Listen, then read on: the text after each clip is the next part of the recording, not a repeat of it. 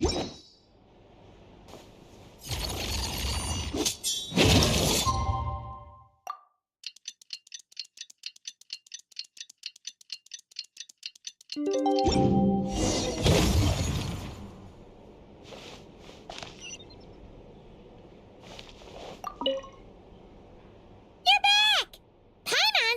on the crossword puzzle in the newspaper. Oh, shoot! Paimon forgot the next word. Oh, she had it a moment ago. Think, Paimon, think. Coming up.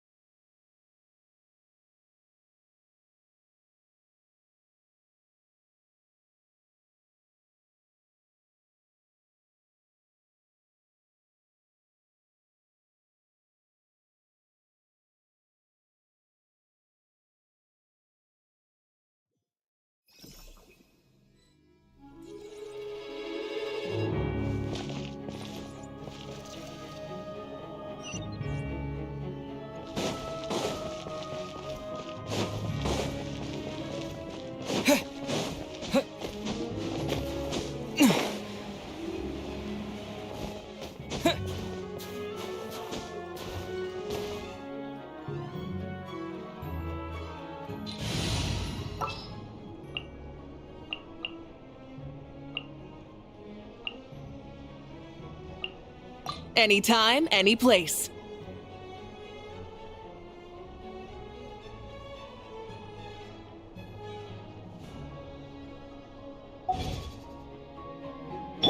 Light it up! Try and stop me!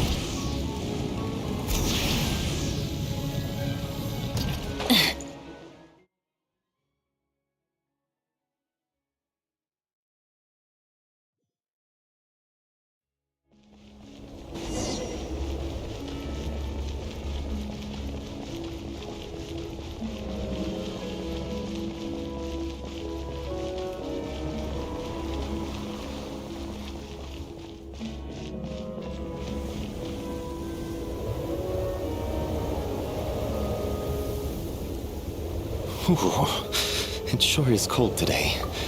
I wonder how much heavier the snow's gonna get. Here to see Odette? I just need to see your tickets for the preview. Perfect. Thank you.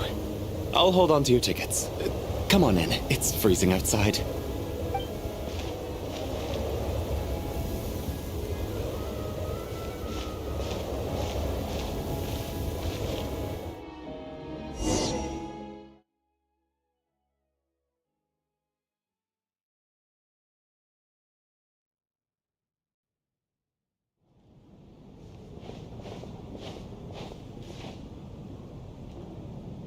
I think I'll leave the Lelic question until after the show's over.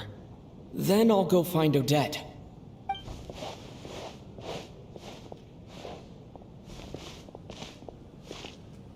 Child said he was originally going to come with Tonya. So I'm guessing Tonya's already here somewhere. Is there anyone here who looks like a Tonya? Let's see. It's a small audience. Makes sense for a preview. But wait, I do see some familiar faces. Mr. Chuganov's back again by the looks of it. Oh, and is that Mitya? And that Fatui officer, Valeri. Guess he must be playing cat and mouse with Mitya again. Oh no, it looks like the show's starting and I still haven't found Tonya. Never mind. I'll just have to take a seat for now and see if I can catch her afterwards.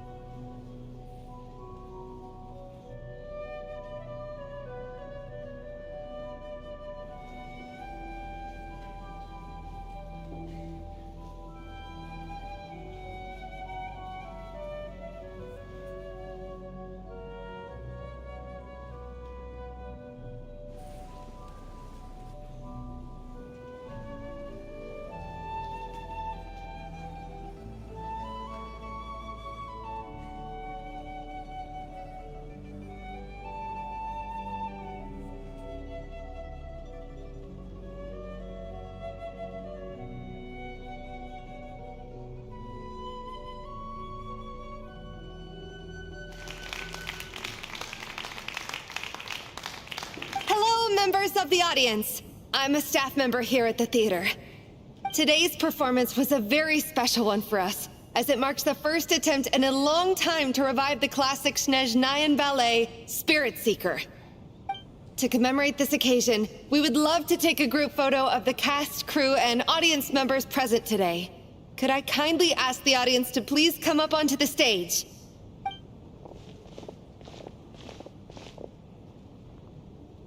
All right, everyone, huddle in a little more. Now, look at the camera. 1, 2, 3.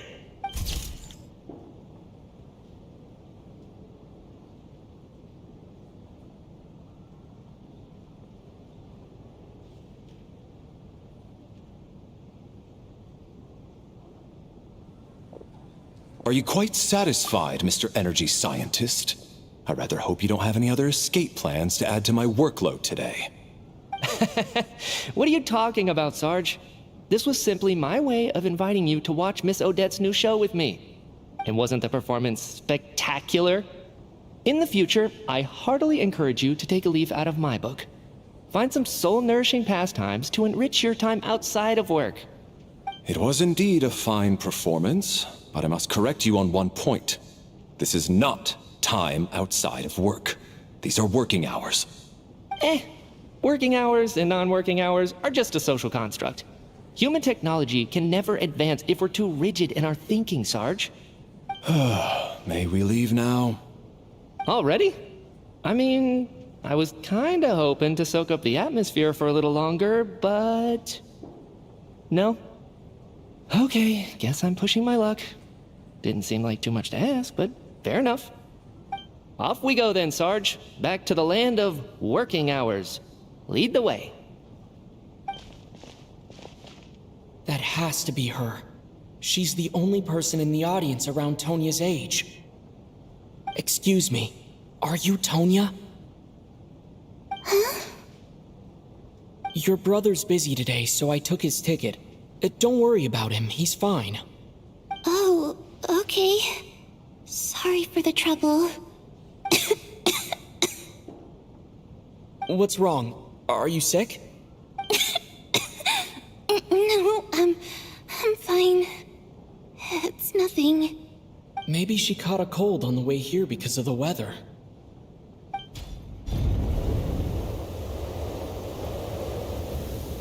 I haven't seen snow like this in a long, long time. It's most unusual. I know. It's completely white out there. You can barely see a thing. I've never seen such heavy snow in my life. Let's wait it out for now. You'd be lucky not to freeze to death in this weather, let alone find your way. Well, look at that. Maybe we shouldn't be in such a rush to get back after all. What do you think? Let's wait and see. Why do you need to take it so seriously? Fate has given us this wonderful chance to take a break. We owe it to ourselves to make the most of it. Come to think of it, there's a small inn not far from here that always keeps plenty of extra blankets on hand for guests. I know the route well. Shall I head over and borrow a few blankets? That way, anyone in a hurry can wrap up warm for the journey back. Just remember to return them next time you're over this way. Sir, there's really no need to go to all that trouble. Hey, it's no trouble at all. Wait here, I'll be right back. What a kind gentleman. Very good. My wife and daughter are waiting for me at home, so I shall be heading back as soon as I get my blanket. So... are you expecting us to go back to the Armory Palace wrapped in blankets too? Don't worry about that. I made arrangements in advance. Should I not return to the Armory Palace within 3.5 hours after Operation Showtime begins, an armed squad will be sent to collect us. They will escort us back. You are one of our key military personnel, so any weather-related risks must be eliminated. Operation Showtime? So, wait. Every single time you drag me back to work when I sneak out, it's a whole official operation? I gotta say, you've really turned this into quite a moral dilemma for me. It's snowing pretty hard out there. I think you should stay here for now. You seem a little under the weather. Sure. My Brother might come pick me up in a bit anyway. Time to get to work. I should head backstage and find Odette. I need to look her in the eye and ask her about Lelik. Excuse me, are you looking for someone?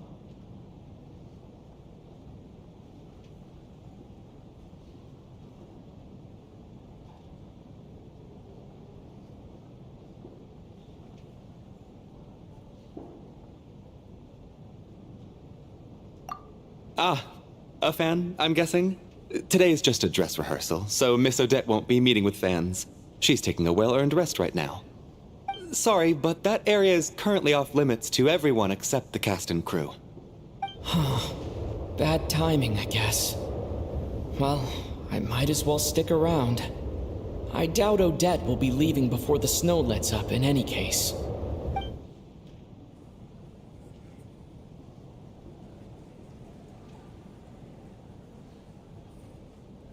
What happened to the gentleman who went to fetch the blankets?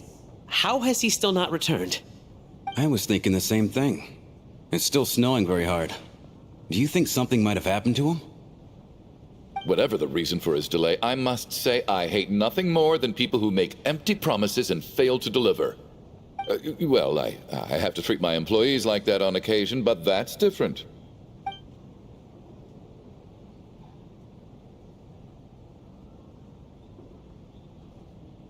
You seem anxious, Mr. Valeri. It's been nearly 4 hours since I left the armory.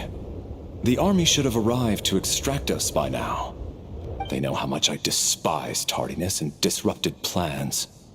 There's simply no reason that they shouldn't have shown up by now, barring exceptional circumstances. Surely a snowstorm like this one counts as such. Few things in this world can stop the Snezhnayan army, Mr. Mitya. And a snowstorm is certainly not one of them. Why don't you go out and take a look? They might be right outside, waiting for your orders before they dare come in. An absurd hypothesis. I have no intention of leaving your side for even a moment until I have escorted you back to the Armory Palace. This doesn't look like an ordinary snowstorm to me. That guy who left earlier. It looked like he just vanished into thin air. Either that, or my eyes were playing tricks on me. A man-eating snowstorm? Come on. Night hasn't even fallen yet. Spare us the ghost stories.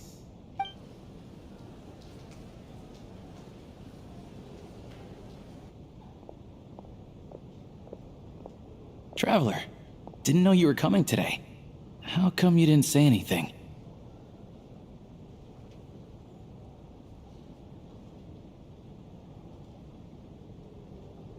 Oh, right. I assumed you were looking for me and Vodenitsa. Odette's still backstage. Whoa, that's quite a snowstorm out there. I've been working backstage this whole time, so I didn't even notice. No wonder the audience hasn't left yet. Is weather like this rare, even in Snezhnaya? Yeah, snow like this. I'm sure I've seen it out in the wild before, but never in the city. Actually, I take that back. I don't think I've seen snow this bad even in the wild. This is something else. It's not normal. If even Alosha thinks snow like this isn't normal, could it have anything to do with that monster people have been talking about? We can't stay cooped up here forever. Someone needs to go out and take a look. No need. I have plenty of experience with snowstorms. Besides, I work here while you're an audience member. I should be the one to do it.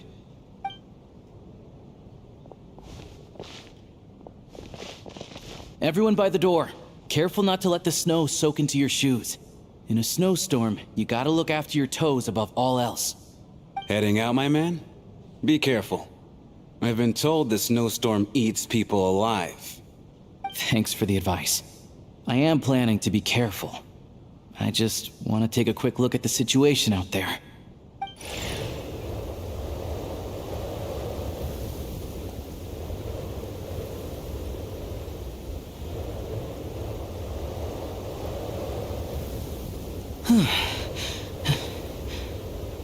He's back! He's back! How was it? What's going on out there? Did you see any soldiers patrolling the area? Something about this storm isn't right.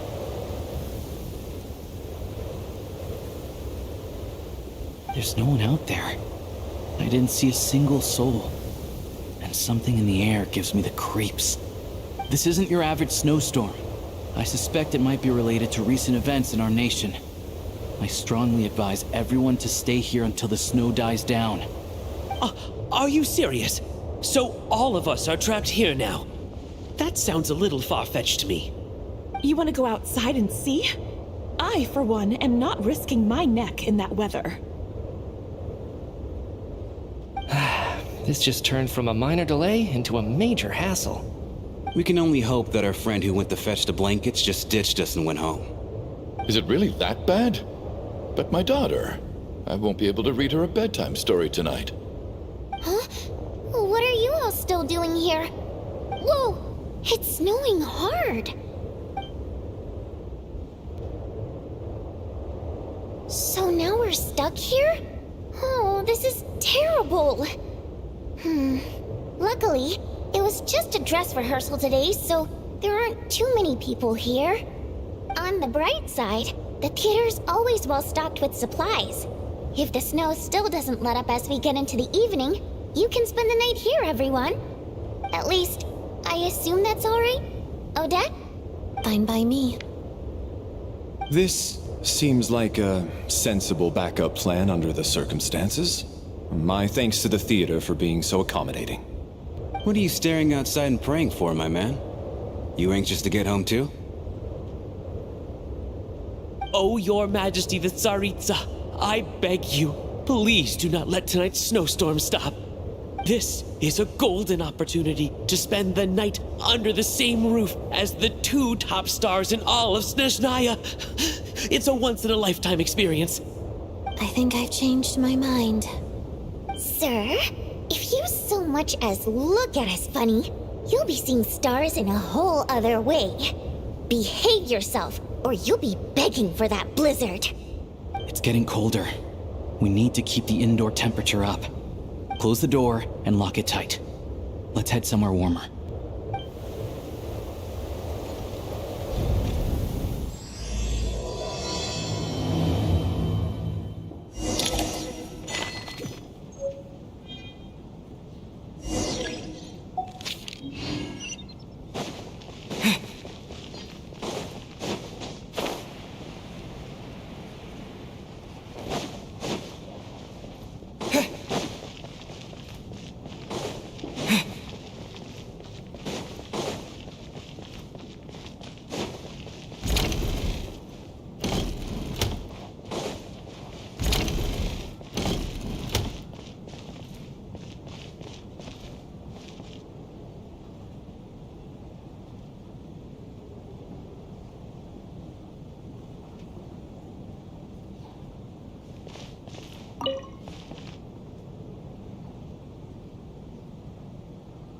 I don't think it's ever been this lively backstage before. I didn't know you were coming today.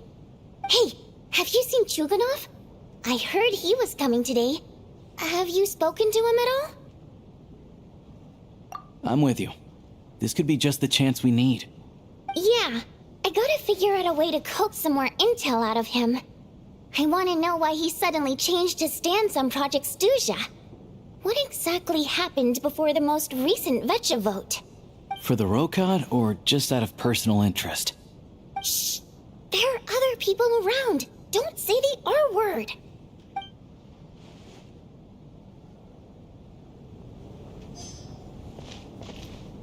This is highly irregular.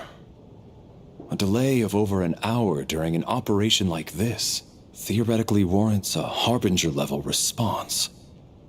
I wonder what the issue is. The storm, or something else. Sarge, the day you learn to let go and just enjoy moments like this is the day you'll finally understand the meaning of life. Ah, why, hello, sir. I believe you were the one sitting at a nearby table back at Podvorye Restaurant. Any friend of the theater's star performers is a friend of mine. It's a pleasure to meet you.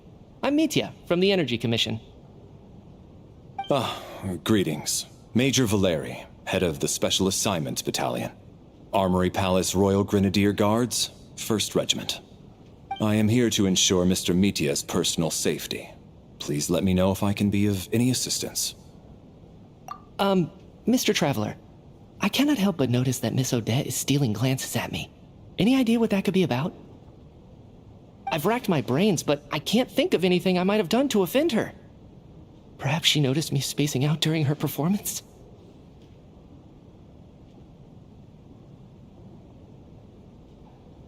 What? You mean I really did do something to upset her? Well, thanks for letting me know.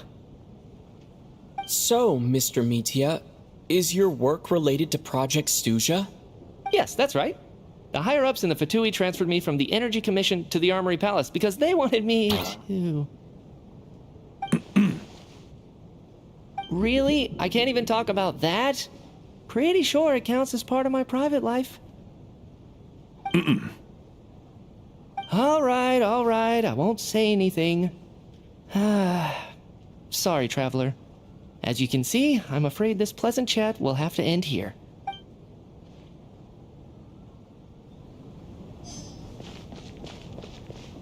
I have to say, even though today was a rehearsal and there were some hiccups along the way, Miss Odette's performance was one of the best I've ever seen, even compared to an actual show.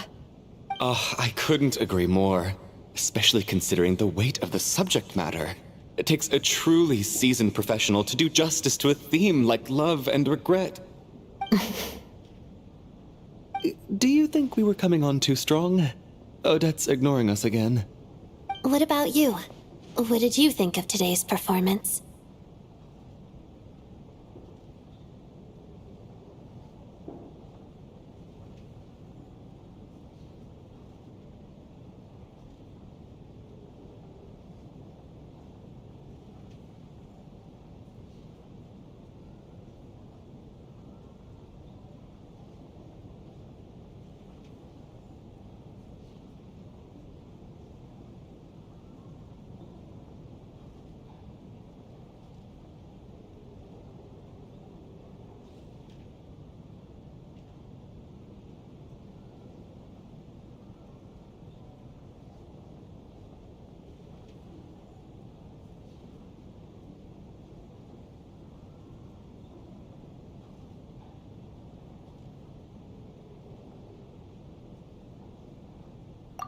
Huh.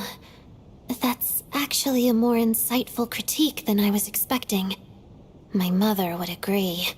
She's always thought that was my biggest flaw. Maybe I need to work on making my facial expressions appear more natural. I'll make sure to save a ticket for you when the show's performance ready. This doesn't seem like the time or place to bring up the subject of Lelik. I need a chance to speak with her in private. So unfair. Talk about double standards. And now it looks like I've been spotted.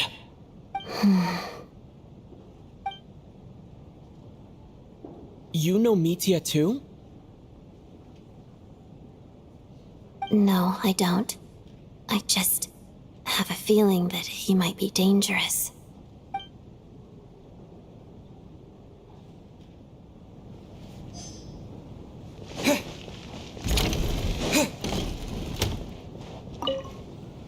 And then there's the aristocrats.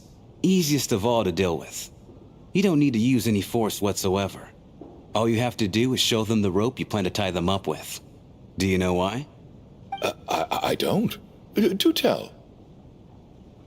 Because nothing horrifies them more than the thought of a cheap, coarse rope leaving creases on their precious million Mora coat. They'll do whatever you ask to avoid that fate. Unexpected, but funny nonetheless. Tell me another one. Well, look at that. I got myself a new listener. Hey there. Let me introduce myself. The name's Shram, and I'm a mercenary.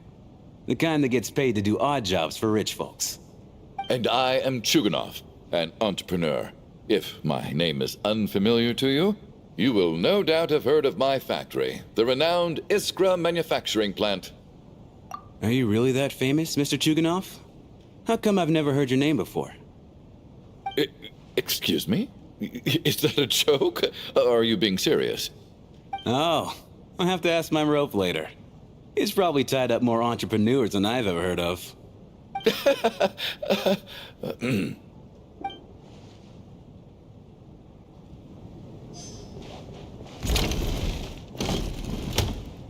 How are you feeling, Tonya? I'm fine. Sorry to worry you.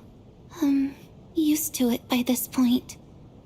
I take medicine for it. My brother usually helps to get it ready for me. Child must take great care of his sister. He's never mentioned Tonya's illness, though. You know, I actually find this whole thing kind of exciting. Stuck in a strange place thanks to a snowstorm. Having to spend the night with a bunch of interesting characters. It's pretty cool, don't you think? Exactly. It's like one of those stories where an ordinary school trip turns into a magical adventure. I've always wanted something like that to happen in real life.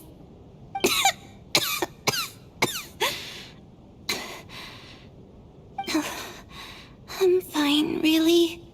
Just got a little overexcited. Look after yourself. Otherwise, your brother will come after me.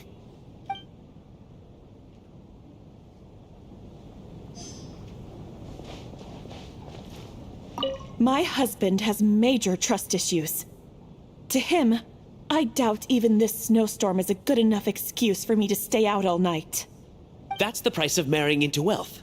You'll get used to it. I'm not about to stop you if you want to leave, but don't drag me along. Hello? Can I help you?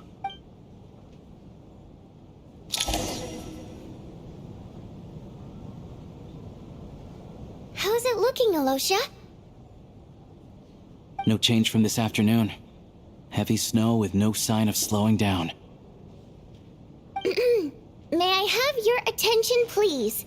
The storm is unlikely to stop tonight, and it'll be even more dangerous outside at night than it was during the day. We at the theater owe everyone here a duty of care. Therefore, we strongly suggest that you stay on site overnight and avoid going outside unless absolutely necessary. In a few short moments, we'll give you a tour of the theater's various quarters. You can choose to sleep in the VIP room, the office, or backstage. Or on the stage if you'd prefer. We won't mind. I'll pass on sleeping on the stage. What if the snow is stopped by tomorrow morning? The early birds in the audience might think we're part of some experimental new show. A drama about sleeping? That could be fun. Maybe we could come up with a title for the production.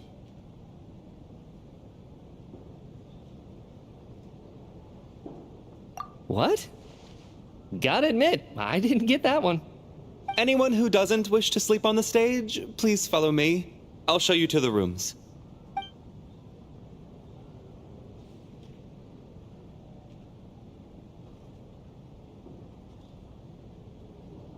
I guess I'll call it a night. Though I feel like I won't sleep very well without Paimon here. I'm sure she'll be worried that I haven't made it back yet. But as long as she looks out the window, she'll probably realize what's holding me up.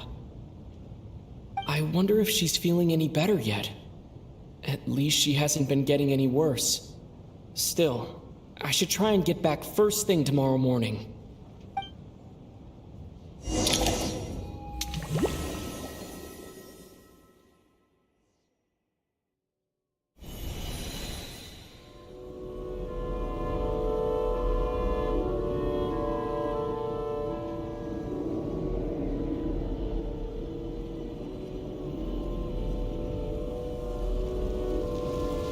Ah, finally. Welcome back to the world of the living, lazy bones. I was about to wake you. The black mist is almost on us. Still waking up, huh? You know, the black mist. It's been chasing us from below ever since we were born. You're just dozy. There's no way you've forgotten. Come on, let's keep heading up. Onwards and upwards is the only way to survive. Don't listen to a word those black mist cultists say. Here we go again. The endless march toward survival. What's going on? That black mist down there is creeping me out. And it's rising. guess I should head upwards and get away from it. The Black Mist cultists believe that being swallowed by the Black Mist leads to everlasting peace. But if you ask me, they're just lying to themselves. We're the only heretics left, the only ones who refuse to give in. We have to keep going. But how do you actually know that they're wrong? Dangerous question there, Torgov. The moment your faith wavers, you start a chain reaction that ends in the collapse of your will. Put the question out of your mind. Stay strong and believe that the Black Mist means certain death. Okay, but it's not my mind that's the problem. My body's about to give up on me. It's already starting to falter. I can't do this anymore. I've had enough of being forever on the run. What's the point of it all? All this will pass eventually, I promise. Keep fighting. It will be worth it. You accuse the Black Mist cultists of being liars. But you're lying too. There is no end to this path. It keeps going up forever. There was never any hope to begin with. The cult of the Black Mist has poisoned your mind, Sobolova. Are you thinking of giving up as well? I am. I think I'll take my chances with the Black Mist over this perpetual torture. As much as I detest the Black Mist cultists, I'm just too weary. Then I bid you both farewell. Let me put my personal opinions aside for a moment and say, I hope that you both find peace within the Black Mist. Fate always appears so impossibly complicated. But at moments like this, its raw simplicity is laid bare. Their fate was sealed from the instant they entertained doubt. From then on, the outcome was both inevitable and irreversible. Let's go.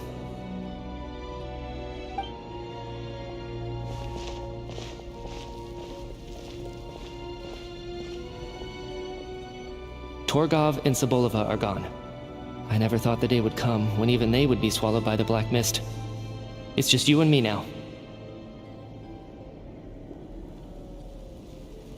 Yes, it looks like it's satisfied.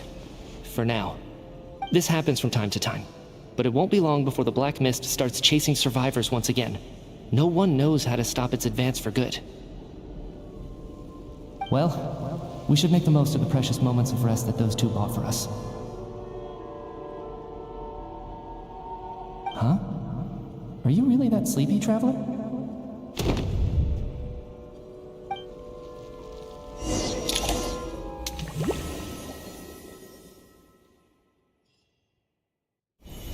Ah! Help! Somebody, come quick! What is it, Chuganov? What's wrong? Huh? Is it morning already? What's all the commotion? Sounds like it's coming from next door. I should check and see what's going on.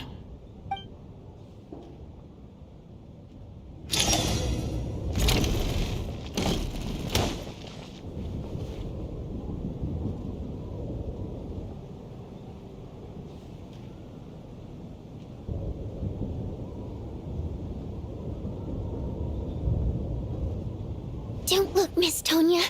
Stay here. Okay. What happened to them?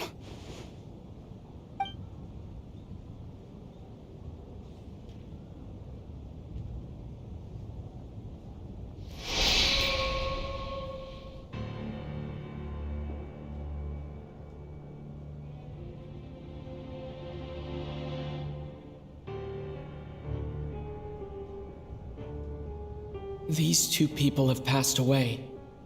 And the strange thing is that somehow, I knew this was going to happen. I knew that they would be the ones to die. Have I seen this moment before? Or did I have some kind of premonition? I can't remember what it was. Let me take a look.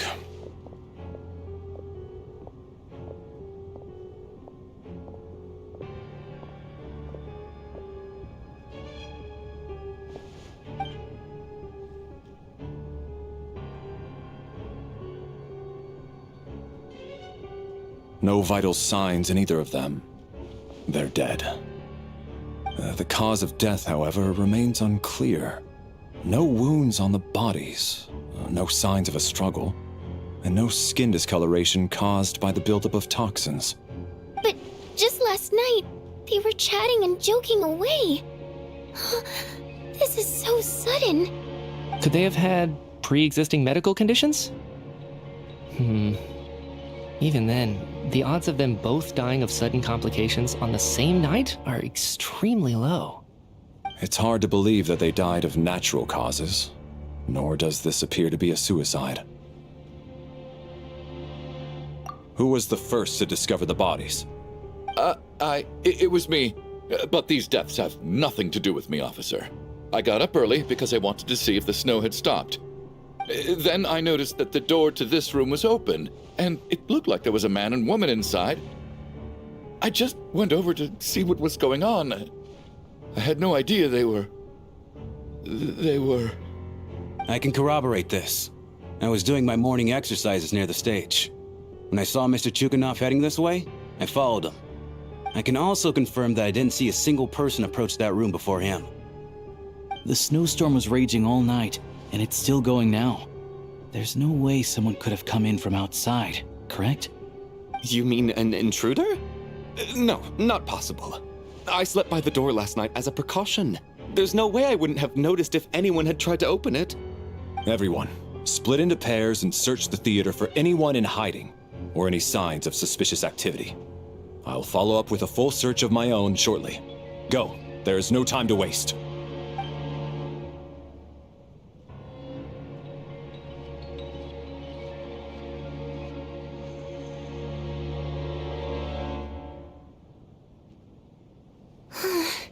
Nothing on your end either? Backstage is clear. No signs of suspicious activity.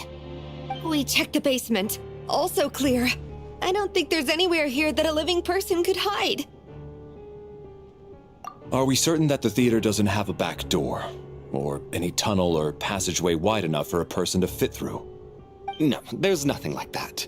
If people were sneaking in through some secret tunnel to avoid buying a ticket, we'd have sealed it off ages ago. I also checked the windows. All of them are locked from the inside, and there's no sign of anyone entering or leaving.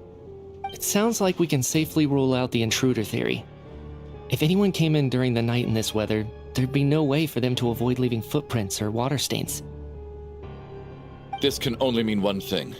It's like one of those murder mysteries you see in novels and plays, isn't it? The ones where the killer is one of us. We can't quite jump to that conclusion just yet. Could he be right? It's hard to imagine something like that happening in real life. Set in a theater during a snowstorm, a murder takes place, and the killer is among us. It's such a classic trope that it seems unbelievable. Looking at who the killer targeted, and the clean entry and exit, it all adds up. I know what this is. It's obvious now that I think about it. What is? What have you figured out? Both victims were wealthy, well-known local merchants.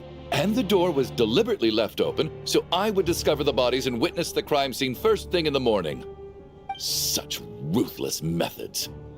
This was your doing, wasn't it, Lelik? Lelik? You mean Lelik is among us? And he's the killer? Lelik. I know this code name. Member of the Rokot, anti-Project Snezhnaya. Always works alone. I've read the case files at the Armory Palace. Walk me through your reasoning, Mr. Chuganov.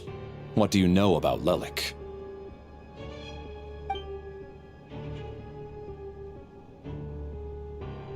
What now, huh? What now, Lelik? What more do you want from me? I already voted against Project Snezhnaya at the Snezhnaya Gradvecha. You snuck into my house the other day while I was asleep. Left a threatening letter. And I did all that you asked. But Project Snezhnaya cannot be so easily shaken. Not with the rooster in charge.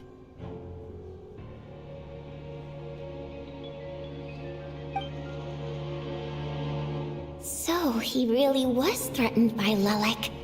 That makes sense. And now you're resorting to murder to threaten me. Isn't that right? I knew it. The Rokot despises the rich.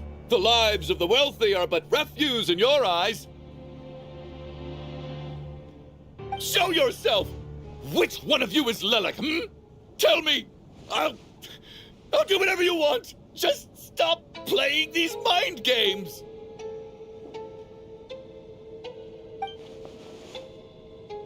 Was this really Lelek's doing? Would Odette really do something like this? If Odette really is Lelek, this seems out of character. But then again, how well do I really know her? I'm probably the only one here with a compelling theory about Lelek's true identity. But if I reveal it now, I'll be putting Odette in the line of fire. What should I do? I don't think it's likely that Lelek killed anyone. At least from the stories I've heard, he's never killed anyone before. And his name has never come up in connection with any murder cases. Besides, even if Lelek did want to threaten you, why resort to such an extreme and roundabout method? It's not his style at all. Vodyanitsa doesn't know that Lelek might be Odette, but her assessment is pretty much identical to mine. Miss Vodyanitsa, why do you suddenly feel the need to speak in Lelek's defense? Defense? Oh, no, it's just... I'm worried that we're jumping to conclusions here, so I wanted to share my point of view. Also, I don't think the Rokot is as bad as you're making it out to be. Well, if you think I'm so wrong, what's your theory then, Why don't you tell us who the killer is? The case is still evolving, Mr. Chuganov. Please do not prevent others from expressing their opinions so early on in the discussion. Even so, there's no denying that the recent threat received by Mr. Chuganov may well be an important clue. So there's still a good chance that Lelek is right here among us. I can't do this anymore. I don't care if it's still snowing outside. I have to get out of here. Whoa, take a beat. We all know it's far too dangerous out there. Even the soldiers couldn't get to us. Go out that door, and you might not live to tell the tale. And whoever this Lelek is, they're surely not going to murder anyone in broad daylight. Be sensible, my man. You're safer inside. As much as I regret having to say this, I'd like everyone to cooperate and refrain from exiting the premises until further notice. Because as things stand, every one of us is now a suspect. Unless anyone has further information to share, let's adjourn for now. Feel free to keep searching for clues, but make sure you don't go off alone.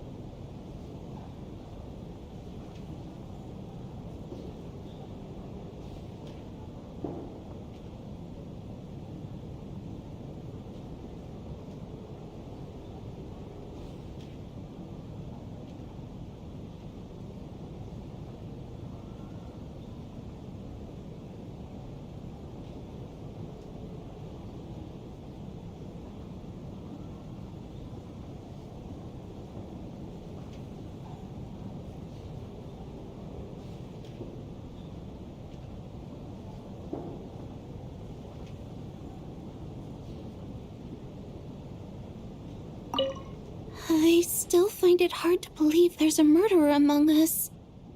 Just last night, I imagined we were like classmates out on a hiking trip. There's no guarantee that you can trust your classmates, especially not when you're locked up together. Why did they do this? Was it for money? Even then, they could have just kidnapped the people. They didn't have to die.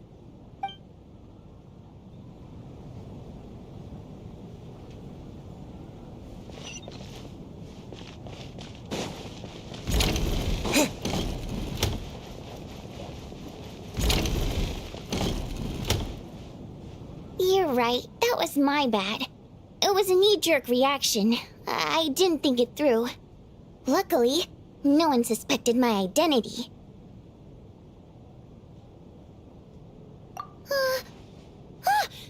Oh, phew. It's just you. I thought someone was eavesdropping. Since Vodyanitsa and I were on the same page earlier, I think I should share my thoughts with the Rokot members first.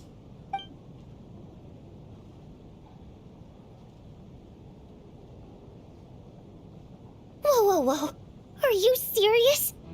I don't know if this counts as gossip, but it's definitely on track to be the juiciest this whole year. Odette? Really? Odette? Oh god, how dumb does this make me look? Lelek has been right under my nose this whole time, and I didn't notice a thing. Actually, it's exactly what you'd expect. Sometimes, hiding in plain sight is the best strategy. And now that you mention it, the more I think about it, the more sense it seems to make. It all adds up. What are we up to now? 1, 2, 3, 4... Odette's identities. She's my coworker, specifically a ballerina, and also a Fatous, a member of the Rokot. Now, Lelek. It must be so exhausting. I just want to give her a hug. I guess since I've always known her as a member of the Fatui, it never even crossed my mind that she could be involved with the Rokot, let alone be Lelek. I don't understand. If she's with the Fatui, what reason could she have for being so opposed to Project Stusha? Probably best if you ask her that in person. Well, since you waited until now to bring this up instead of announcing it to everyone earlier, does that mean we're all on the same page here? Yeah. Lelek may not follow orders from the Rokot leadership, but as far as I'm concerned, she's never crossed the line. If anything, her actions benefit the poor. We need to confront her face to face. Do you think she'd really admit to being Lelek? I don't know. We'll have to see how it goes. For now, we'll work on the assumption that she didn't kill anyone, and see how much she's willing to tell us.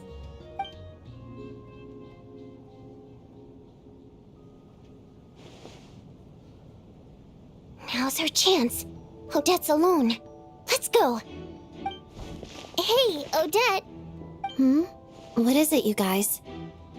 Shh. Keep your voice down. We need to talk. So, you're Lelek, aren't you? All right, fine. You don't have to say anything or explain yourself. Just hear me out first. None of us believes you kill innocent people. Whoever murdered those 2 people last night, it wasn't you. The Traveler was the first to figure out your identity, but he kept quiet during the discussion just now. Still, it's clear where the group consensus is heading. Everyone believes Lelek is the culprit. If your identity is exposed, you'll be in a really bad spot. We're your colleagues, and we know what kind of person you are. I don't want anything bad to happen to you. So, can you clue us in? Tell us everything. The more we know, the more easily we'll be able to cover for you. All right. Yes, I'm Lelek. And no, I'm not the murderer. And thanks, but I don't need you to cover for me. Actually, I'm planning to reveal my identity. Huh? You're gonna reveal that you're Lelik? Here? That's right. I'll admit I was surprised at first when Chuganov guessed that I was here. It was just a lucky guess, but it caught me off guard. But after taking some time to assess the situation and confirm where everyone stands, I don't believe I have anything to worry about. Are you sure you don't need a second opinion? Given the circumstances. Mr. Valeri! What?!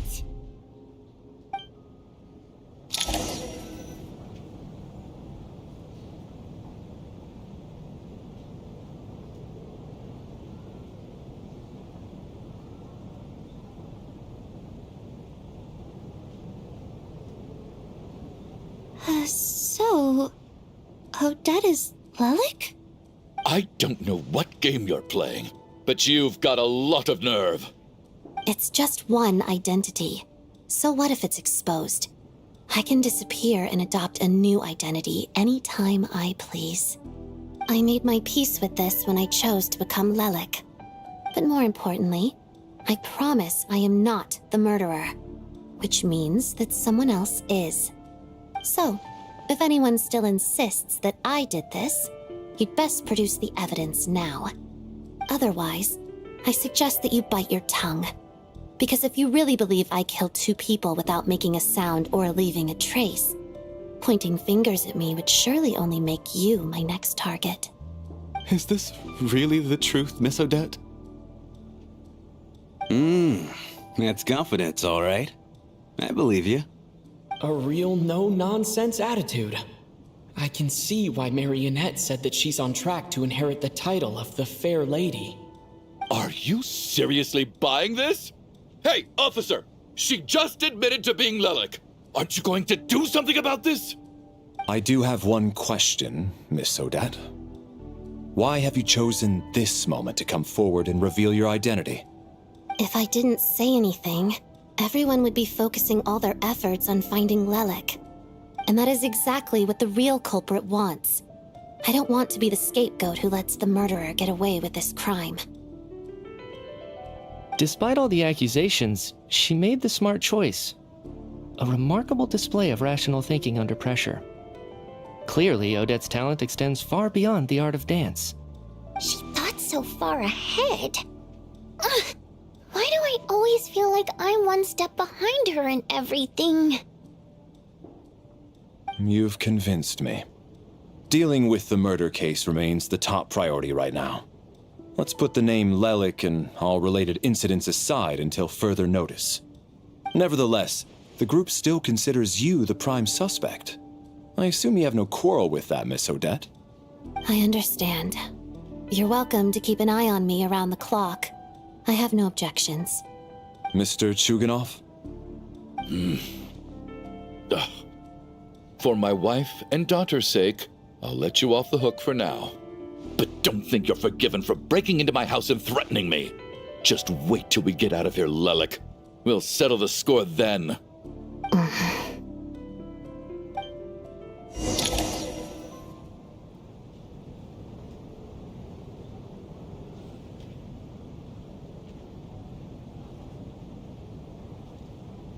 Good work, Lelik guard team.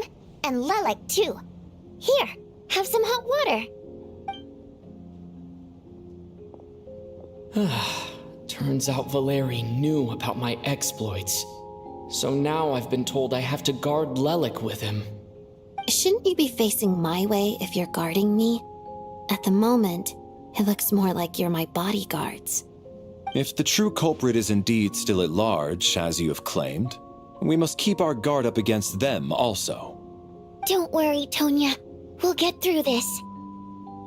Once the snow stops, the officials will step in. The investigation will get easier, and then we'll be safe. But once the snow stops, won't everyone just leave? You're gonna miss us, huh? Well, some of us work at the theater, so we'll still be here. I'll even give you a special backstage pass. Really, Miss Vodyanitsa? That's awesome! You've made a fan for life. Aw, you're so cute, Tonya. All right, let's swear to it. I promise to give you the pass, and you promise to never change your mind about being my fan. Promise. Don't indulge her, Tonya. You don't have to swear an oath over things like that. You really do get carried away sometimes, don't you, Miss Vodyanitsa? Hey, mind your own business.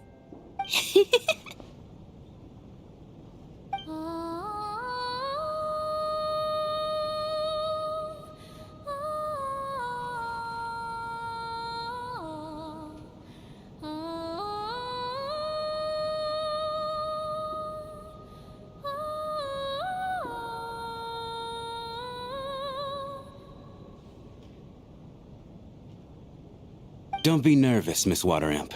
Everyone's here. There's nothing to be afraid of. Excuse me? Do I look nervous? Don't be ridiculous. No, no. You sound nervous, lass. Oh. Wait, but how... Okay, plenty of people know that I'm a water imp, but still... How come you understand our primary mode of expression? Primary mode of expression. I've not come across that concept before. Do enlighten me, Vodyanitsa. Well, it's just... We water imps tend to communicate our emotions to each other by singing rather than facial expressions. The emotions we convey through song take precedence over our facial expressions. So, we think of it as our primary mode of expression. I'm impressed, Shram. I didn't take you for a man of culture, but you're clearly rather learned. It's not about being cultured or not. The thing is, this mode of expression can usually only be understood by other water imps. It's not a simple case of a song sounding happy or sad. And yet, you're clearly human, Mr. Shram. It's really not the big deal you're making it out to be. I think I just have a knack for it. Plus, I have a... very close friend who's a water imp. A delightful lady. But keep that a secret. Anyway, we spent so much time together that before I knew it, I noticed I could understand her expressions. Oh, I guess that makes sense. Still, the fact that you have a water imp friend is even more surprising. I'd better watch what I'm singing when I'm around you from now on. Hey, what are you implying? You're not secretly insulting the audience in your songs, are you? Heavens, why would I do a thing like that? It's getting late. We should discuss our sleeping arrangements for tonight. To guard against the killer, someone needs to keep watch. I suggest that we don't sleep in separate quarters tonight. It will be safer if we all stayed together. As long as someone keeps an eye on Lelik, I'm quite sure we won't have any trouble. Are you saying that you wish to bet your life on Miss Odette being the killer? Nonsense. Of course not. Then I propose the following arrangement for tonight. The Traveler, Odette, and I will form the Night Watch. We'll sleep in shifts, but two of us must be awake at any given time. An excellent idea. This allows us to handle the Night Watch while also keeping an eye on Lelik. Meanwhile, the rule of taking shifts in pairs resolves the other issue. Namely that we can't necessarily trust the Traveler or Valeri either. I expect that plan took you quite some time to come up with, didn't it? Actually, our field combat manual outlines a similar approach. Although the scenario there involves guarding prisoners overnight during field operations. That being said, I must clarify that I harbor no disrespect towards you personally, Miss Odette. In fact, Lelik's numerous covert operations make fine textbook examples for military agents. I care less about respect and more about the fact that you just robbed me of 2/3 of my sleep tonight. I'm calling dibs on being the first to rest. Good night.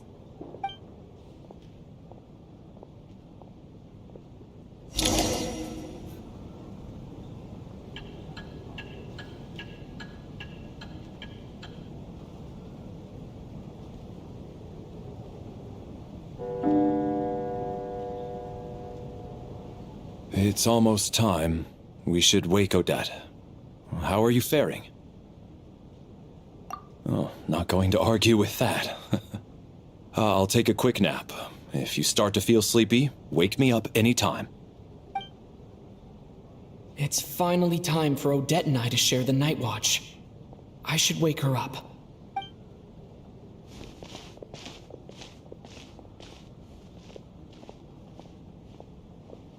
I came here to get information from her in the first place. Maybe I should think about what questions I want to ask before she wakes up. How long are you gonna keep staring at me? Couldn't sleep. My mind's been running haywire. Plus, there's something I've been meaning to talk to you about. I had a hunch that you wanted a conversation too. Let's take this chance to clear the air, shall we?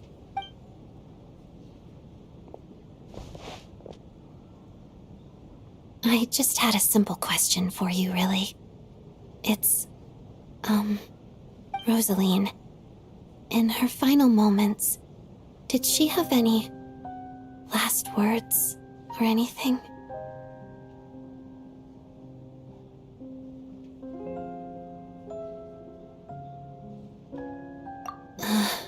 I see. Well, that was all. I have no other questions. No. She was utterly ruthless in pursuing her goals. That kind of person should be hard to miss. And yet, even though I never approved of her methods, and she was an abrasive person, the fact remains that I am indebted to her. Oh, she told you. I guess that makes sense. I think she and Rosaline were on pretty good terms. Yes, Rosaline wasn't the kind to gossip about this sort of thing. Not that it's any huge secret to me, though. When I was a child, I had to join the Fatui for the sake of my mother and me. I trained under Rosaline. It was extremely grueling, and it didn't exactly come naturally to me. All I could do was try to ignore the biting cold and practice. I was a newcomer who'd managed to make a good first impression on a harbinger. There was pressure to live up to her expectations, to be worthy of the fair lady's reputation. Every day was a struggle against the cold, pain, and fatigue. And most nights, I struggled to fall asleep.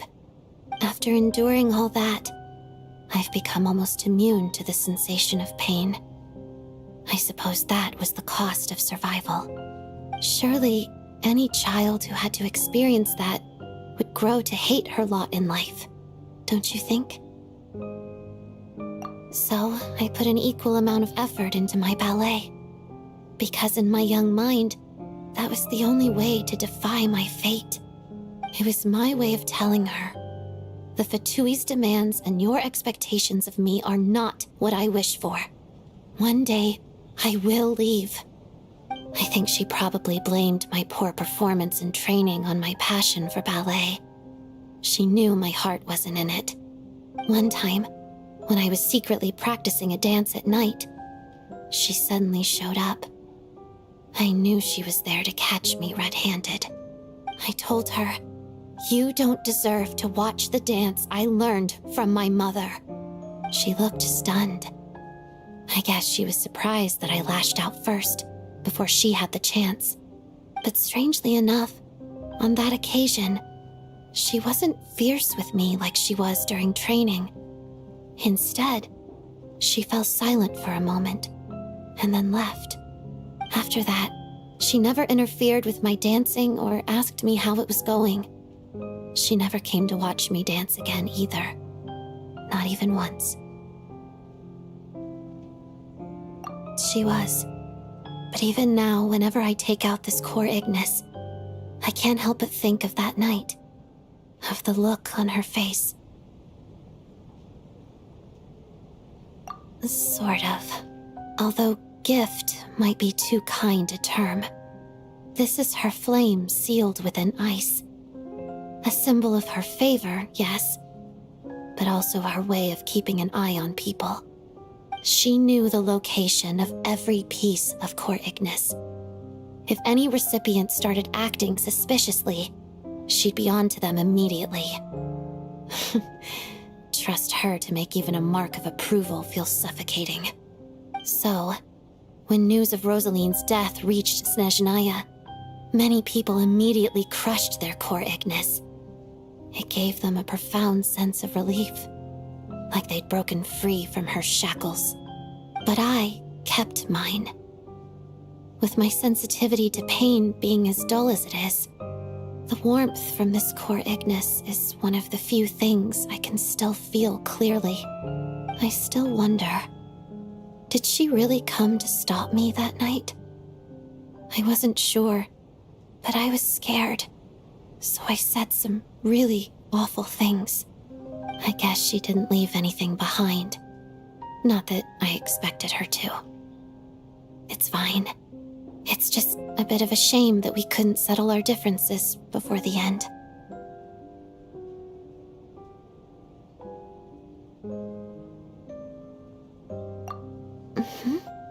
She did.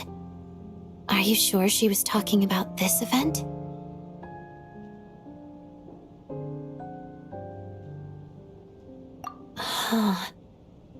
No, she didn't. I didn't even find out that she'd gone to Mondstadt until a while after she'd left. Wait, in that case... Okay, I will. Thanks for letting me know. There's something I'm trying to figure out.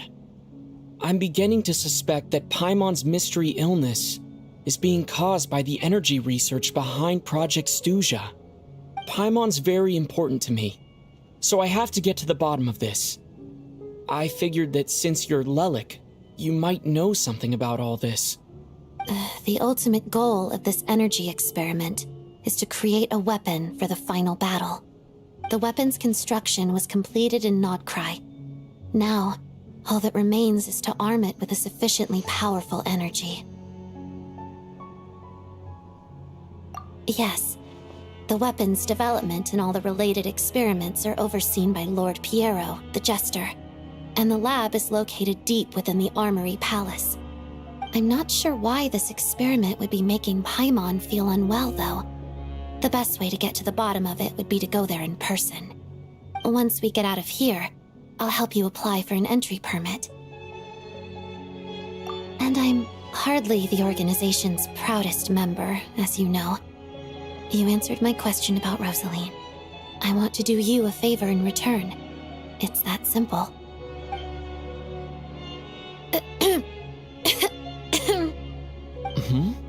What's wrong? Are you not feeling well?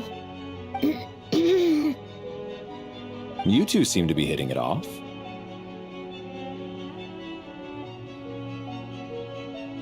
I thought you were sleeping. Of course I was.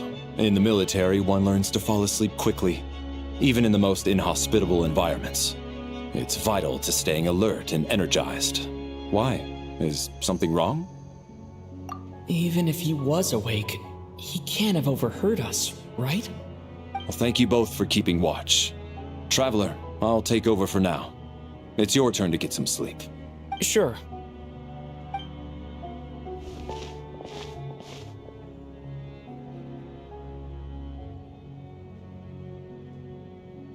This is our second night here, but at least I found out a little more about Paimon's condition.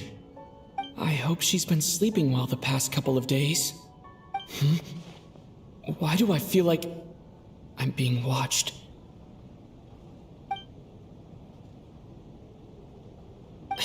Seriously? Is this payback for when I stared at her earlier? But I thought she was asleep. Never mind. I'd better try and get some sleep myself.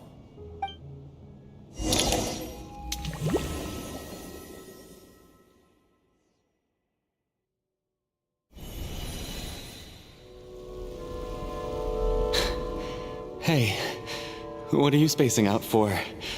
Are you reaching your limit too?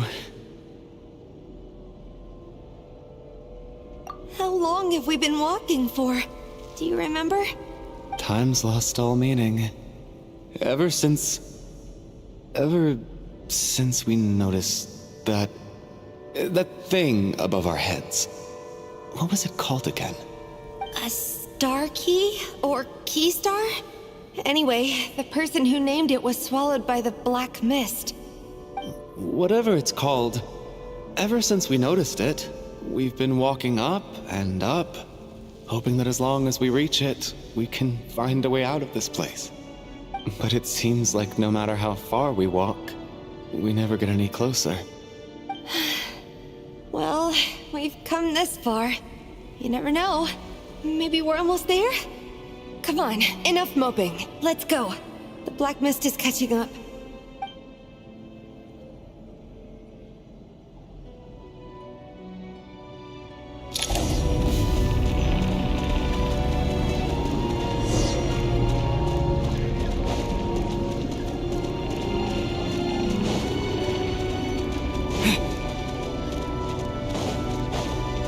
Monsters! Watch out! Not again! I've lost count of how many times we run into them. Be careful.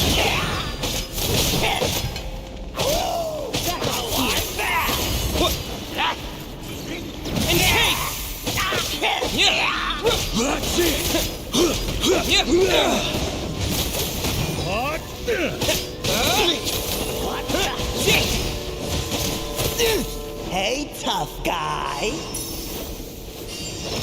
Cryostorm! Consent!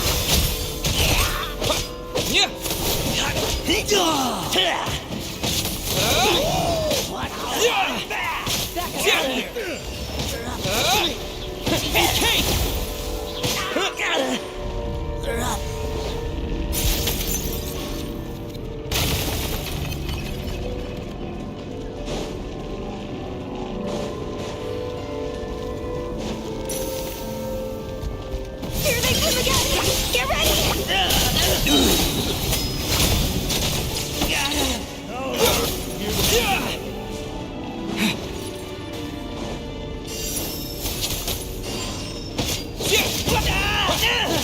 That is here! Cryostorm!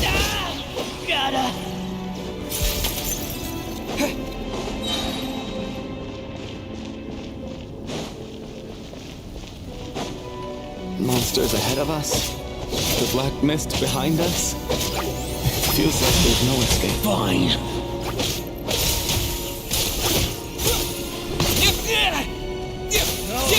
Here comes another one.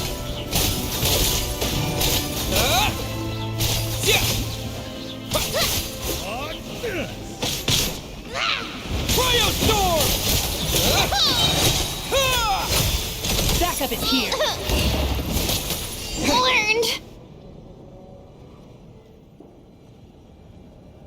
Are you hurt, Coolish? No, I'm fine. It's just... suddenly I don't want to walk any further.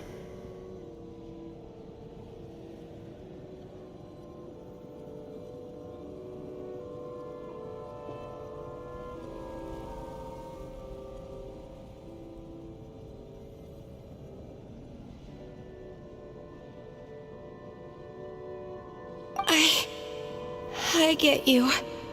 In fact, I reached my limit a long time ago. Sometimes it feels like there's hope where there shouldn't be. Yeah. The hope that the star gives us is the only thing keeping us going. But I'm not sure it's real at all.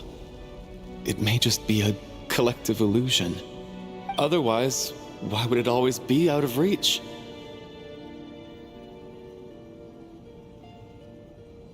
We know you mean well, but you're only saying that to try and encourage us to keep going, aren't you?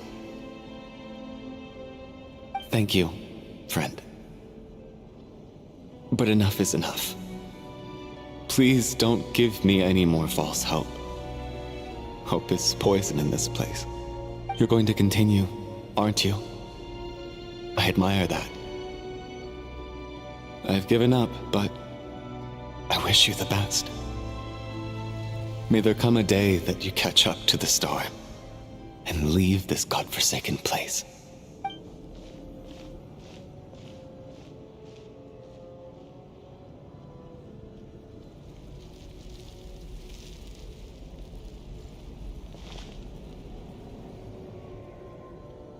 It's not an illusion.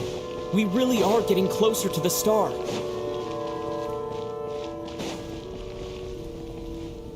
Congratulations. You're the first person to make it here.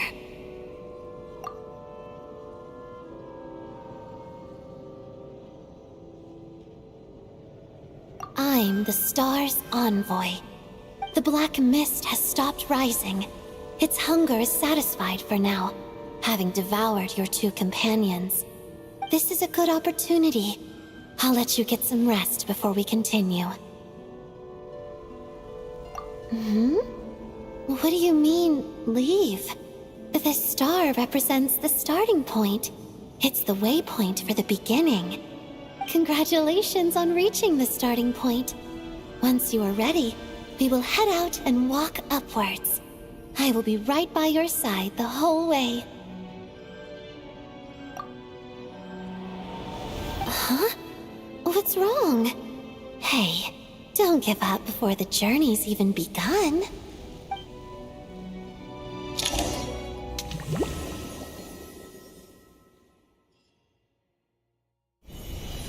Rampana! Rampana! Is that Vodyanitsa's voice? What happened? Coolish, wake up! Please wake up!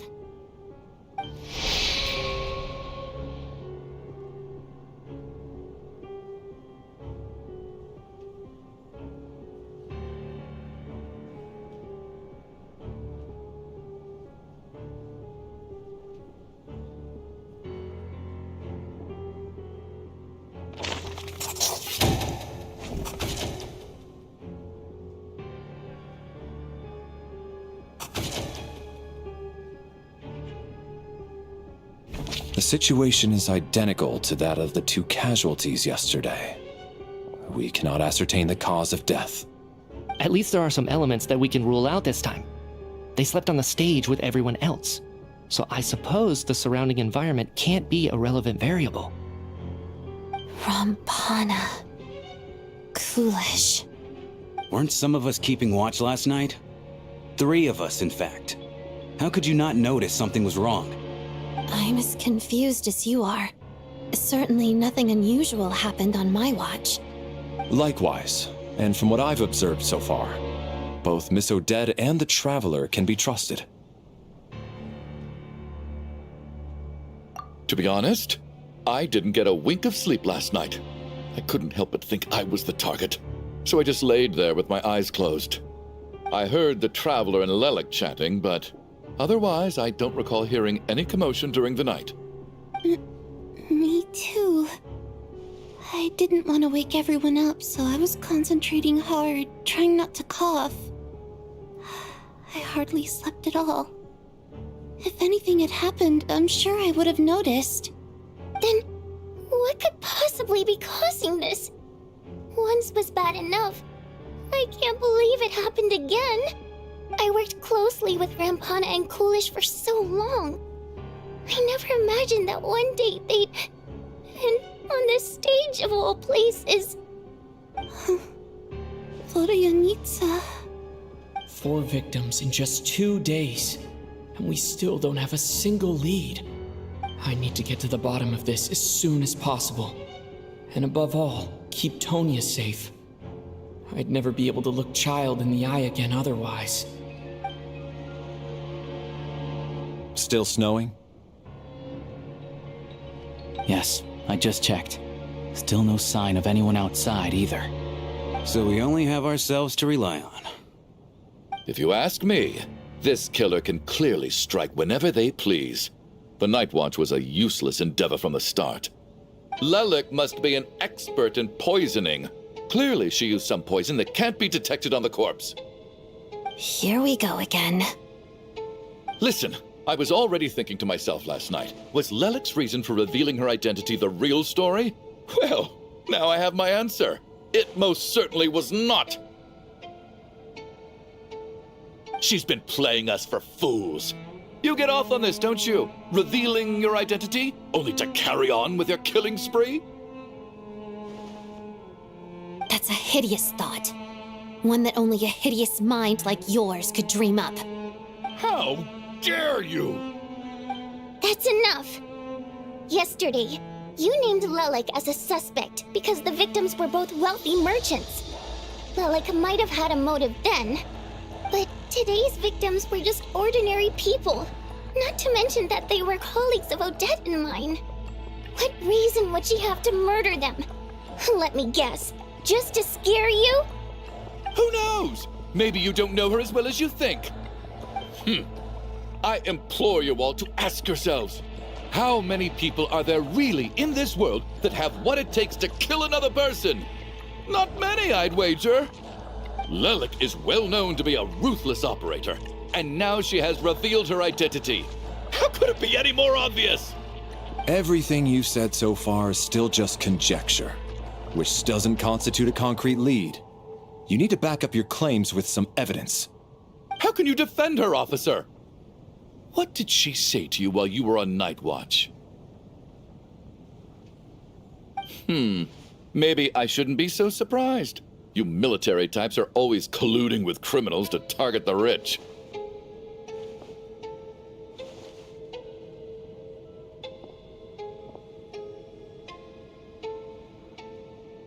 All so you can get your grubby paws on our hard-earned fortunes, then tell us to fall in line.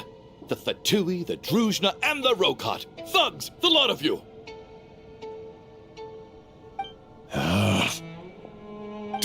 Don't you dare!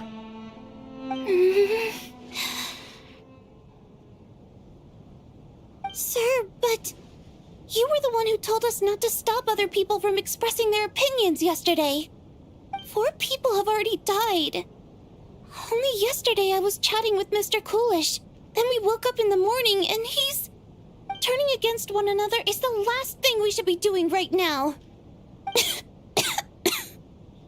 Little girl. Even if Mr. Chuganov is a puffed-up, pig-headed windbag who doesn't have a clue what he's talking about, he's still one of the victims here, isn't he?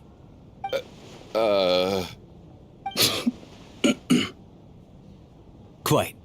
I had no intention of resorting to violence. But you're right, Miss Tonya. I ought not prevent him from speaking his mind. In any case, I believe Mr. Chuganov has calmed down a little now. We may resume our discussion. I don't think there's any need for that. What is there to discuss? Nothing about this situation is normal. Did you have an idea, Mitya? You're the brainiac here, right? Come on, clue us in. I've been mulling something over. All the leads we have so far concern things from outside the theater. Miss Odette's alter ego, the threats Mr. Chuganov received. But then there's the 2 double murder crime scenes themselves, which have given us absolutely nothing to go on whatsoever. That's highly unusual. Even with the most careful killers, there's always some evidence left behind. So what are you suggesting? I think this could be a supernatural event. It isn't characteristic of human-on-human homicide at all. Correct me if I'm wrong, but aren't you supposed to be a scientist? That doesn't sound like a conclusion someone like you is supposed to make. I got into scientific research because of my insatiable curiosity. But if the present situation defies all known scientific explanations, I don't mind shifting my curiosity toward the paranormal instead. Now that you mention it, I remember when I first came to the theater. I heard rumors about this place being haunted. Haunted? Yeah, I think I heard the same thing. But I mean, they're only rumors, right? We've worked here for years. Surely we would have noticed any spooky goings-on by now. Well, this has taken an unexpected turn. A haunted theater? If Paimon were here, she'd probably be hiding behind me in fear right now. Why don't we take this opportunity to look for clues again with a more open mind? Maybe a different perspective will help us see something different. Very well.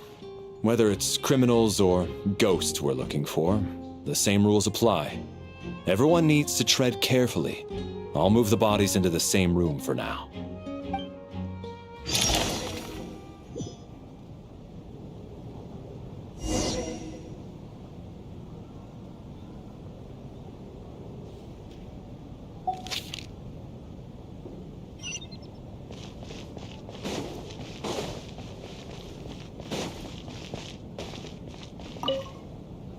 I need to think very hard about whether there's anything that ever needed hiding. After all these years, there must be some things even I've forgotten about.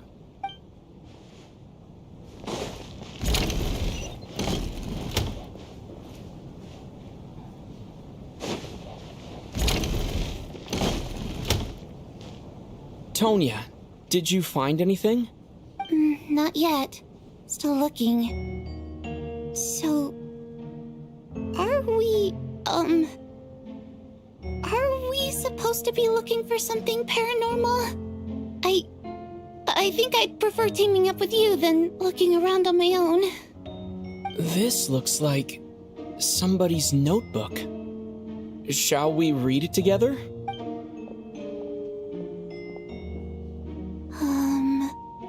Well, it doesn't look scary or anything.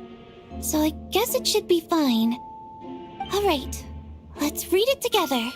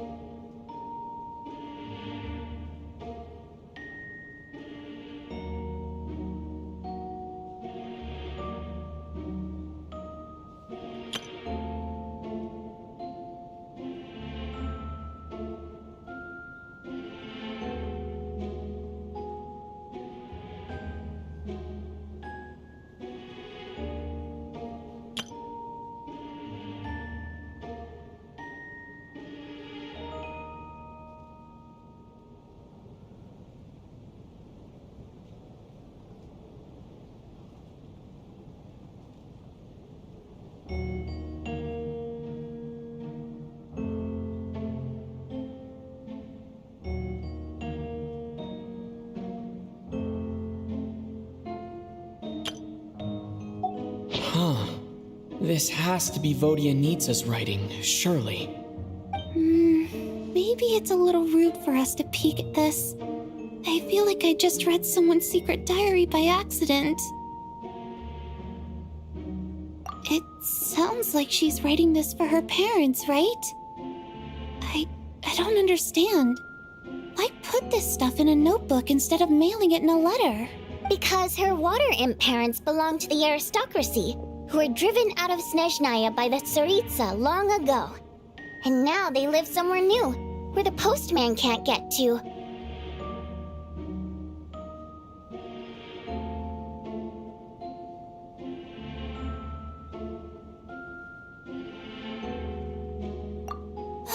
We're sorry! It's fine. My fault for not storing it properly.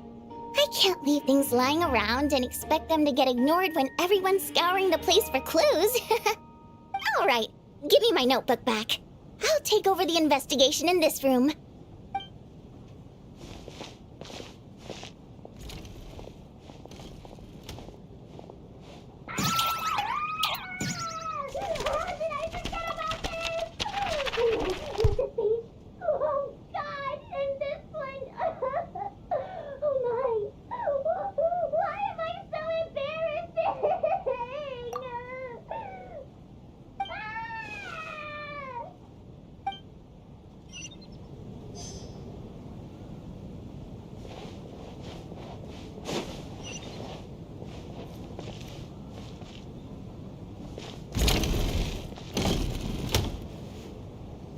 Valeri, come take a look at this. You too, Traveler. Some sort of notebook. What is it for? It's the on-duty logbook for the theater. Kulish was the main person to use it. He mostly used it to record any unusual incidents during a show, audience numbers, exit times, and so on.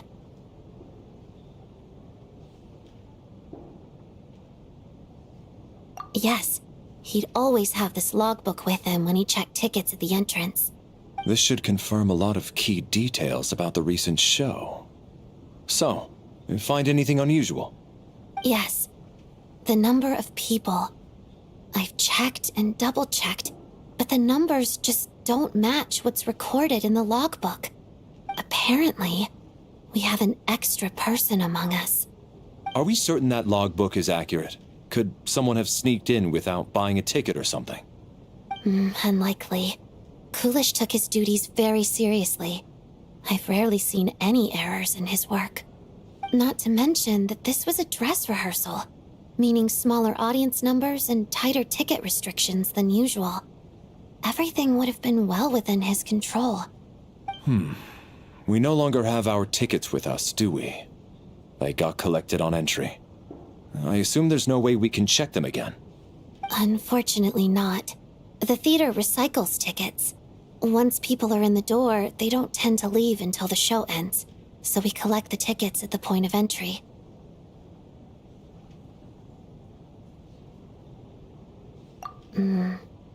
Still, I'm inclined to believe that this discrepancy in the head count is significant somehow. Did an extra person just materialize out of thin air?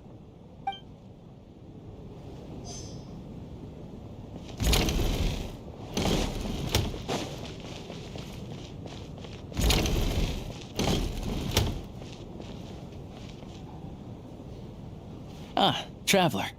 Since you're here, come take a look at this. Alosha found it. We're both curious to hear your perspective. It appears to be an investigation report. And the focus of the investigation was the rumors of haunting we heard about earlier.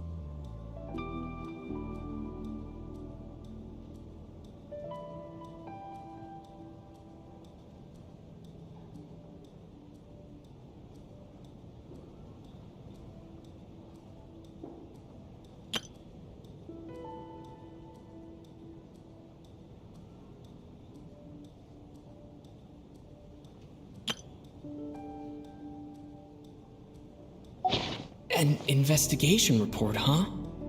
Looks quite old. This person's name looks to be of Sumeru origin to me. Was the investigator from Sumeru?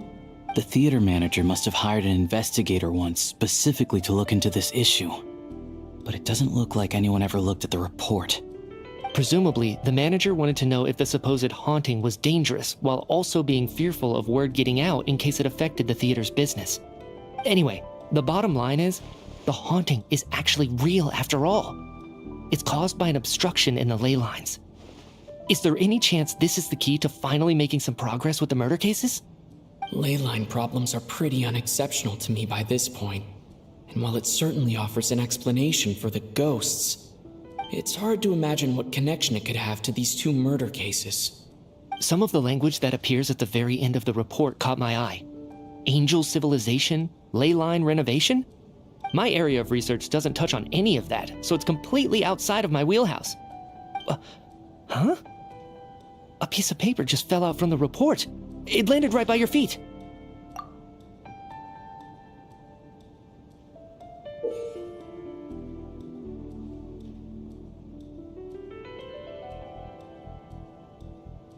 How unnerving. It was tucked inside the report, so it must be a note left by the author. Death is near. Is that supposed to be what's going on here? With us in the theater? But if so, how did the author foresee it? Could he predict the future somehow? Maybe things are more complicated than we thought. No, wait a second. If we take the report and the note at face value, they completely contradict one another. The report definitively concludes that the hauntings in the theater are harmless and cannot affect the real world. But the note seems to be warning of potential danger. The question is, what exactly does the note mean by death?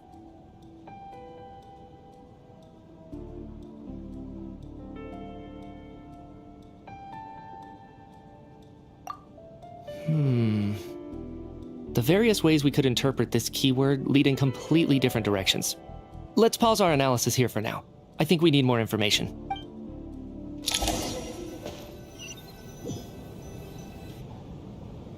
If we take all this together, it's not impossible, is it? If anything, it's the natural conclusion. Oh, I beg to differ. This sounds to me like a product of a researcher's vivid imagination. And perhaps it's because I'm still viewing this through the lens of a typical murder investigation. But still, I'm struggling to be persuaded by your theory. Does it really sound that far-fetched? Alright, well, let's treat that as speculation for now. I do agree with what you've said, so let's go with your idea for now. Good.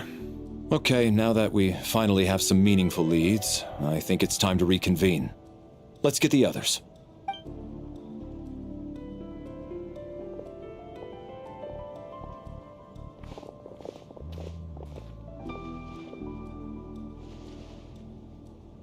So, that's about everything we've discovered so far. I'll share my theory first. Based on what we've learned from the logbook, I believe the extra person among us is most likely the killer. If the killer had simply bought a ticket, it would have greatly increased the risk of their identity being exposed. I expect he or she either hid in the theater ahead of time, or found a way to slip past the ticket inspection. They then blended in with the group and waited for an opportunity to strike. What about the note found in the investigation report? Any thoughts on how that fits in? The killer may have simply planted it there as some sort of sick joke. I've seen my fair share of psychopathic killers. They love playing cryptic mind games. So, it has nothing to do with the haunting of the theater after all. This theory makes sense to me. If we have an audience member unaccounted for, chances are they didn't come here to watch the show. Could it really be that simple? So, in other words, all we have to do is find out who got in here without a ticket, and all our problems will be solved? Then let me make one thing clear. All the theater staff should be well aware that I came here for the rehearsal legitimately, yes? There's no way I'm the one who didn't have a ticket. It's true. I hear you used every trick in the book to get a hold of that ticket, too. Everything short of throwing a temper tantrum and rolling around on the floor at the entrance. I most certainly did not degrade myself in such a way. Probably a stupid question, but I might as well ask. Did anyone here get in without having their ticket checked? Hmm? Guess it was naive of me to expect them to just admit to it. Especially after the unprompted Lelik reveal. Once was already a miracle. Twice would be unfathomable.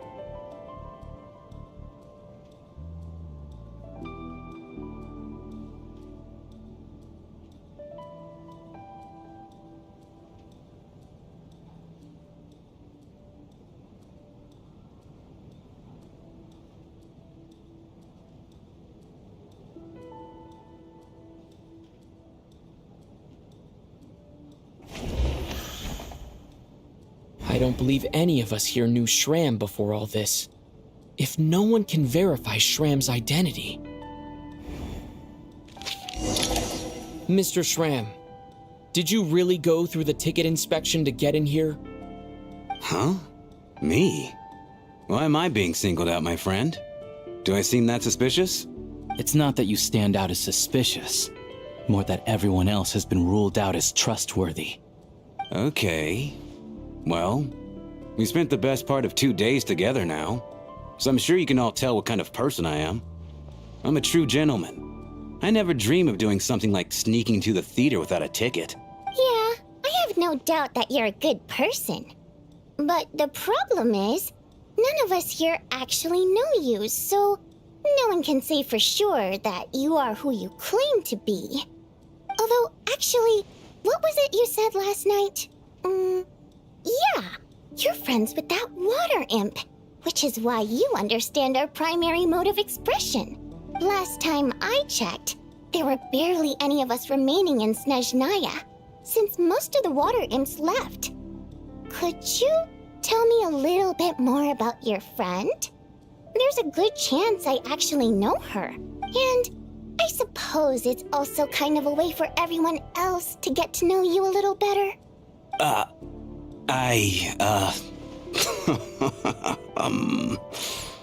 Good grief. Are you blushing? Pull yourself together, man. Stop giggling like a teenage boy. It's revolting. Hey, revolting is a little strong. All right, fine. I'll admit it. That water imp friend of mine, the truth is, we're dating. I was just a bodyguard hired by our family. But the stars must have aligned, because sparks began to fly between me and their daughter. Never in my wildest dreams did I think I'd get so lucky. We don't need details. Just get to the point. Okay. I'm just a little hesitant to reveal her name, that's all. You know how it is. These are delicate times. Even with me to protect her. If word gets out that she's dating a human, both the Fae and human factions will give her a hard time.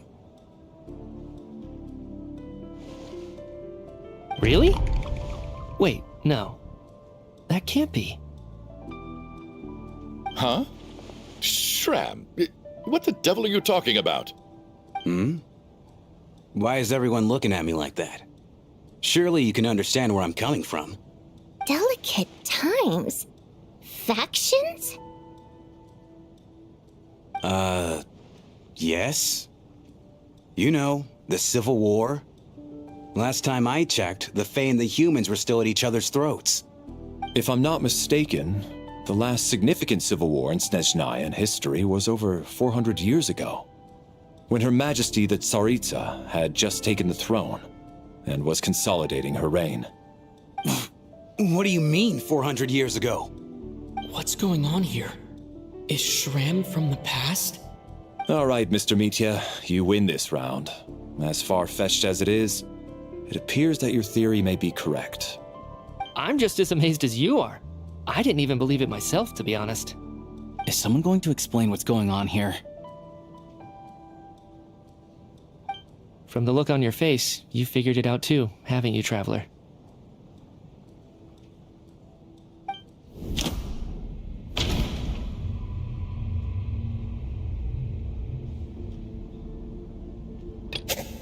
That seems to be the case. Shram's the extra person, but there's no way of learning his identity from this clue.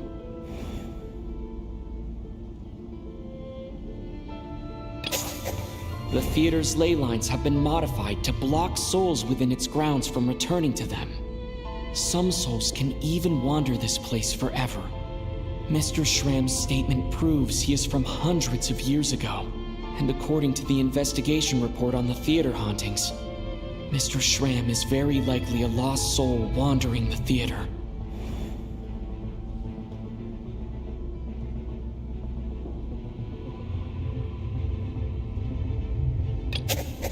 This is Mr. Valeri's hypothesis. If there is no supernatural element to this incident, it's very likely to be true.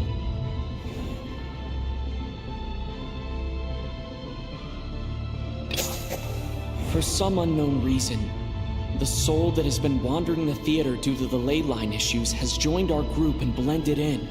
Yeah, that must be the immediate reason why the ticket count doesn't match the number of people present.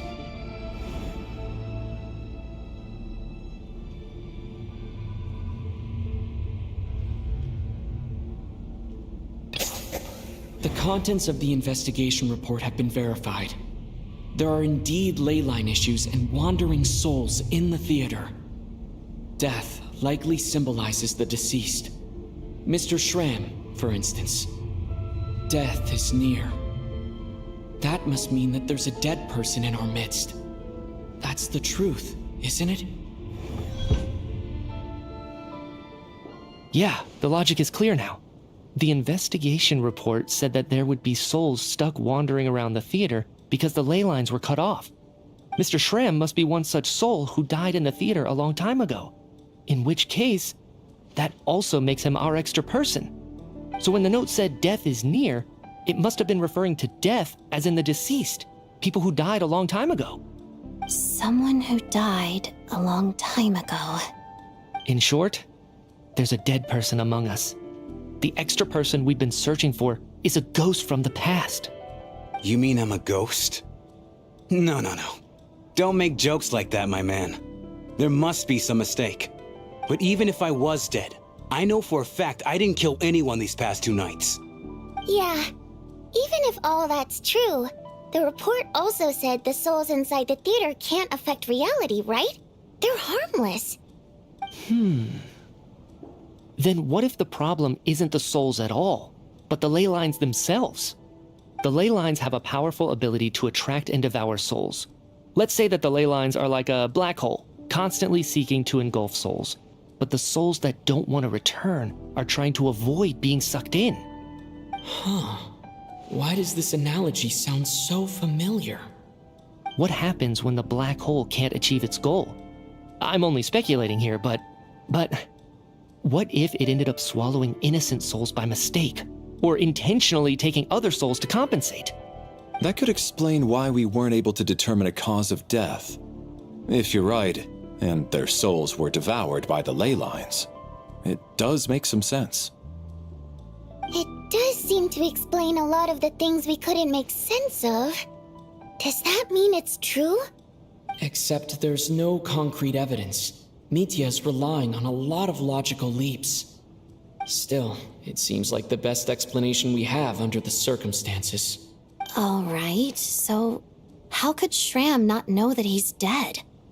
Seems a little unlikely that he hasn't noticed anything unusual even after several days interacting with us. On the contrary, it's perfectly normal for a soul to wander the theater for centuries without questioning their existence or reason for being there. It's simply what's natural for them.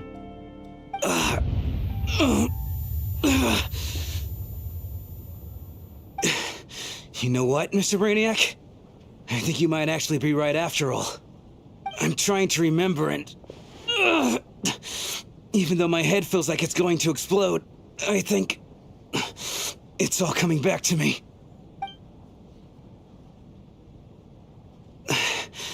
I was the one who didn't want to remember my own death. so I forced myself to forget. Well, I'm sure those are painful memories. My lady and I snuck out to go on a date one day. We bought tickets for the theater. It wasn't really my thing, but I was just happy to be together. All of a sudden, a group of people burst into the theater, shouting for all the water imps to get out, performers and audience members included. It was clear the conflict between humans and Fae had reached a boiling point. This time, the extremists were even coming after the water imps who had nothing to do with the war. I thought I could pull one over on them, so I took off my jacket, draped it over my lady, and tried to sneak out amid the chaos. But I got caught. They started shouting, calling me a traitor to humanity. But I was going to do whatever it took to buy her a chance to escape, no matter how many people stood in my way. I had to, both as their bodyguard and out of love. It's all right, friend. You can stop there if you want. You don't need to dig all that up again. It's just... Even now, I'm still struggling to accept the truth. How could I be dead? I'm sorry, everyone. If I'd known I was a dead man walking, I wouldn't have dragged you down with me. If I'm the cause of all this death, then punish me however you see fit. But, Mr. Shrim... No. I refuse to be a burden. I know what I have to do. You said I've been wandering the theater for centuries, right?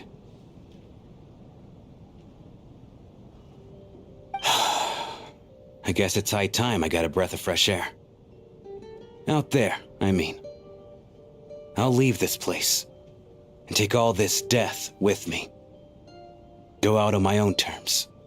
Mr. Shram, I'm sure we can figure out a different course of action. My good sir, we both know I'm not supposed to be here. I should have accepted my death long ago. One way or another, this has to end. Unless you're saying this goes against another one of your military principles somehow. No, I'm speaking on a personal level this time. Let it go, man. Oh, wait. One last thing. Miss Wateramp. My lover. Her name was Litia. Litia Ozarova. Do you know what happened to her? Ozarova. Oh, Auntie Ozarova. That's what we all called her. I remember her as a very kind elder. She had a bunch of kids, too. I'm so glad she survived. And she had lots of kids? Good. That's... good. I could hardly expect her to stay single just because of what happened to me, right? As long as she went on to be happy, that's all that matters. Besides, I'm dead. My soul has been wandering around here for so long because I was worried about her. But now, I can go without regret. There's no need to see me off, my friends. I've enjoyed our time together over these past few days. Perhaps we'll meet again in the next life.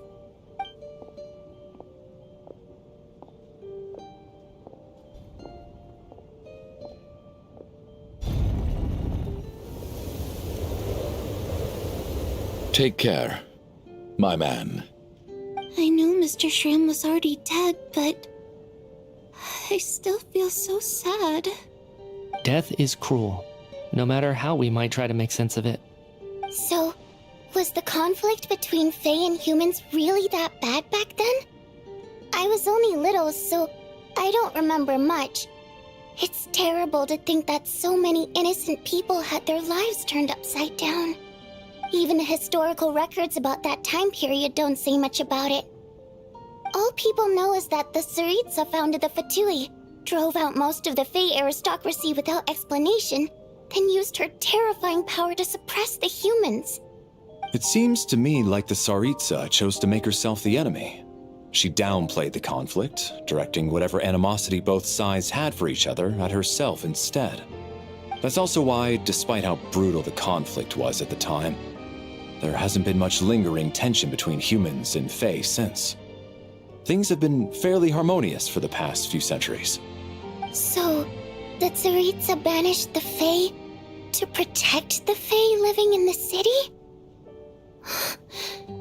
She offered herself up to be hated in exchange for peace. Maybe it's not quite as bad as it sounds. I don't think Her Majesty is too concerned if mortals hate her or not. And besides, there are very few who truly do.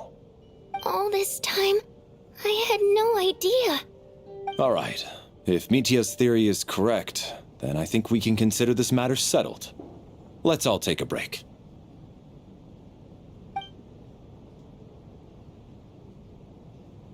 Ugh, if only this blasted storm wasn't still raging on.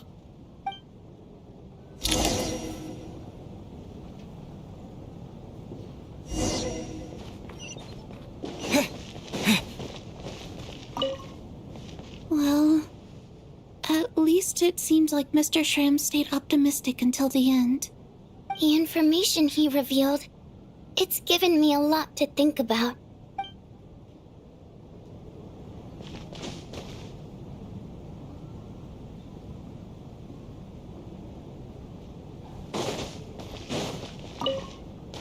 Even though Shram was already deceased, his decision to walk into the snowstorm was still a sacrifice, and a very brave one. This is one of the few times I don't feel at all happy to have my theory proven true.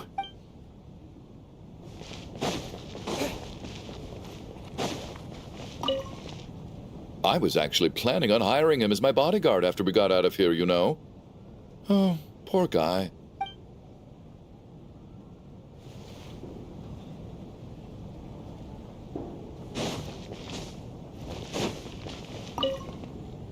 At least the lingering regret that kept him here has been put to rest. That's not necessarily a bad thing.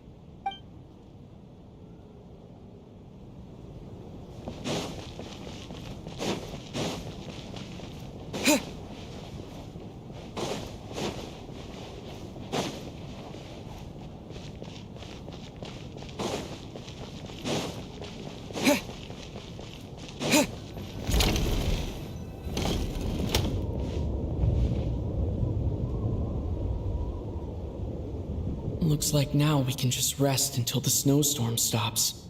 I still can't believe Shram turned out to be a ghost who'd been in the theater for hundreds of years. To think he was dead this whole time. What a strange turn of events. Knock knock. Huh? Knock knock. You know the door isn't closed, right? You don't have to knock. Think of it as a signal then. When I'm entering someone else's room and I knock, I'm here as Odette. If I don't knock, it's Lelik. Thanks. So, why did you come to find me? Is there something I can help with? Vodyanitsa said you knew about my secret identity from the start. But when everyone was discussing who Lelik could be, you were worried that revealing what you knew would be unfair to me, so you kept it to yourself, right? Yes, I'm extremely grateful for that. It's nothing. I mean, you didn't hold what happened with Signora against me, so I should thank you for that as well. Actually, there's something else as well. I found myself in a situation similar to the one you were in when you helped conceal my identity. So I thought I'd come and ask you for advice. It's about Mitya. Before all of this, the last time I saw him, he was dead. As I'm sure you know, my goal as Lelik was to stop Project Stuja. Well, when I found out the tech lead for the experiment behind Project Stuja was Mitya, I immediately started planning to track him down and threaten him to back out. I often saw him around the theater, but I soon concluded that making my move there would risk exposing my identity. So I decided to infiltrate the Armory Palace and go directly to his lab. That way, the threat would be much more effective.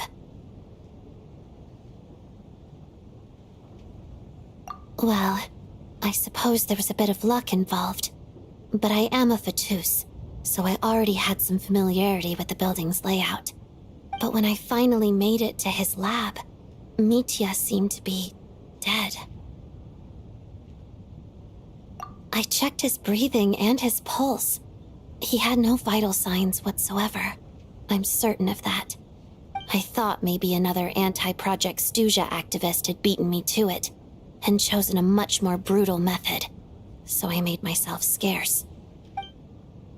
That's why you were so on guard around Mitya that first night here. Yes. When I saw him sitting in the audience during the performance, I could barely contain the shock. To me, it was a miracle. Somehow, he'd come back from the dead. But then, the murder started happening and things got so complicated that it wasn't really at the front of my mind. That is, until Mitya himself said there must be a dead person among us. Then I couldn't ignore it any longer. And yet, you thought that bringing it up right away would single Mitya out. Just like when everyone was suspecting Lelik. Exactly. I thought there could be something I was missing. Besides, we soon figured out that Mr. Schramm was a ghost, and we knew there was only one extra person, so we thought he had to be the one. But now, it seems like there's another candidate. I understand why you kept it to yourself. There was so much information being thrown around during that discussion. Bringing up Mitya would have just introduced more confusion. So, what do you think we should do? Let me confirm one thing first. When was it that you found Mitya dead? Around a week ago, sometime in the afternoon. A week ago? That's earlier than I thought. I saw him just a few days ago at a restaurant. That definitely would have been after you found him dead. He seemed completely normal to me, chatting with Vodyanitsa, trying to avoid Valeri. So he was definitely alive on that day. Huh. Well, all I can say is I know what I saw. Here's a thought. The reason we even suspected a dead person could be among us was because of the problem with the theater's ley lines. But Mitya's death happened inside the Armory Palace. The ley lines affecting the theater shouldn't reach that far. You're right. I guess he doesn't fit the profile of the person we were searching for. I think the chances of it being him are very low. Surely he can't have died for real in the Armory Palace. Unless...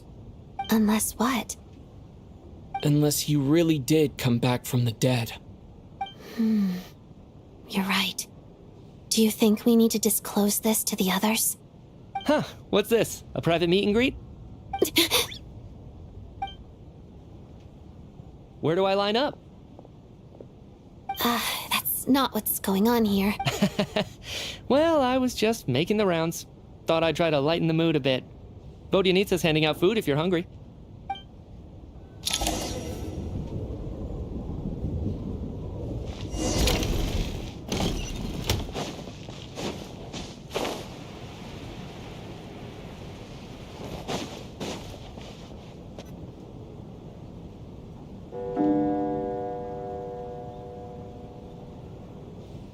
What is going on with this storm? Could it be connected to that monster that just arrived in Snezhnaya? I almost hope it is. Her Majesty the Tsaritsa left to vanquish that beast herself. We just need to wait for her triumphant return. Do you think people still feel the cold after they die? I'm wondering about Schramm. Oh, maybe we should have given him a coat before he went out there. Death itself is cold, isn't it? I'm sure the storm will embrace him. Well, I hope he has a safe journey. I'm going to miss him, I think. It's not like we can blame him for Rampana and Kulish's deaths. Thinking back on it, we barely made it out alive ourselves. Once we get out of here, How are we going to explain what happened to their families?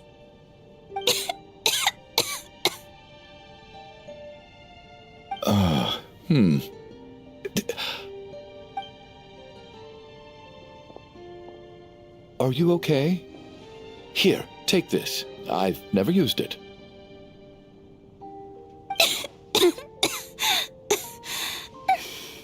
Thanks. Look who's Mr. Nice Guy all of a sudden. Is it because Tonya stood up for you this morning? At least you know how to return a favor. Yeah, without Tonya, who knows how badly he would have been hurt.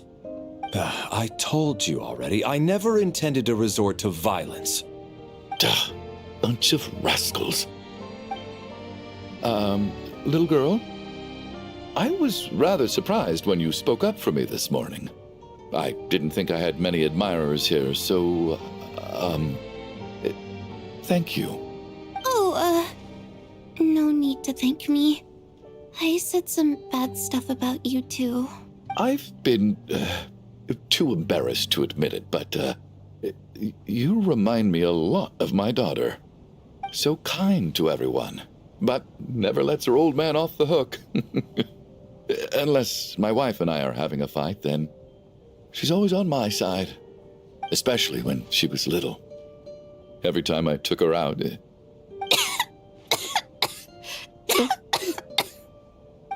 All right, easy now. How long have you had that cough, Tonya? I don't know. It's probably been a while. I'm fine. Are you taking anything for it? Yeah. I'll be fine once I see my brother. He's gonna pick some frost fairy flower leaves and brew a tonic for me. I'll feel much better once I drink that. I see.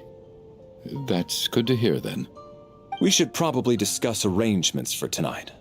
Now that the deceased has left our midst, there shouldn't be any more incidents. However, out of an abundance of caution, I'll keep watch. Shouldn't we take shifts? I can take one if needed. No need. I managed to get a nap in earlier, so I have plenty of energy right now. After all the tension of the past few days, everyone else should just focus on getting a good night's sleep.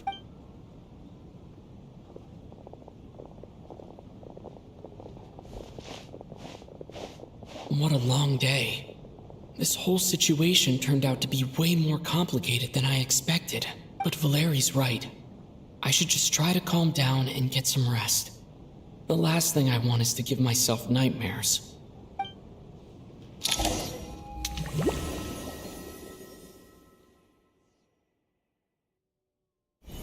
He's awake! He's awake!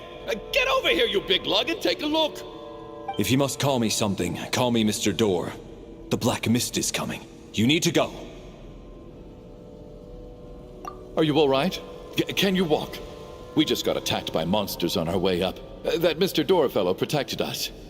He just seemed to come out of nowhere. Not much of a talker, but when it comes to taking down monsters, that man doesn't hold back. Curses! The Black Mist is catching up to us. We need to keep going. Mr. Door, I don't believe I've ever seen you around here before. Why is that? There's no need to try to get to know me. I'm just Mr. Door.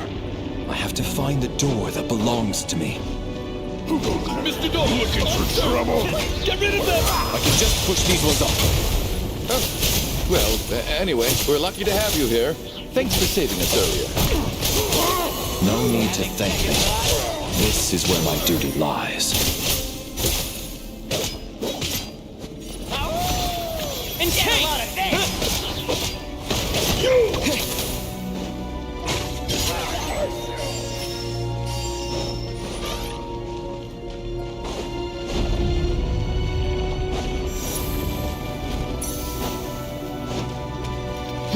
So we're doing this the hard way.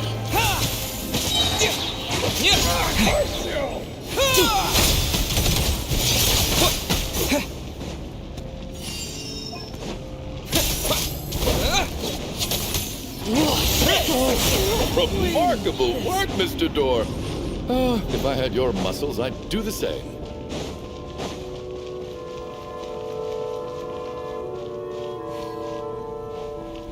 Are none of these doors the one you're looking for?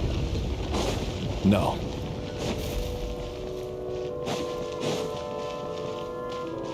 Okay!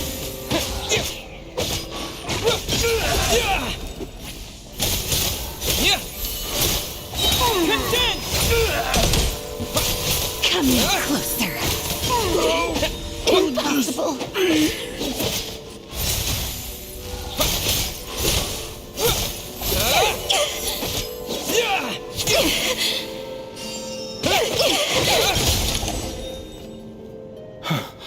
I'm so exhausted. And the black mist is still rising. Oh, wait, look! There's more monsters down there. Are they coming from within the black mist? No, no! They're gaining on us! Quick, keep going, or they'll be at our heels any second!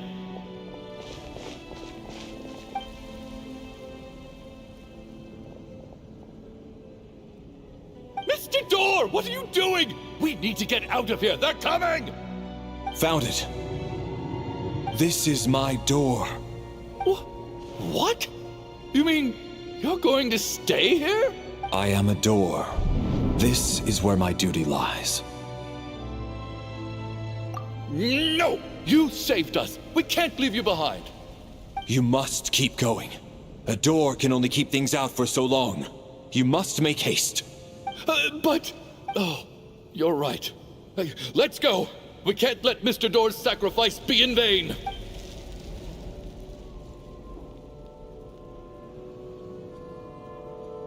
The black mist isn't moving anymore. Looks like both the monsters and Mr. Door are gone. I didn't just imagine all that, did I? Surely I wasn't so scared out of my mind that I hallucinated a door as a human being. Oh, okay, good. There's no way we both hallucinated the same thing. Getting sleepy?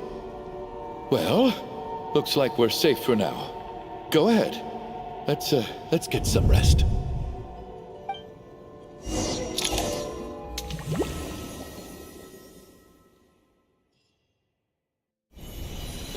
What time is it? Is it morning? I think I had a nightmare. I guess everyone's still asleep? These past 2 days have been exhausting. Valeri's keeping watch though, so he's probably the only one awake. Valeri?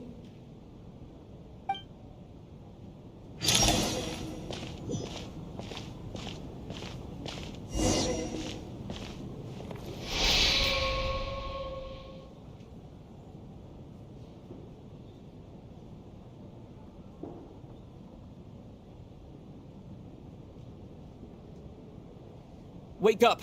Everyone needs to wake up!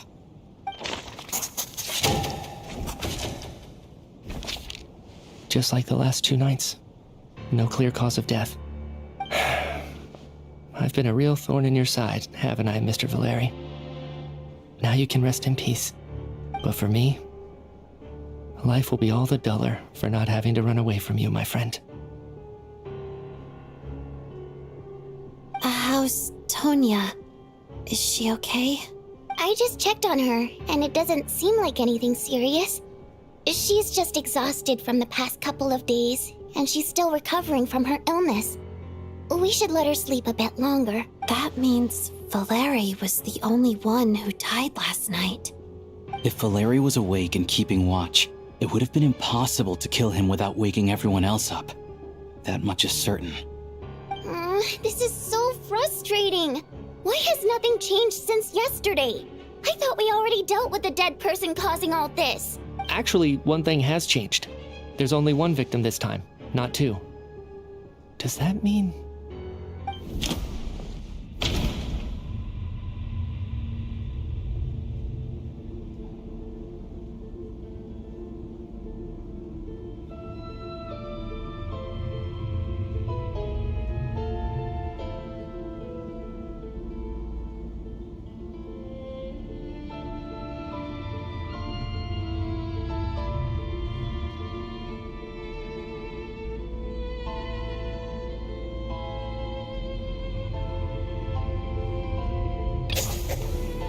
After the deceased Shram left, there was one less victim last night. That more or less tracks.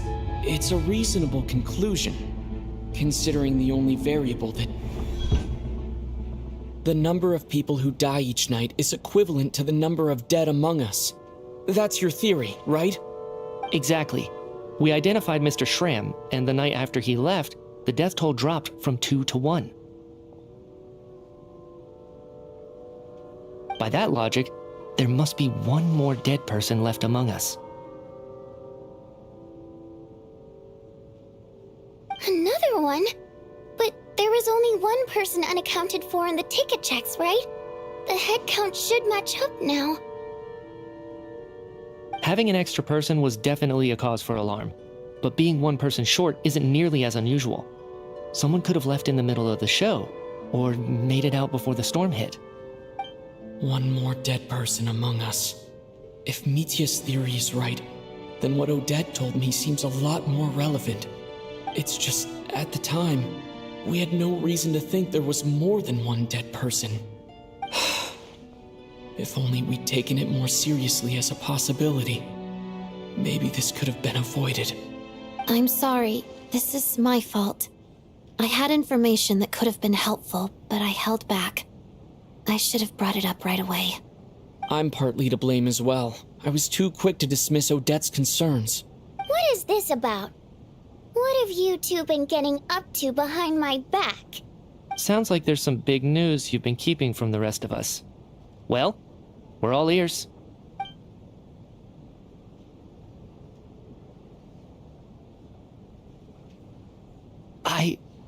I'm the dead person? Wow, that's certainly news to me. Odette and I talked about it yesterday, but we thought it just wasn't possible, so we left it at that. Yeah, I don't blame you. If I'd been there, I probably would have reached the same conclusion. It just sounds too unbelievable. Let me just try and verify this.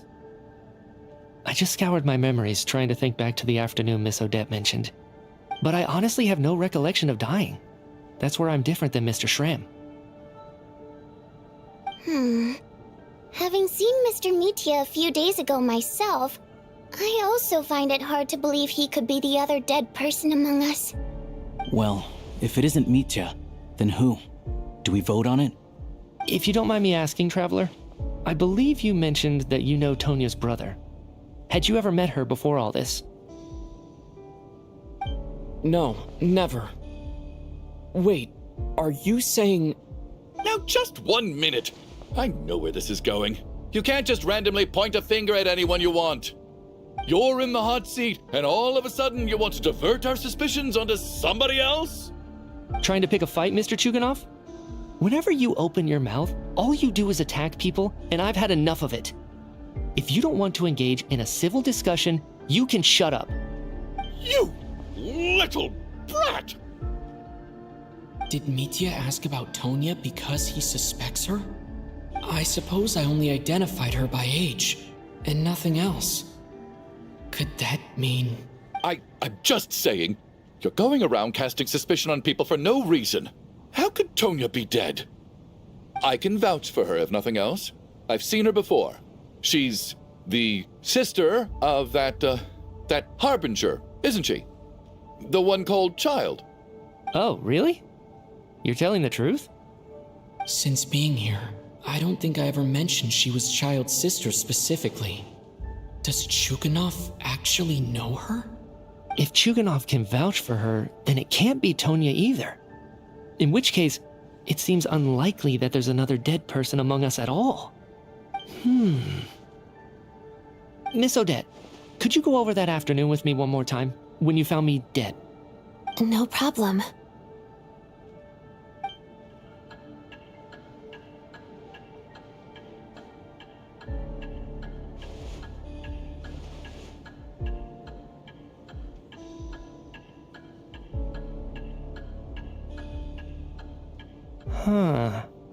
No matter how hard I try, I just can't remember anything about dying.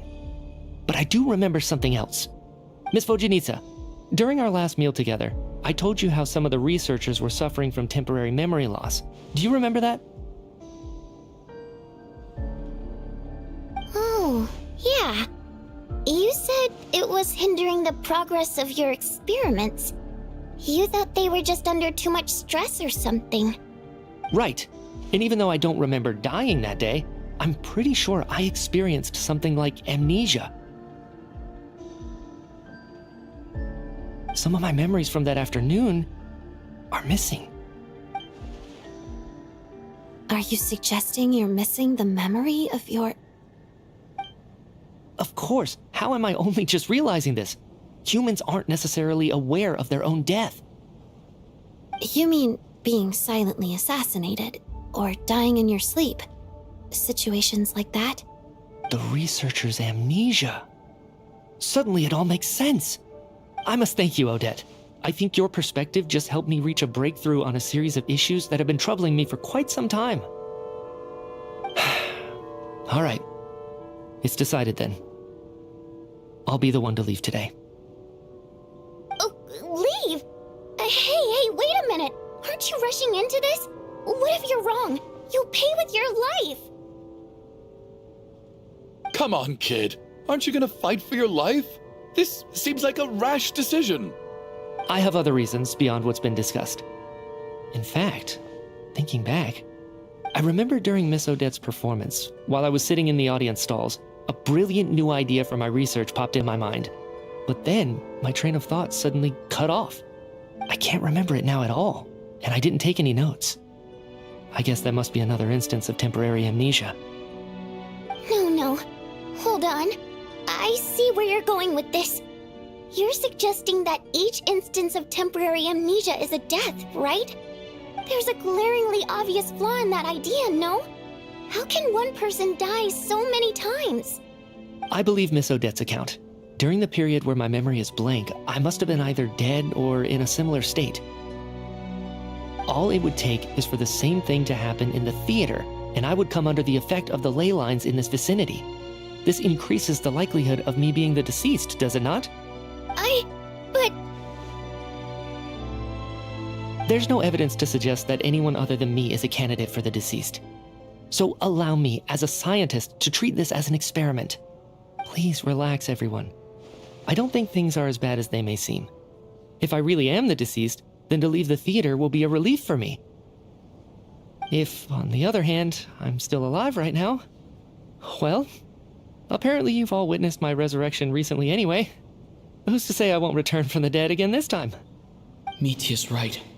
This is the only thing we can try right now. I think he's deliberately downplaying the gravity of the situation, though. He probably doesn't want to burden everyone. What is a scientist if not someone who gambles on experiment after experiment in an attempt to obtain the truth? With this snowstorm, the ley line phenomenon, ghosts of the dead, and my amnesia, we've been paralyzed by not knowing and powerless to do anything about it. It's a terrible feeling. But if I do get resurrected, you can be sure that I'll come back with the truth of all this. Just you wait.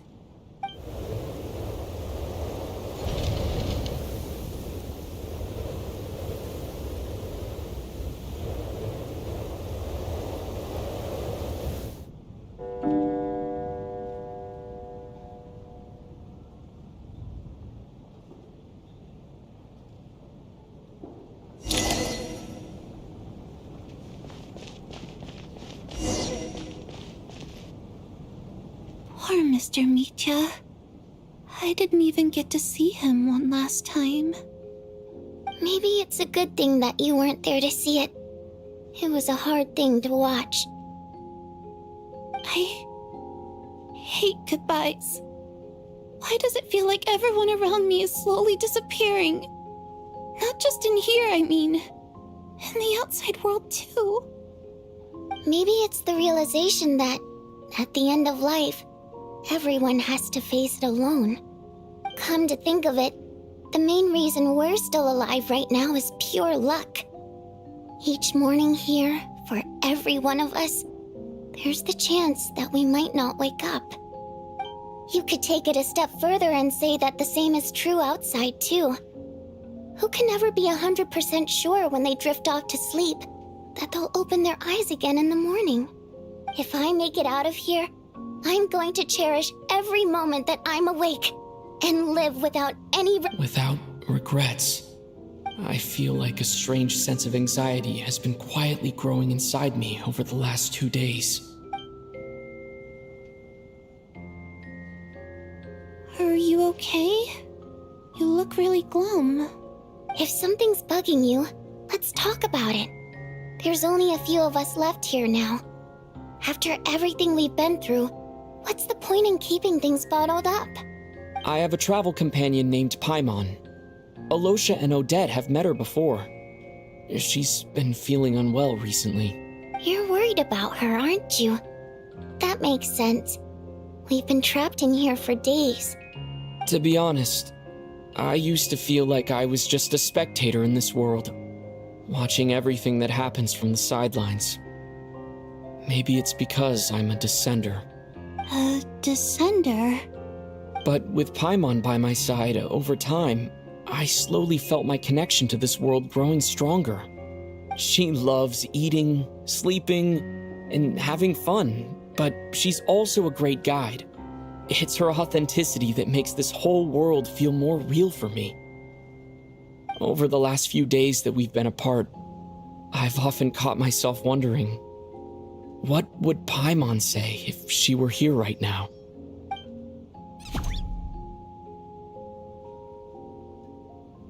But by the time I snap out of it, the conversation has already moved on, and I'm still in my own little world. I'm trying to overcome this sense of detachment, but I really miss Paimon. I guess, in a way, she means the whole world to me. I bet she misses you when you're not there as well. Maybe you're her entire world too. I don't know if this will make you feel any better, but back when the water imps left Snezhnaya in droves, I also felt like the whole world was suddenly empty. I could be surrounded by people all smiling and having fun, and still feel completely separate from it.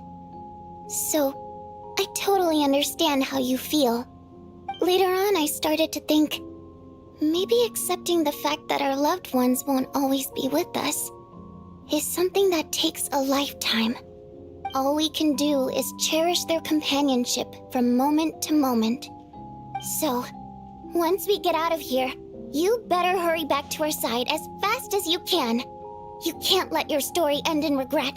That's the trope I hate the most. Thank you. That's exactly what I needed to hear. But Vodyanitsa, if you hate goodbyes too, why didn't you leave with your people? That's just the choice I made. I used to regret it, but I don't anymore. Like I said before, singing is a water imp's primary mode of expression. It's how we convey our emotions. Our songs have echoed through this theater for hundreds of years, each one a story pieced together through moments of joy and sorrow. But does a story exist without someone to read it? To me, the answer is no. So I made the choice to stay. That way, there would still be someone left to sing these songs and listen to their stories.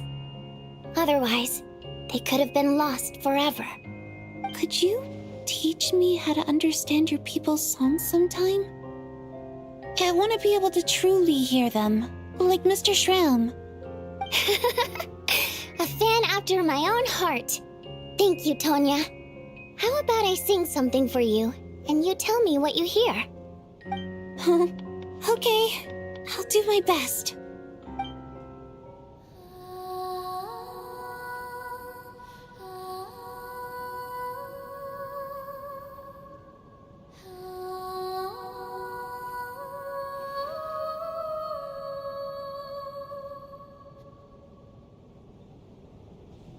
I've never heard that one before. I feel like I can hear a sense of longing somehow. I wonder why that is. Color me impressed, Tonya. You're a keen listener. Most people can only tell if a song is happy or sad. I didn't think you'd be able to pick up on such specific details. So, what's the song about then? Come on, tell me! I've actually never performed this song in the theater before, because it has more of a ceremonial purpose for our people. It's not meant for the stage. It means something like, "May those we have lost watch over us, and follow this song back home in the night, so that we might be reunited once more." No wonder I could hear that sense of longing. You sing it for loved ones who have passed away. I hope it reaches them. It's getting late, Tonya, and you're not well. We should all turn in early. I suppose there's no reason to keep watch tonight. Okay. But, before I go to bed, could you sing that song a couple more times for me, buddy? Of course. Anything for my #1 fan.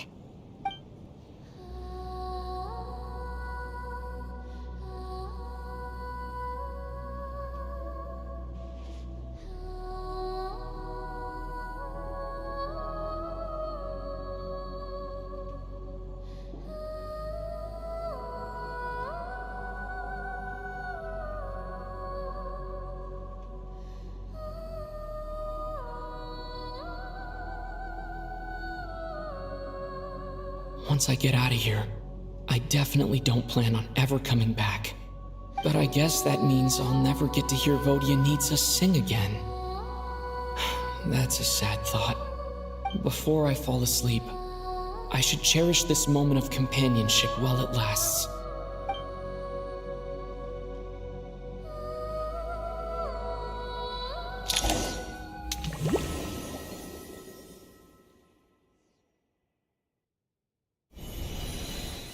Where am I? It's so dark in here, and I feel kind of dizzy. Am I alone?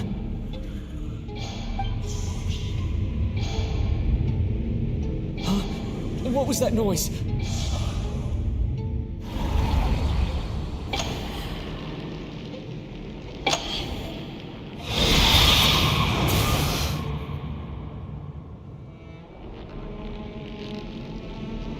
Return, O spirits. Fulfill your oath of protection.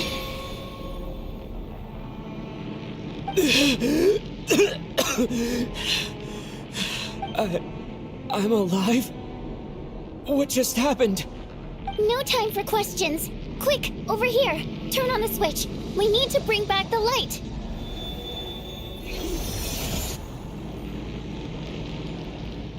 All right, we're safe. The spirit just now is called Night Prayer. The light subdues her, but she'll attack without a second thought in the dark. Sort of. I know it's hard, but you can't let this place go dark, or she'll kill you again. Yep. Luckily, I was here to resurrect you. Otherwise, that'd have been a real bummer. A bit more than a bummer, I'd say. Wait, so you have the ability to resurrect people? Sure I do. I'm your guardian spirit after all. I specialize in soul recall. Oh, it's nice to meet you, by the way. Thanks. It's nice to meet you too. All right, there's no time to waste. The black mist is already catching up. We need to avoid it and Night Prayer at all costs. Come on, let's go. We need to reach the next switch before the place gets too dark. If we bring the light back, Night Prayer won't be able to get to us. Sweet, sweet light! It's back! Now that's a... Shh! It's Night Prayer. We need to move quick, but don't let her notice you. Look out!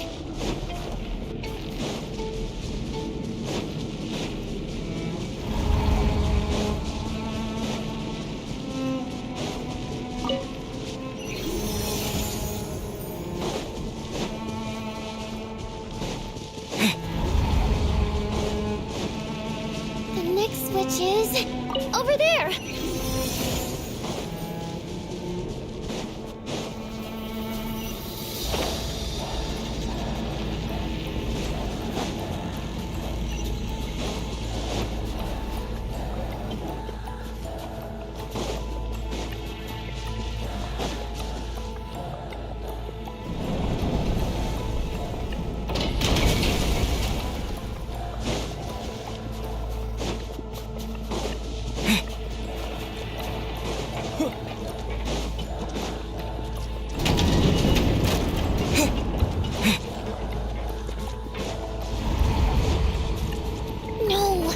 night prayer is here too.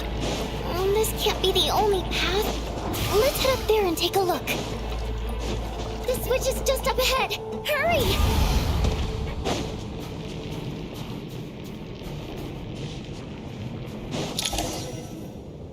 It's too dark. We're not gonna make it. Come on, faster!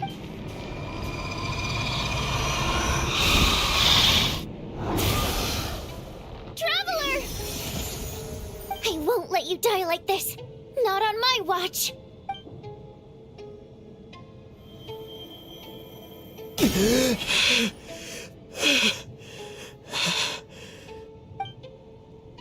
Even though it's not permanent, dying is definitely not a pleasant experience. Great. You're back. Yeah, thanks to you. Time for you to get out of here. Quick, before the light runs out. What about you? You're not coming with me? I can't. I've already been used up. A guardian spirit's skills are finite. I can only resurrect someone so many times. I might not look any different, but my essence has been exhausted. Now, I will slowly start to fade away. I can go no further. The black mist is where I belong. It's okay. Why didn't you tell me sooner? Because it wouldn't have changed anything. That knowledge would have just burdened you. And a guardian spirit's role is to protect. But... Go. Now, before it's too late. I already hear night prayer approaching.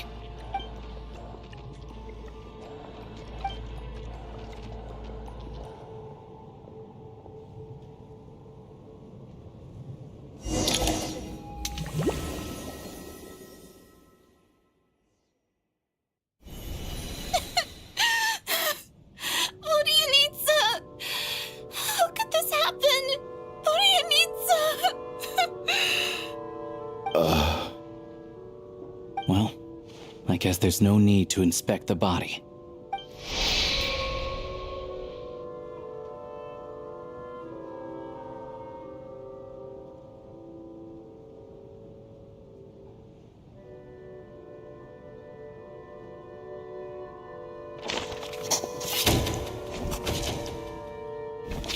This wasn't supposed to happen. You lied to us, didn't you, Chuganov? You've been lying from the start. Take a long, hard look at yourself before you go around accusing other people. I suspected you on day one, Lelik, and now look where we are. By some strange coincidence, you've never been targeted. You just happen to have survived this long? No, you should be the prime suspect. And you, little hunter, ever so content with staying on the sidelines. Yet you were the one who stopped us from leaving from the start. Why are you trying to keep us here? Now you're just lashing out indiscriminately. That's either a sign of anxiety or a guilty conscience. Where was all this passion and bravado before? Decided to fight until the bitter end. Is that it? Is that a threat? Fine, bring it on. You think I'm afraid to die after all this? You want to kill me? Go ahead. I'd like to see you try. After all the trauma of the past few days, everyone's been pushed to the breaking point. Valeria and Mitya aren't here anymore. Someone else needs to step up and take charge. But first, I need to think this through.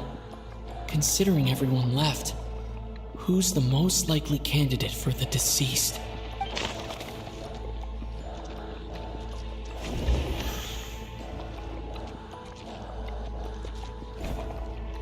Of those who remain, the only person we've never met before is Tonya. There is room to doubt her true identity. People are easily misled by first impressions. Now that I think about it, Child Sister was in fact a label I imposed on her due to my own assumptions. But Mr. Chuganov vouched for Tonya's identity yesterday, with basically no other possibilities left. Could it be?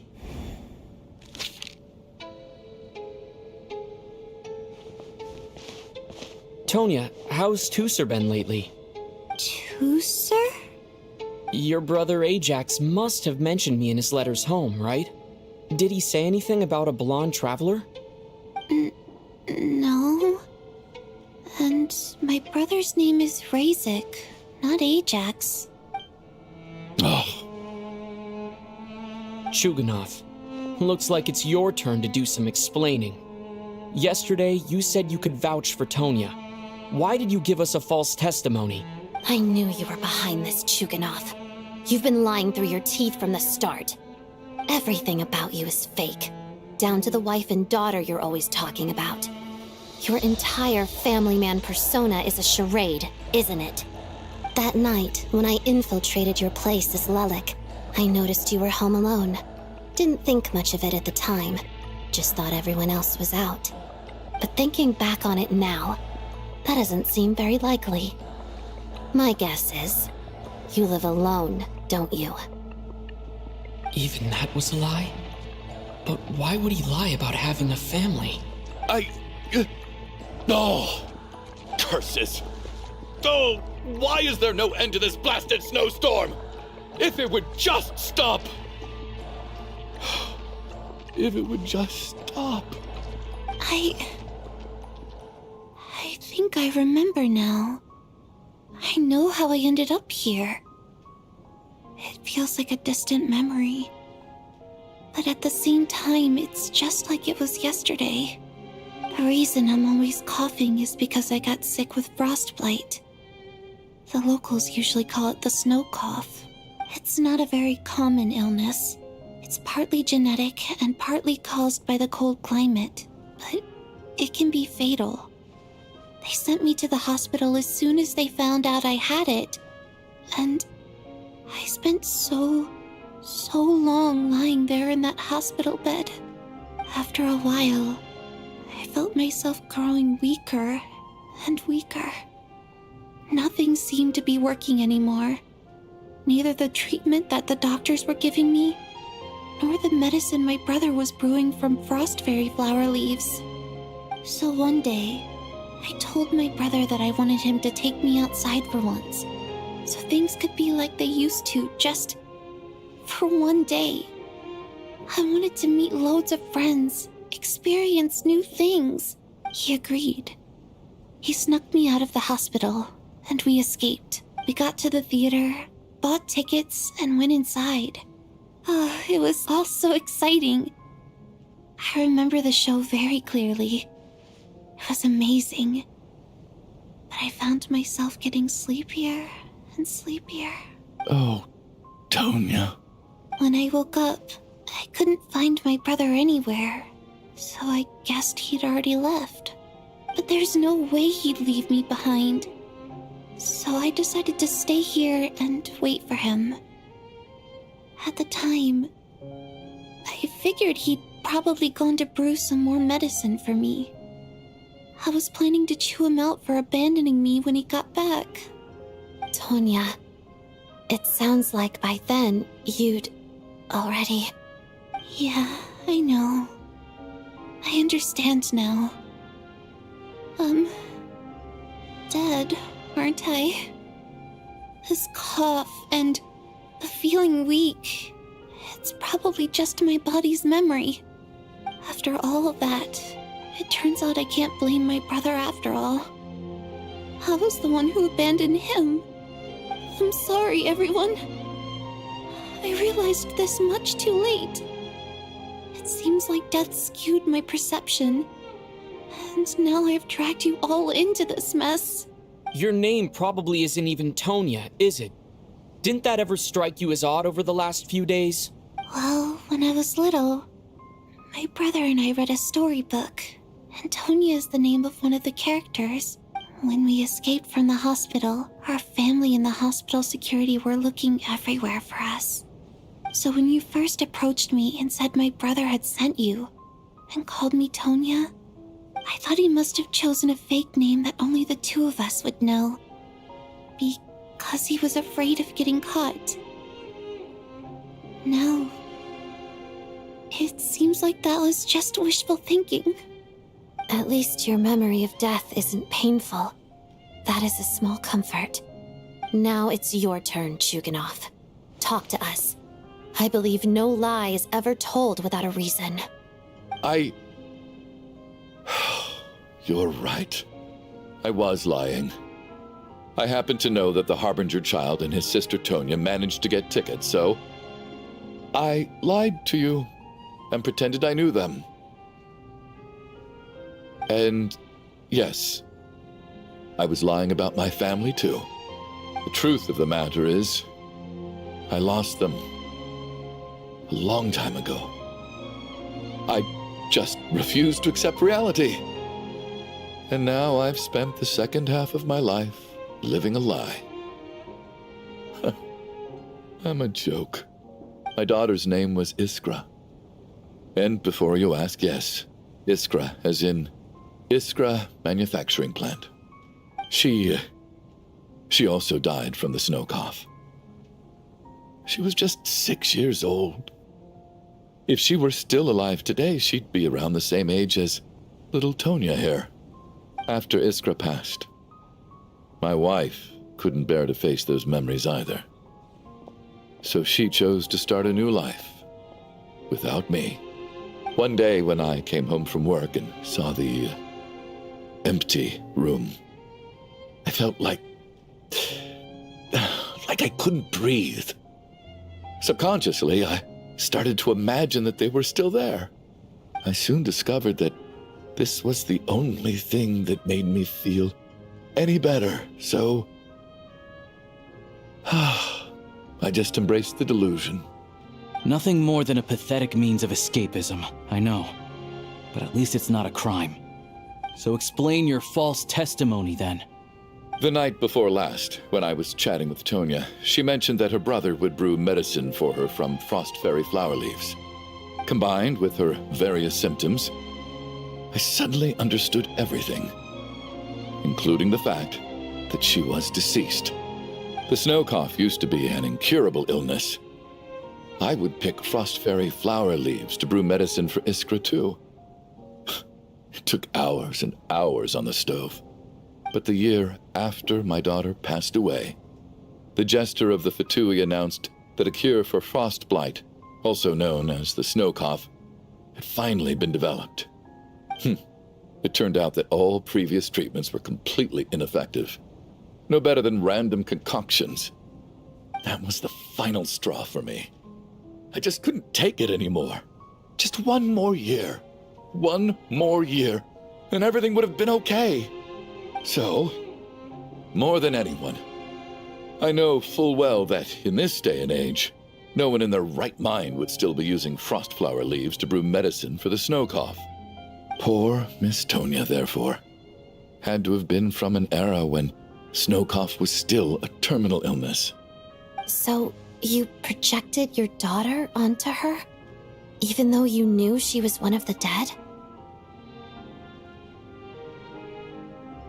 That doesn't make any sense. You knew she was already dead.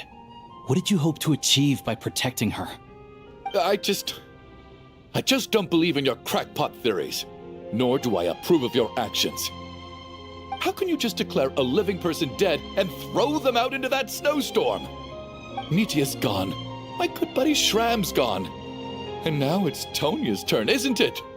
The others I can make my peace with, but little Miss Tonya, here she is, standing right in front of us, alive and breathing, and fighting her own battles. Yet you're quite happy to say she's dead? I just want her to live. Once this snowstorm is over, the very moment it stops, I'm going to march out that door and find someone who can fetch the very best medicine for her snow cough. I'll be damned if I'm gonna let you cast her out into the snowstorm before I have the chance to cure her. Not again! Not this time! Not when the cure is right within our grasp! I'd never be able to forgive myself. Mr. Chuganov, stop. I can't let you do this. Tonya.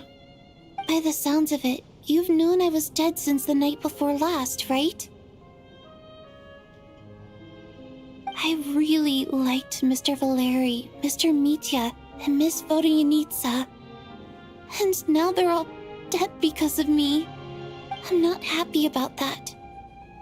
The reality is, you've been trying to fight your own demons through me.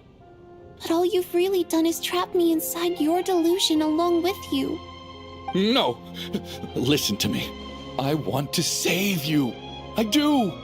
Well, at this point, I'm quite sure that I'm dead. I don't need to be saved. The time I got to spend with all of you is more than enough for me. Despite all the bad things that kept happening, I got to meet so many interesting people and spend so many days and nights by your side. Since the day I escaped that hospital until now, this has been an adventure I never even dared to dream of. I'm very fond of you all. If it were only possible, I'd trade my soul to bring back the ones who died. If it meant things didn't have to end like this. And that's why I'm not fond of you at all, Mr. Chuganov. I'm sorry. It's them that you owe an apology to, sir. Not me. Well then, I suppose this is it. It's time for my adventure to end. I've caused enough trouble. You're leaving already? It's still early. Don't you want to stay a little longer? No thank you. Oh, and by the way, my name is Patashka. It was nice meeting you all. Feels strange that we're only being properly introduced now that it's time to say goodbye. Tashka?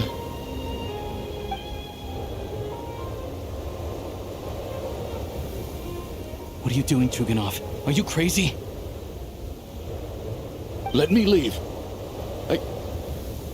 I can't keep lying to myself anymore. In your dreams. Don't think you're getting off that easy when you had a hand in the deaths of so many people. The Fatui have honed quite an array of enhanced interrogation techniques since they were founded. Once we're out of here, Lelik will personally give you a taste of every last one.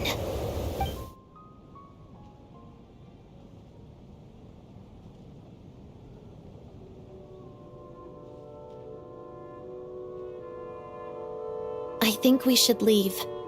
I doubt this snowstorm is ever going to stop. For all we know, this storm might have destroyed all of Snezhnaya by now. Maybe even the whole world. Wait, we finally solved the mystery of the haunted theater today. Maybe let's at least try to enjoy tonight? Fair enough. I don't particularly feel like dying in Chuganov's company anyway. And yet you won't let me die first. Hey, Chuganov, on a serious note, if we do make it out of here, you should close down that factory of yours. A lot of people are freezing thanks to you. Is this really the time to be discussing my factory? All right, fine. I'll shut it down. Doesn't matter to me anymore. Am I hearing things? Or was that a knock at the door? There it is again. But I don't understand. The snowstorm hasn't stopped, has it? Should we open the door? Is this it? Is this nightmare finally over? If the last few days are anything to go by, I probably shouldn't be getting my hopes up, whatever lies beyond that door at this moment. It could be something even more terrifying than everything we've been through so far.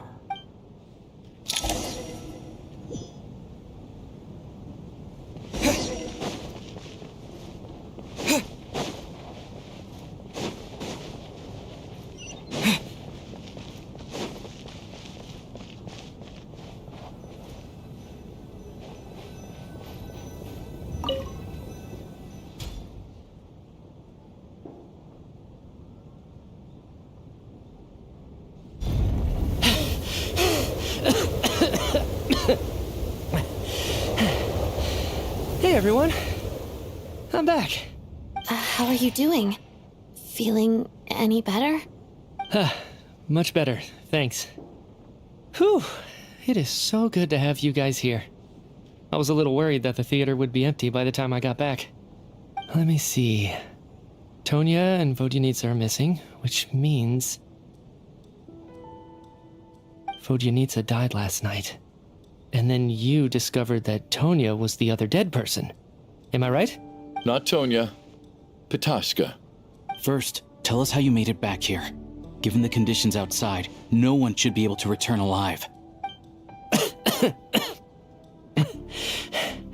You're right. The thing that got me back safely was a song. I heard someone singing. After walking into the snowstorm, my mind grew hazy. I don't know how long I walked through the storm before my mind completely slipped away. Then, suddenly, I heard the sound of singing. The voice instantly brought me back to my senses, and I regained consciousness. So I followed the voice, searching for the source of the singing. I searched and searched, until finally, just a few moments ago, there was the entrance to the theater, right in front of me. I've actually never performed this song in the theater before, because it has more of a ceremonial purpose for our people. It's not meant for the stage. It means something like, "May those we have lost watch over us, and follow this song back home in the night, so that we might be reunited once more." That must have been Vodyanitsa's Requiem. Who knew it actually worked? That song is meant to guide the souls of the dead. Mitya, that must mean that you... Huh. No kidding. Huh, seemed like I guessed right then. This is what I've been so desperate to tell you about. When I first stepped out of the theater, I was still quite lucid. My memory of it is still pretty intact. I remember the outside world being completely different than what I'd expected. It was like this was a world where only the snowstorm existed. There wasn't a trace of any humans or buildings ever having been there. I don't know how else to describe it, except to say that it just didn't seem like the real world. And as for the Requiem, if I was guided here by Vodyanitsa's song, it can only mean that I must already be dead. And this is my soul, not my body. But I didn't experience a clear moment of death while I was out there. Nor do I feel any different now than before I walked into the snowstorm. You don't seem any different to me either. In fact, this is something I've been wondering about for a while now. If souls aren't physical, shouldn't they lack tangible form? Both Shram and Pitashka were clearly deceased, and yet their souls didn't look or feel like ghosts at all. They were visible, tangible, no different than you or me. This raises a truly terrible thought. Is that really what Mitya is suggesting?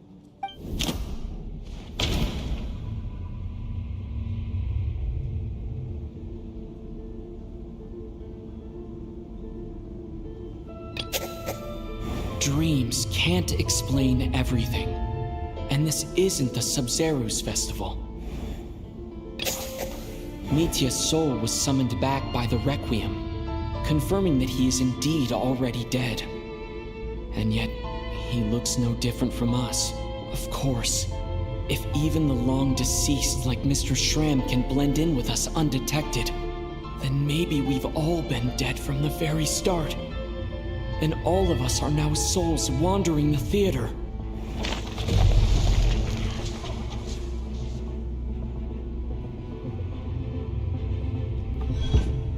Yes. I think that this is probably the afterlife. What did you say?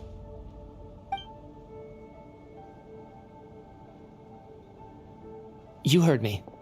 We died in the theater. All of us did. But due to an obstruction in the theater's ley lines, our souls are trapped here, while an endless, infinite snowstorm rages outside. It's ironic, really. All that time, we were working so hard to figure out who the deceased among us were, when the truth was, we were all deceased. The only difference being some of us died more recently than others. Do you remember that note, "Death is near"? Seems like we misunderstood what it meant after all. Death was nearer than we wanted to think all along. The note simply meant that all of us were already dead. So all our attempts to survive, our search for the deceased, it was all for nothing? Hard to say. At the very least, we helped 2 lost souls find clarity and go to where they belong. The presence of those 2 is probably what caused our souls to be drawn in by the ley lines. In which case, the deaths we've awoken to over the past few days were just souls returning to the ley lines for good. If what you're saying is true, doesn't that make us the lost souls now? Huh, no wonder. This afternoon, when I was moving Vodyanitsa's body, I noticed that the other bodies in the room hadn't decayed one bit after all these days. That's further proof that those aren't physical bodies at all, but merely our shells here in the afterlife. Am I really dead? This doesn't feel real to me at all. No, that's impossible. This cannot be how it all ends. I still find it hard to believe that all of us are dead. How exactly did we die in the real world? None of us have any memories of dying, right? Not even knowing how we died is preposterous. Good grief! Surely there has to be some reason. Exactly. It's hard to rest in peace when you don't even know how you died. It gave me lots to think about as I strode out into the snowstorm. I racked my brains trying to remember the cause of my death, the exact moment I died, the root of all of this, right up until my consciousness faded. Wait. Hold on. Right before I lost consciousness, I think I saw something. I can't remember.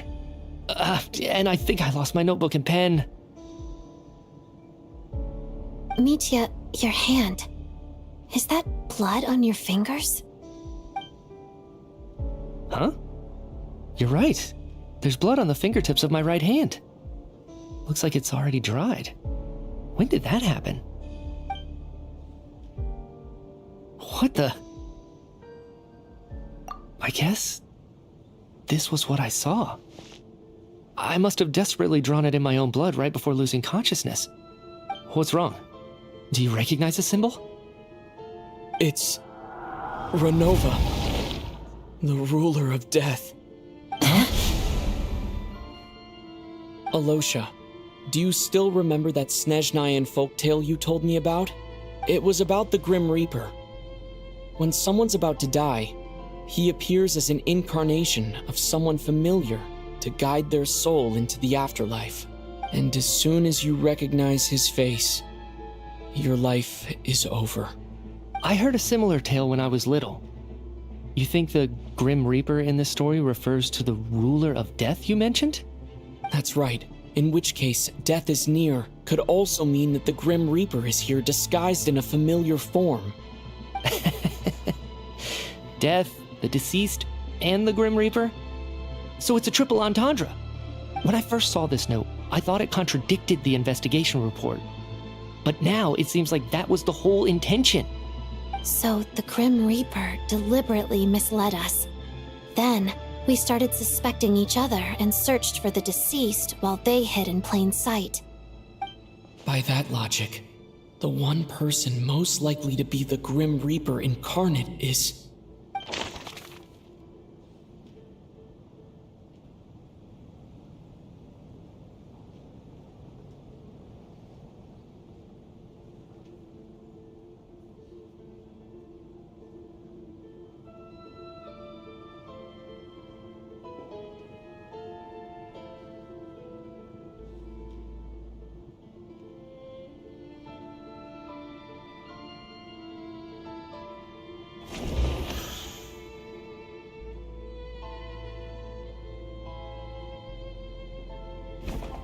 Identifying the Grim Reaper is a major decision to make.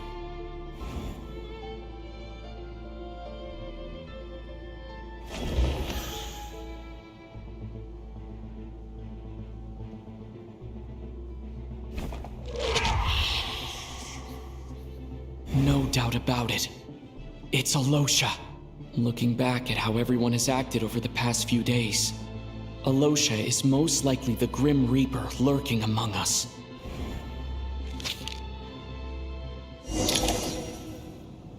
Is it you, Alosha? You were the first to discover the investigation report, and you had plenty of time to slip the note inside to mislead us. So? Surely you can't suspect me based on that alone. What if someone else found the investigation report first, slipped the note inside, and then put it back without telling anyone? There's no denying it.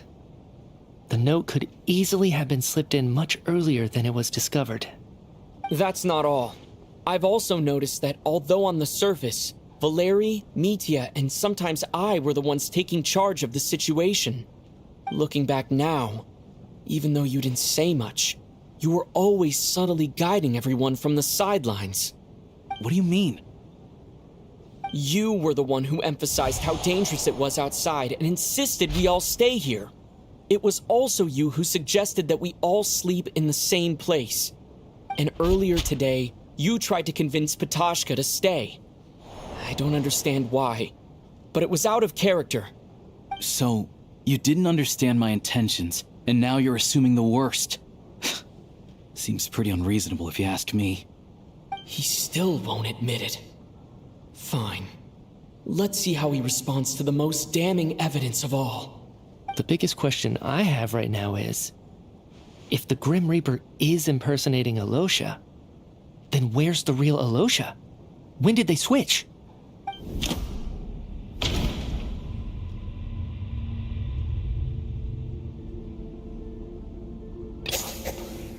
That's right. This was the moment, right at the start. Before any victims had even emerged, Alosha was switched with the Ruler of Death while everyone's guard was still down.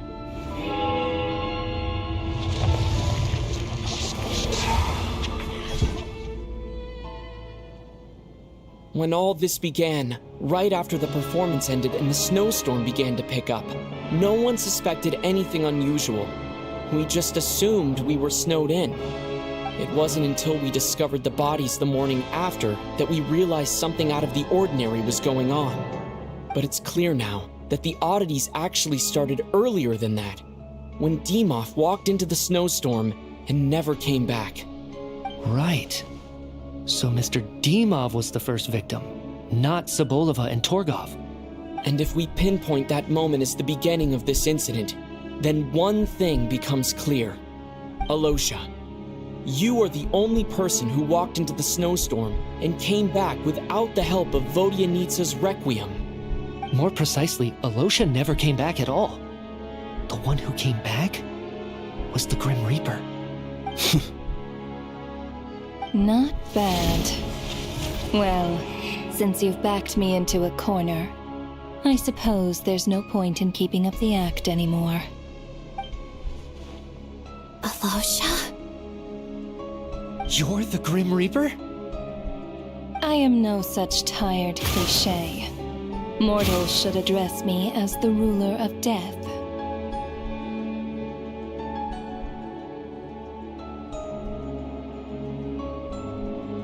Before being wiped out for good, you identified the two deceased, and even sensed my presence.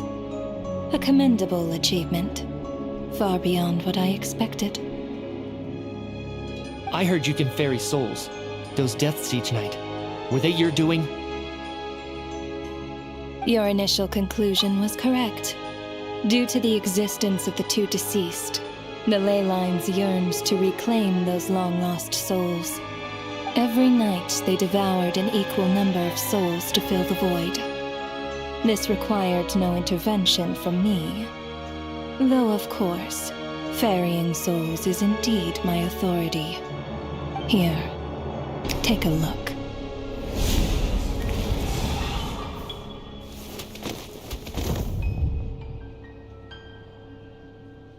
What are you doing?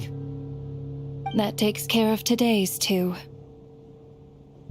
Don't get so worked up. You are already dead, and your souls must return to the ley lines. I know we're already dead. You murdered us, didn't you? Murdered? No. Murder is when mortals usurp my authority. Death is my jurisdiction. If I require someone to die, I need not resort to such laborious methods as murder. You simply met the criteria to trigger my curse of death. I know about the curse of immortality. So there's another death-related curse too? You cursed us? When? And why would you do such a thing? So often, humans pray to me, begging to know when their death will come and what form it will take. But few people ask why. If you must have an answer, know that death comes simply because one's time has come. So you're not gonna tell us the truth? Hold your tongue. By all rights, you shouldn't even be allowed to speak with me. Those angels from the past are to blame for the reckless renovation of the ley lines here. It's made my work on this occasion infuriatingly complicated. Work? So trapping us here, making us watch our friends die, that's just another day at work for you? You clearly have a lot of questions. Fine. As a reward for your remarkable accomplishments over the past few days, I shall answer a few of your inquiries, provided they aren't too unreasonable. After the physical body dies, the soul must return to the ley lines for that person's death to be considered complete. My work encompasses the entire process of death, including, naturally, the guiding of souls into the ley lines, with which you are now so familiar. You must also be rather familiar with Natlan's Night Kingdom, I presume? It was I who supported the creation of the Night Kingdom. It provided a convenient means of guiding the souls of Natlan. Here, too, the ley lines connected to the theater underwent some modifications. The angels hoped to make them capable of accommodating the souls of some special creations. But this actually hindered their ability to accept ordinary souls to some degree. This effect manifested itself after you died from the curse in the theater, leaving you stranded in the afterlife, unable to achieve a complete death. But if souls who die from the curse of death fail to return to the ley lines within a short window of time, they will miss their chance for good. Then, they will remain forever suspended between life and death, no longer subject to the authorities of either. So if you don't resolve this matter soon, and see all our souls return to the ley lines before long, we'll escape your control. Mitya is sharp. This must be what Renova was worried might happen, and the reason she got involved to begin with. But if you have the authority to guide souls, why didn't you just show yourself and get it over with? Why hide among us in the form of Alosha? You seek to understand the mind of a god. Very well. I'll tell you. This is a theater, and I decided I wanted to watch a show about death. That's why I encouraged you to take the events to the stage. I found myself getting quite immersed.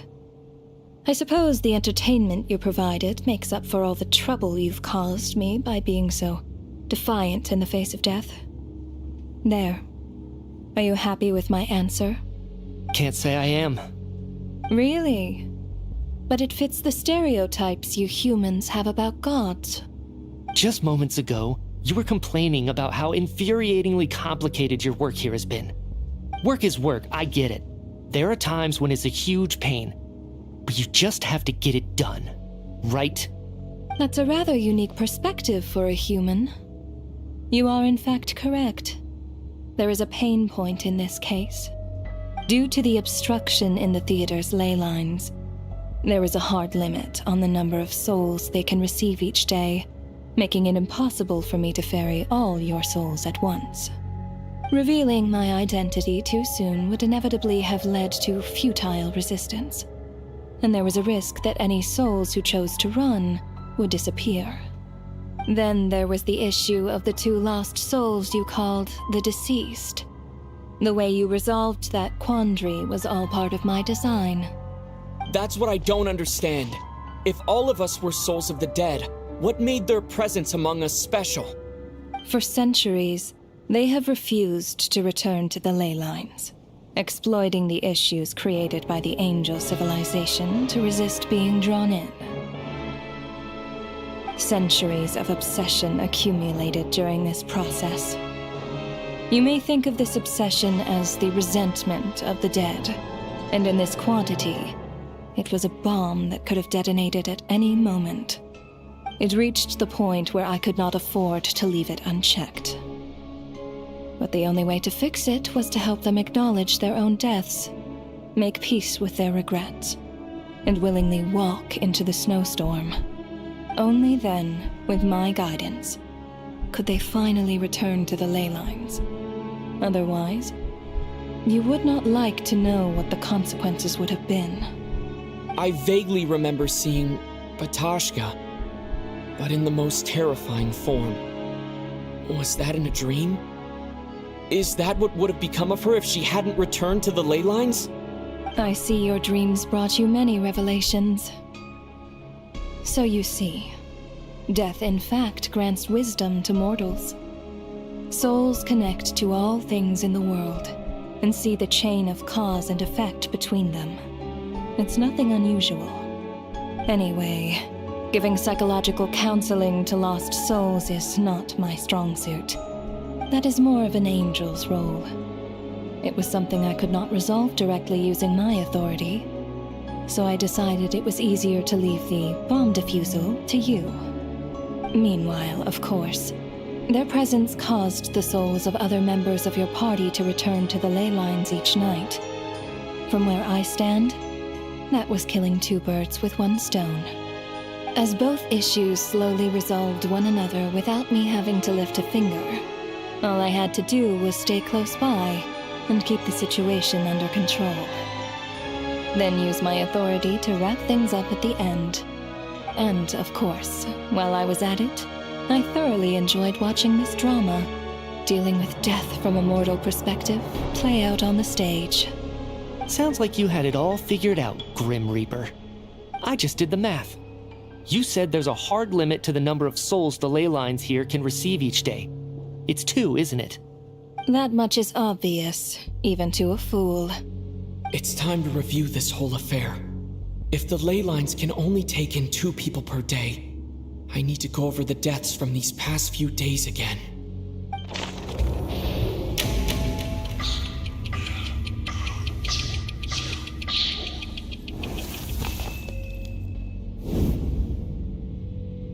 Looking back now, none of us had the faintest idea at the time.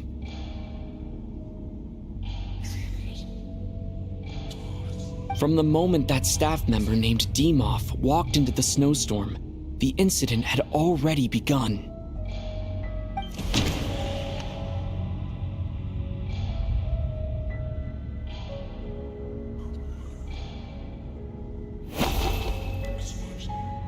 No. Let me go over this again.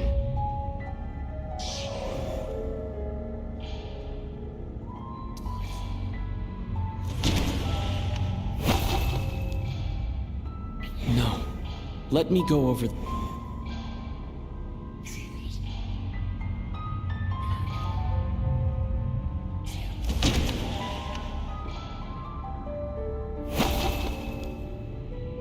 No. Let me go over this again.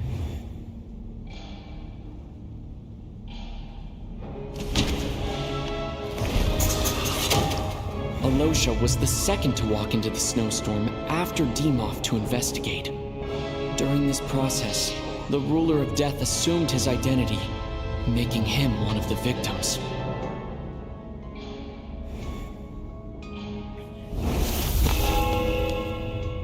During our first night in the theater, everyone was caught up in the novelty of it all. No one could have expected there would be victims the very next morning. Despite all the confusion, and with the help of hindsight, we finally began to realize that something was amiss with the snowstorm.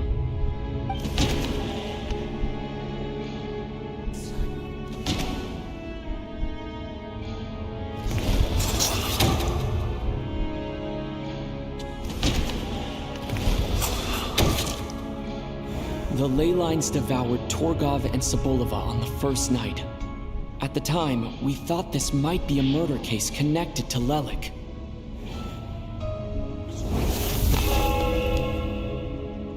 Odette and I spoke a lot that night.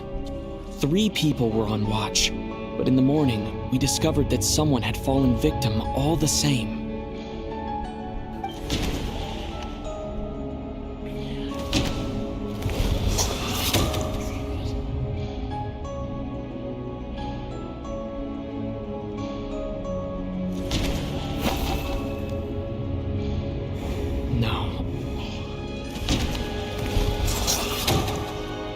The deaths of Kulish and Rampana caused everyone to stop suspecting Lelik. Unexplainable phenomena occurred one after another, leading Mitya to suspect that we were caught up in a supernatural event.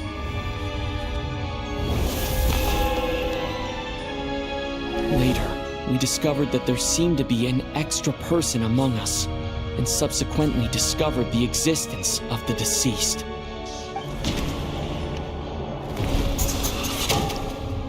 Mr. Schramm realized he was the deceased and walked into the snowstorm to return to the ley lines of his own accord. It turns out there really was a dead person among us.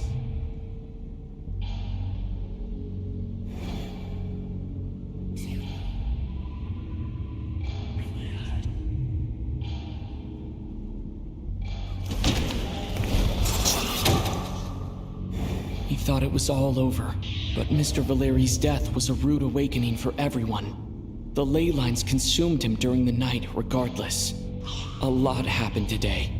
Mr. Valeri's death led us to discover the connection between the number of deceased and the number of victims during the night.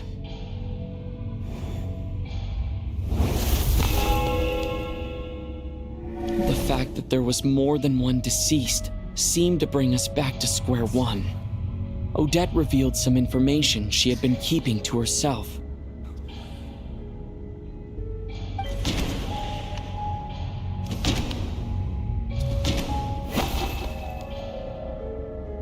Although Mitya did indeed walk into the snowstorm that day, he returned from the ley lines with the help of Vodyanitsa's Requiem. The void in the ley lines hasn't been filled, so let's rule out Mitya for now.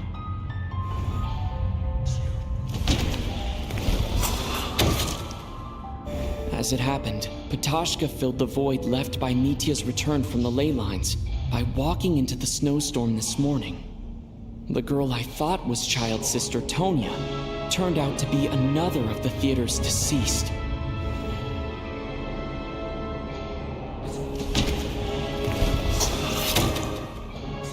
Vodyanitsa was swallowed by the ley lines in her sleep, but the requiem she sang before falling asleep was quite a game changer. Come to think of it, Petashka was about to walk into the snowstorm at that time. And Renova, unaware that Mitya would return, was concerned that her soul would overflow from the ley lines. That's why she used Alosha's voice to try and persuade her to stay behind. Looking back, I suppose that was an early slip-up on her part.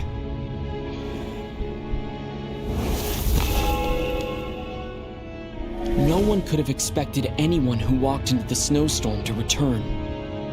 But just after nightfall, Mitya returned, bringing crucial information with him. Various truths began to surface, including that all of us were already dead, and that the ruler of death was here among us.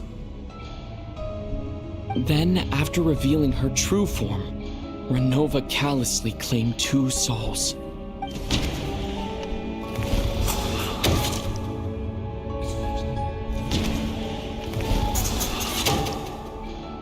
In fact, everyone was already dead by the time we took the photo. And in the days since, we've experienced many more partings in the afterlife. Now, only Mitya and I remain.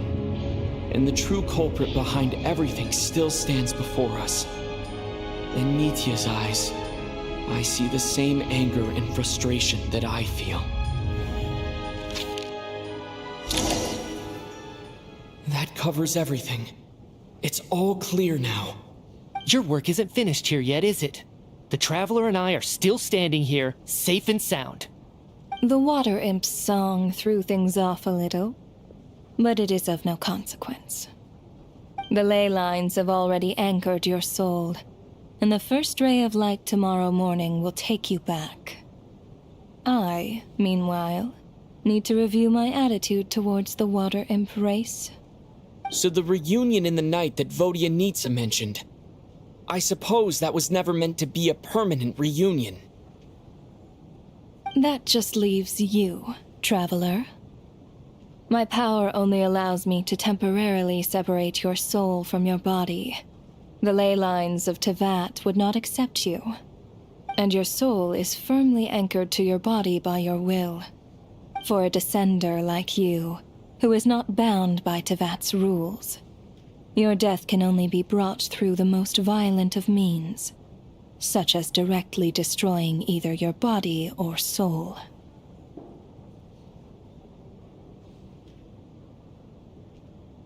I have no interest in involving myself with Descenders, for now. Although, this may change if Asmodee remains missing, or you insist on interfering with our affairs. One last question then. All our struggles and sacrifices here, they were meaningless from the very beginning, weren't they? Death abides no reason. Besides, what you call sacrifice is merely a concept created by humanity. To me, it is nothing more than a self-indulgent charade in the face of death. Mere mortals fantasizing that their actions could reclaim something from my grasp. A truly laughable idea.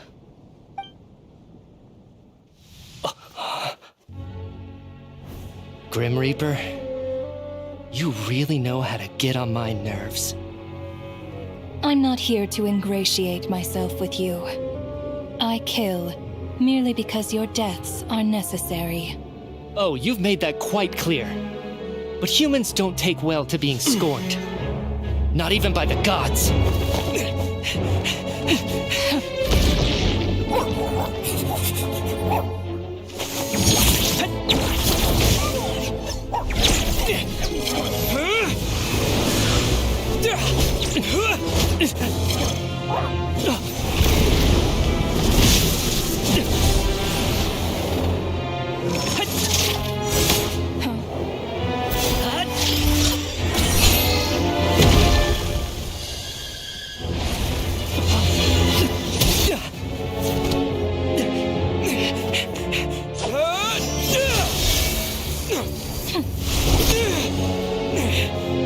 This is futile. You must know that you are powerless against me in my own domain. I suggest that you save your strength. For what? Maybe we can't change it. But if nothing else, we can at least teach you to have some respect for the dead. Audacious.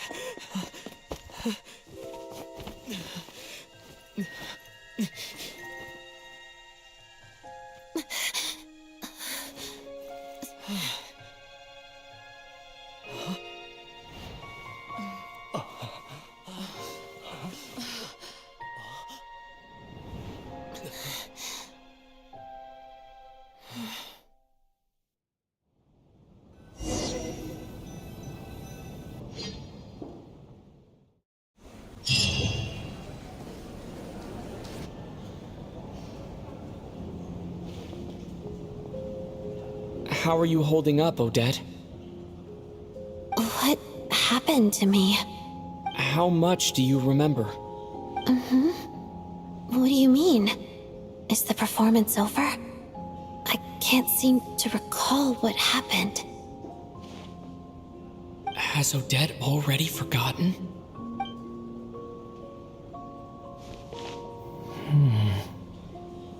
Mitya? Oh, I'm sorry. I guess I spaced out there for a second. Remind me who you are? Don't you remember anything?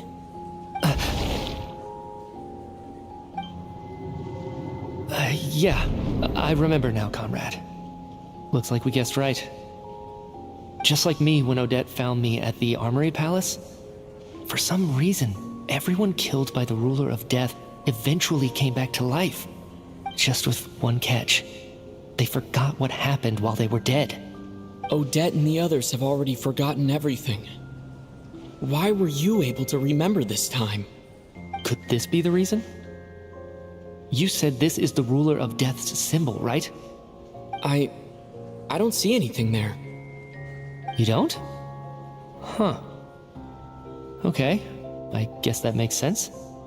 I carved this into my hand in the afterlife, so it's not visible in the physical world. Does that mean I carved this symbol into my soul? What an unsettling thought. Still, at least I get to remember what happened. I suppose it's a blessing in disguise. What about you, though? The ruler of death mentioned that you're a descender? Is that why you can remember?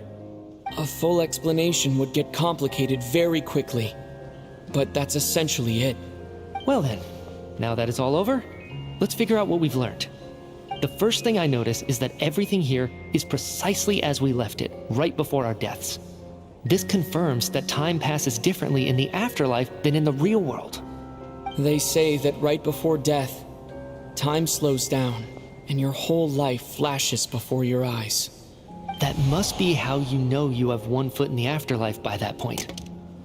Anyway, clearly the few days we spend in the afterlife probably only amounted to a few short minutes in the real world. This also aligns with previous reports of widespread temporary memory loss among the Armory Palace personnel. Now it seems likely that those were all brief deaths caused by the Grim Reaper's so-called curse of death. To those unaware of the truth, dying and coming back to life must feel similar to a short bout of catatonia.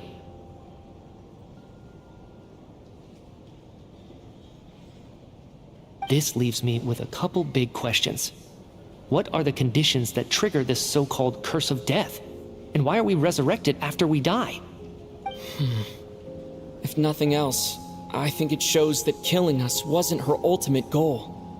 We still don't know her true reasons for subjecting us to death. Right. This time only got complicated because of the situation with the theater's ley lines. That's why she had to approach it differently. If the previous incidents of amnesia among the researchers are anything to go by, killing us is usually a pretty routine matter.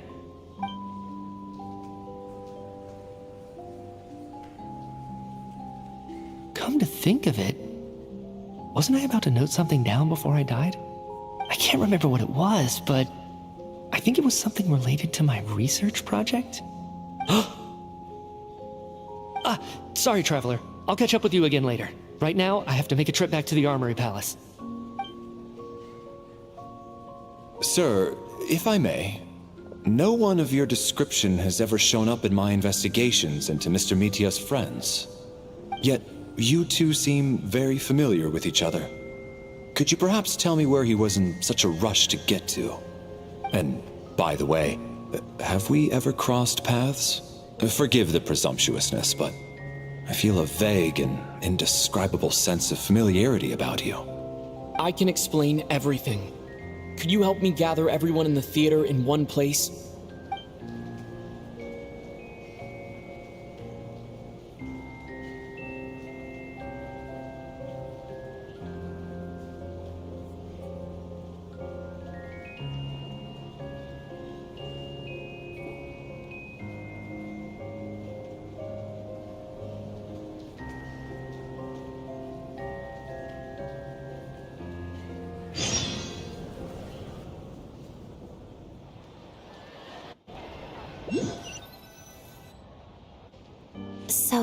Shuganov really is going to shut down the factory.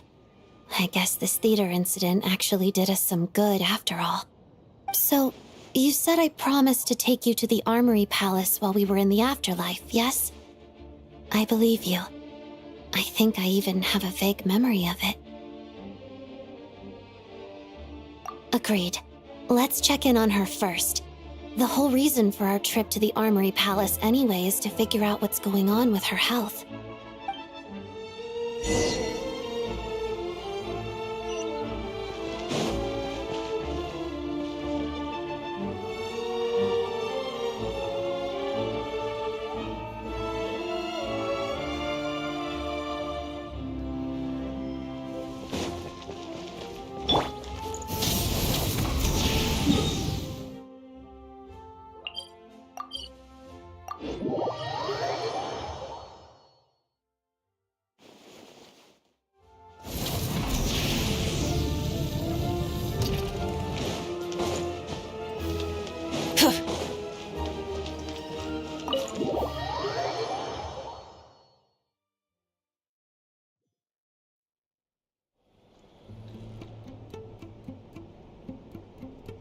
I'm finally back, even though a long time has passed from my perspective.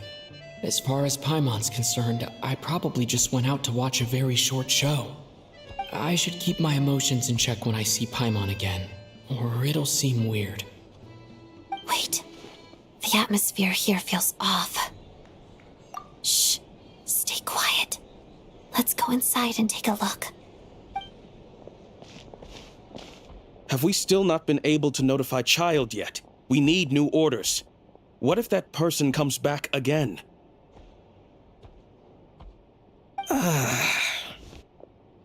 I'm so sorry.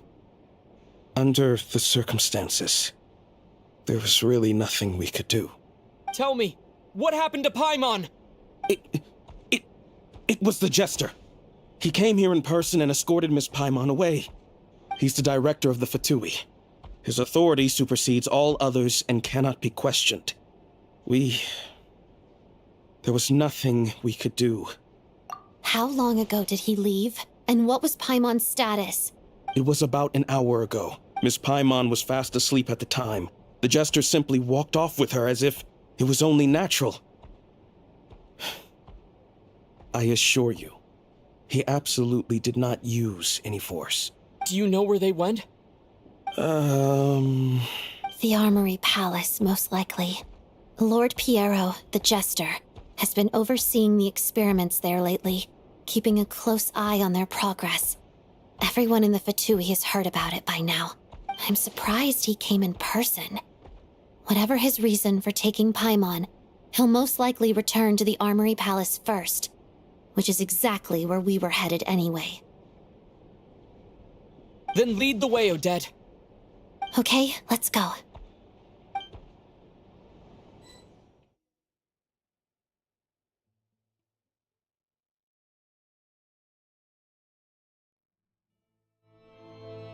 It's just up ahead. Quick, let's get inside. No, I'll go alone. You know I'm planning to force my way in. You're with the Fatui, so you should stay outside. I was hardly planning on taking you through the official channels anyway. I'm here to force my way in, just like you. I may be a Fatus, but I'm also Lelik, enemy of Project Stuzha. Paimon's safety is paramount right now. With me around, you'll have an extra pair of hands. There might be devices inside that are easier for an insider to deal with. If you say so. Let's go. There's no time to hesitate.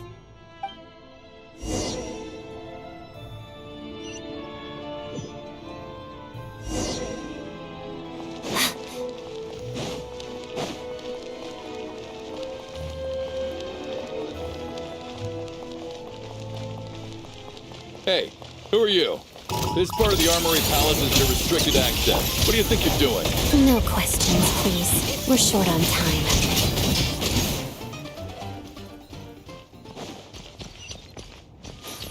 I'll make short work.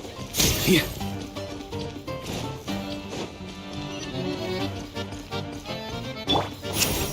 I spell your Strike a doom. pose!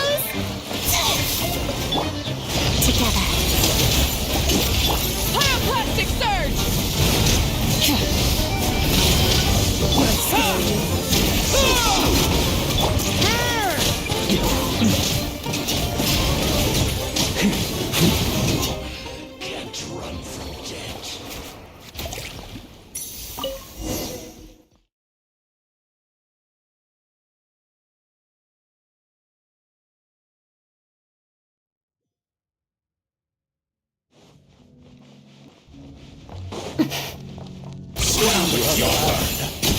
are you coming from? So, you're intruders, huh? Don't blame me for what happens next! The Armory Palace is hidden this deep in? This place is much bigger than I imagined. They're conducting top-secret research, after all. The deeper it's hidden, the better, is standard Fatui logic. The style doesn't really look like the Fatui's handiwork, though. They must have requisitioned some structures from a past civilization. Looks like we're in for a tough fight. Intruders! Stay alert!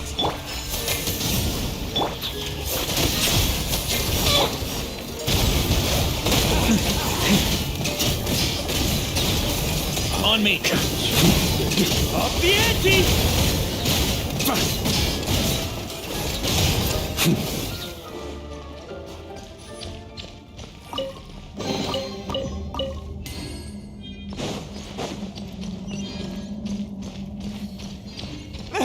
Intruders? Don't come any closer!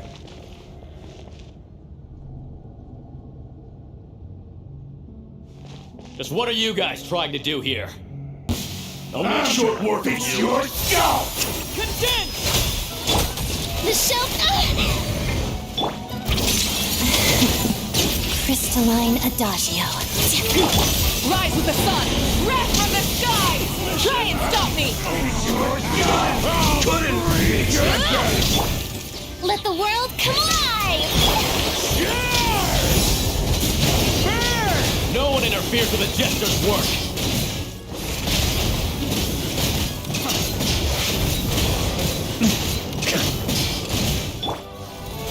How brilliant! Stop that! Encase! Pretty sharp.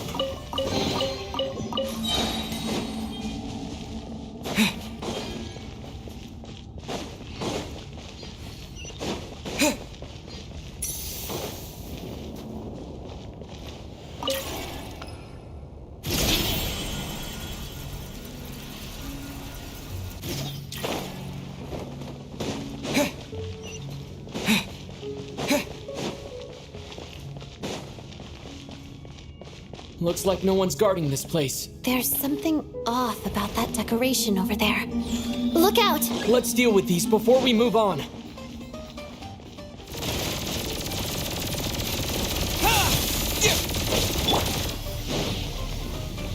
The show begins! Let's begin.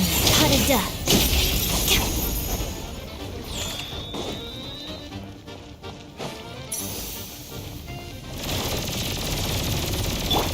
Light it up!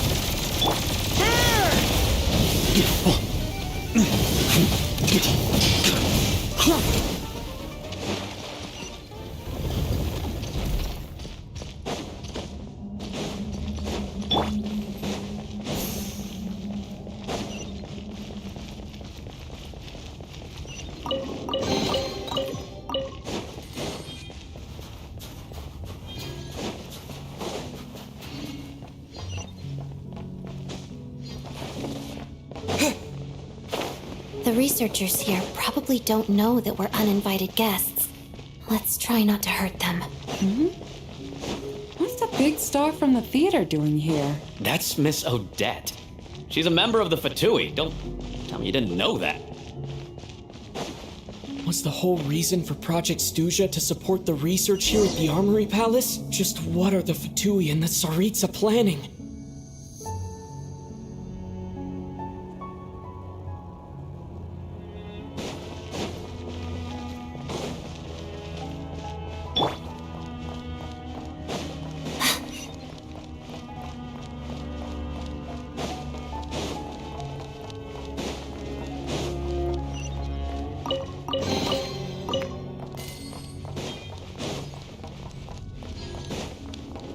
Whoa! Who are you? Never seen you around here before.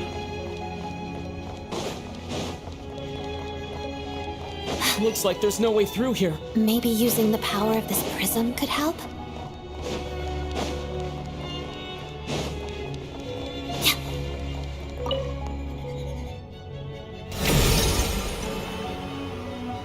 I think I see some images. It's the prism's power at play. causing images of the past to reappear, albeit only as illusion. Paimon. And the Jester. Is this another scene from the past? Yes. It looks quite old, though. I don't think it happened in the recent past.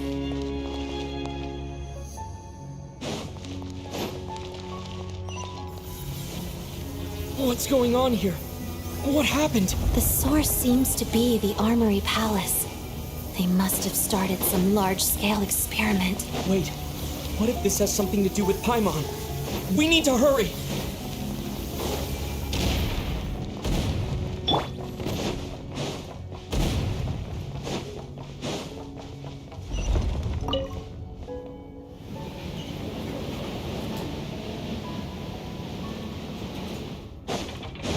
We're almost there.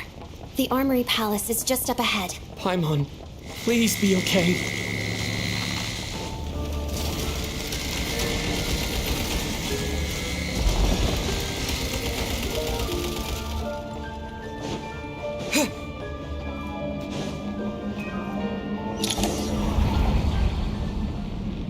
What's going on? Wait, I remember this feeling. It's the curse of death. No, not now! Why is the curse of death striking again already?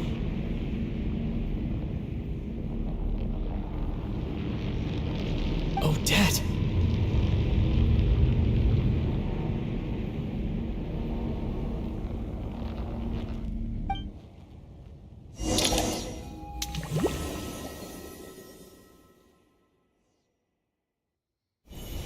Is this the afterlife again?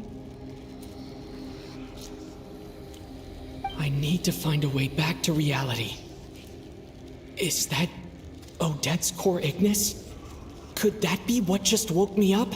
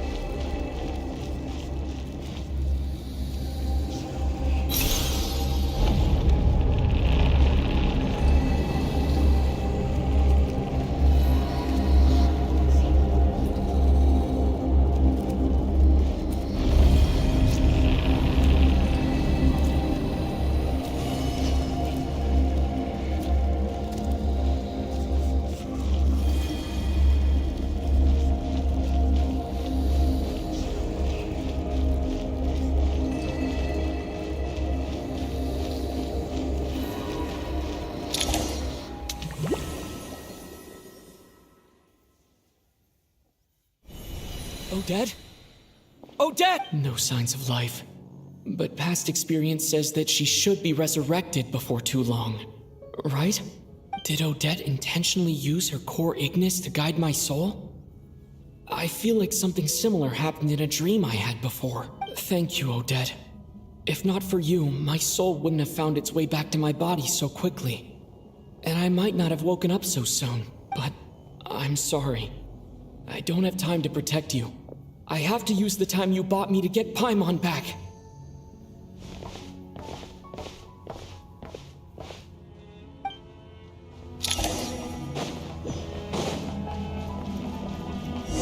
Sure enough, everyone here has been affected by the curse. Paimon! Paimon! No, wait. Paimon probably didn't escape Renova's curse either. She won't be able to respond to me right now. I'll have to find her myself.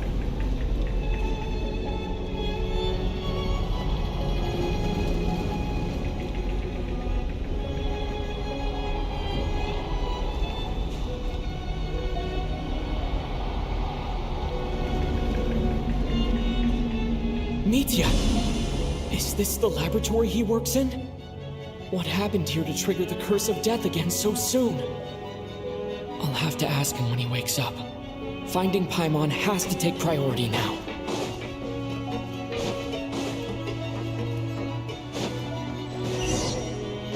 Found her! Paimon really is here!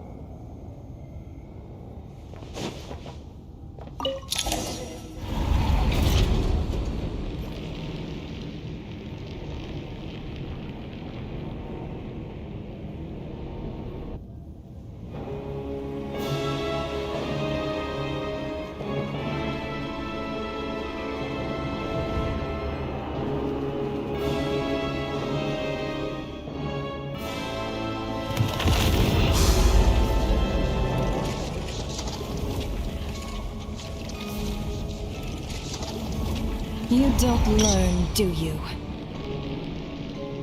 You've already been involved in one mass death, and now you show up at the scene of another. This might have passed for a coincidence the first time, but a second time? Am I to assume you are intentionally interfering in Snezhnaya's affairs? Judging by your expression, it seems that you understand little of what is going on here. In that case, a word to the wise. Do not interfere in Snezhnaya's affairs.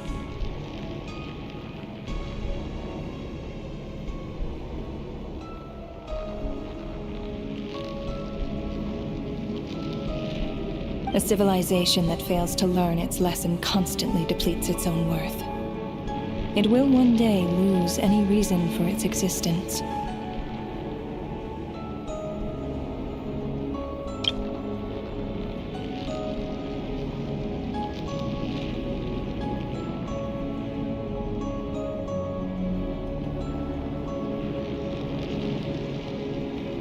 And as a descender, you are perfectly suited to be the lifeline to which a dying civilization might desperately cling.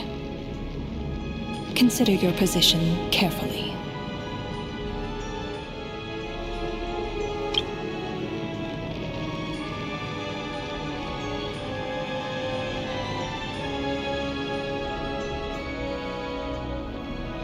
No advice needed.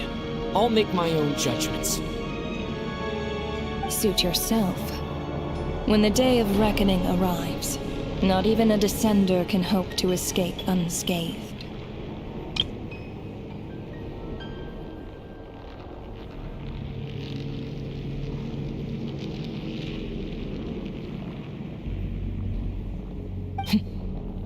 The time for resurrection fast approaches. The mortals here are not yet worthy to behold my form. So that will be all for today.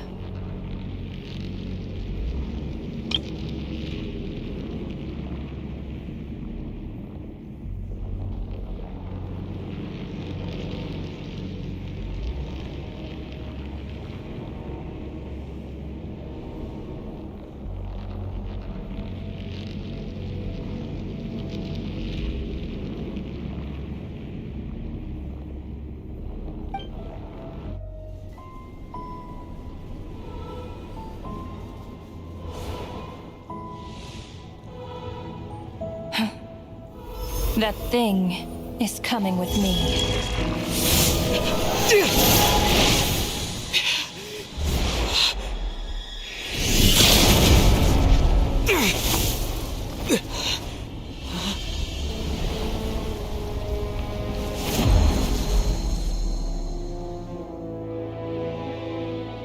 You awoke sooner than I thought. The curse of immortality is stubborn, unable to enter the ley lines, yet not content to remain a spirit. Ruler of death, what do you want? You perplex me. Both you and you. That thing may be a creation of Celestia, but it possesses none of Celestia's power, let alone authority. Your obsession with it baffles me. No matter, the resurrection will soon begin. It's worthless anyway. I'll reclaim it next time.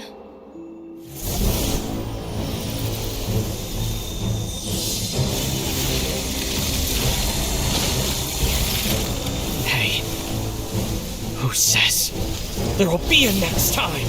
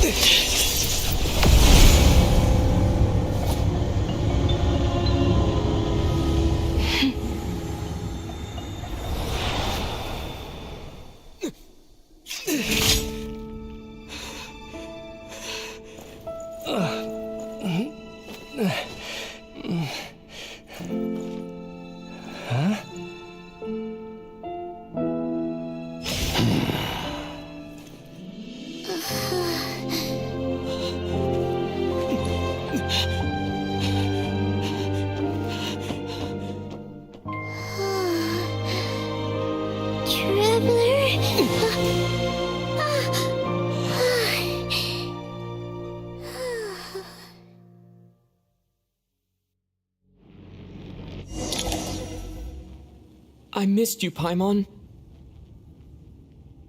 What are you talking about? We haven't even been apart for that long, have we? It was different this time. You seem to be in pretty good shape.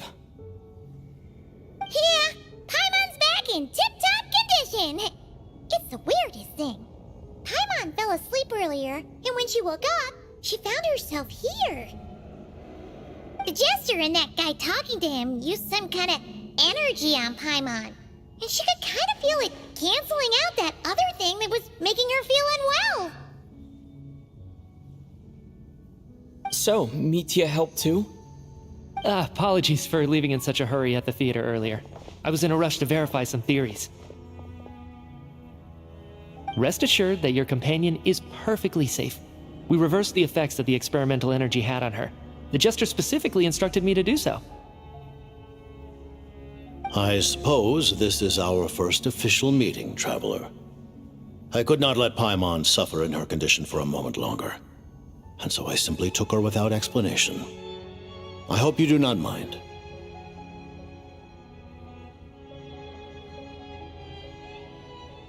But why would a big shot like you care about what happens to Paimon?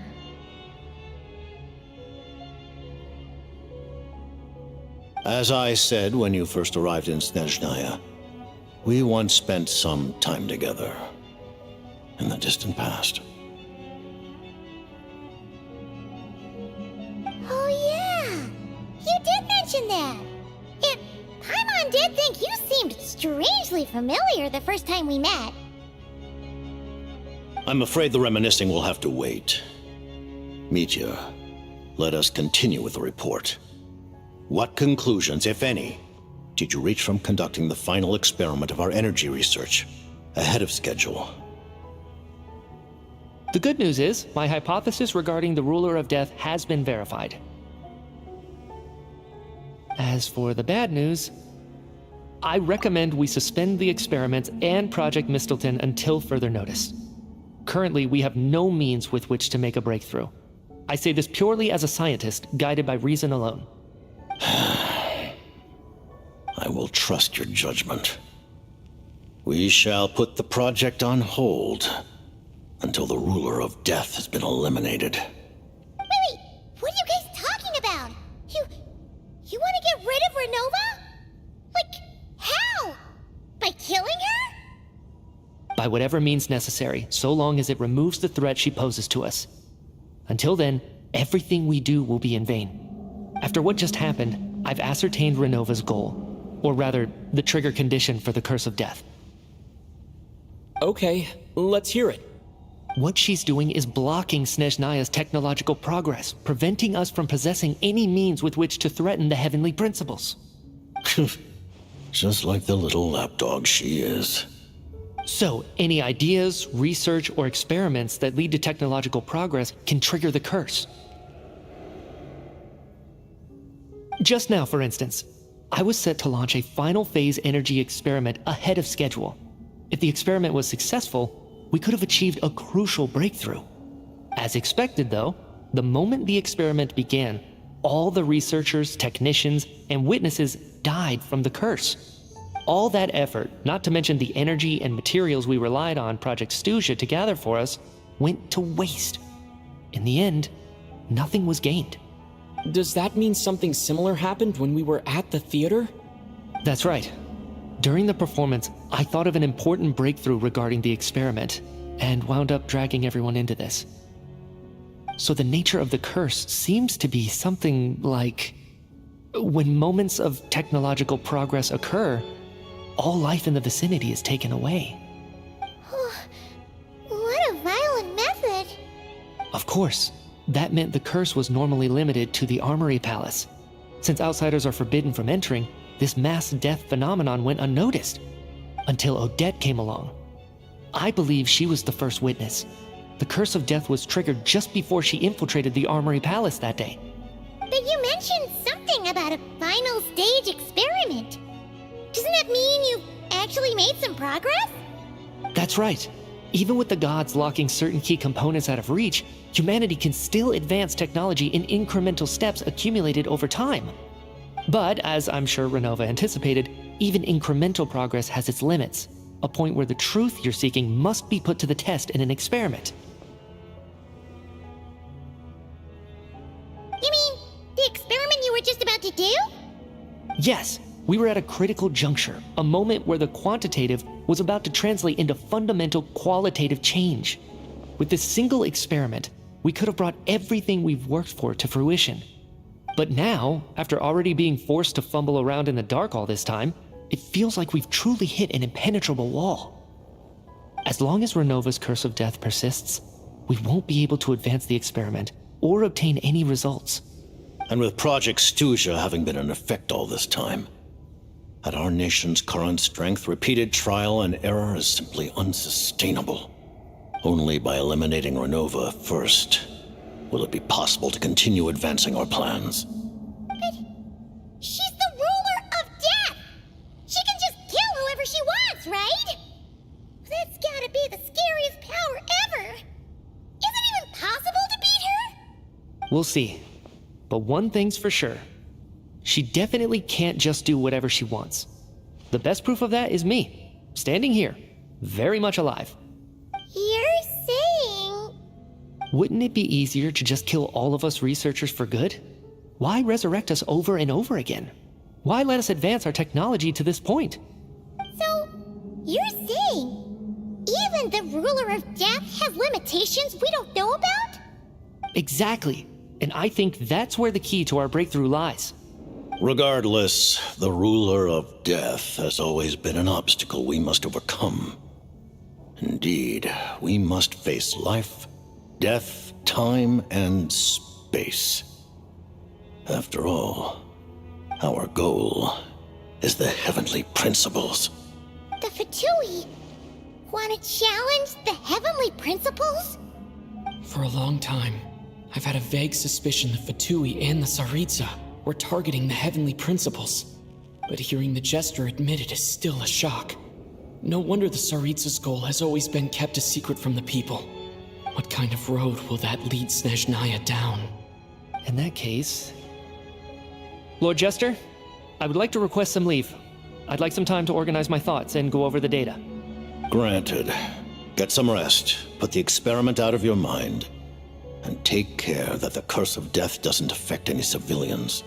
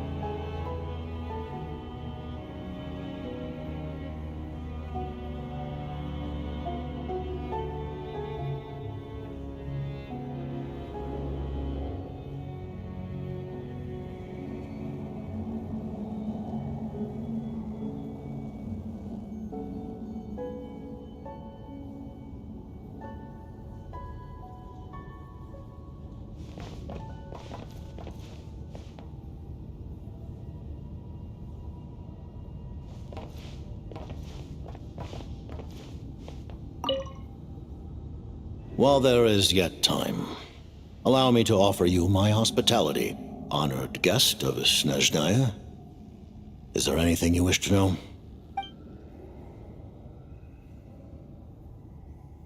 I remember hearing the term Mistleton from Columbina. Yeah! Paimon wanted to ask about that when the name came up just now. What is it? Paimon's heard of Project Stuja, but not this one. As you know, Project Stuja is a series of measures enacted to consolidate our nation's resources, the greater purpose of which is to serve Project Mistleton. Many of the things you have encountered thus far are essentially for the advancement of that project. This includes the Kuvaki Experimental Design Bureau in Notri. Researching Kuvaki was merely a facade. Its core objective was to use local resources and research findings to build Mistleton itself. And that's a weapon built for the final battle against the heavenly principles, isn't it? Huh? How did you know that? I was given some intel, and I made some deductions. Wait. You must mean that thing over there. Oh, Paimon's gotta take a closer look at this thing. Especially after you guys sent so many people to Notri to work on it.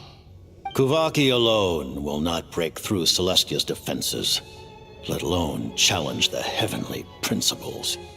The heavenly principles are no doubt accustomed to combating the power of the light realm, and elemental energy is simply the power of the human realm, converted to that form by the heavenly principles themselves. Any attempt to use this power against its creator would be a futile endeavor.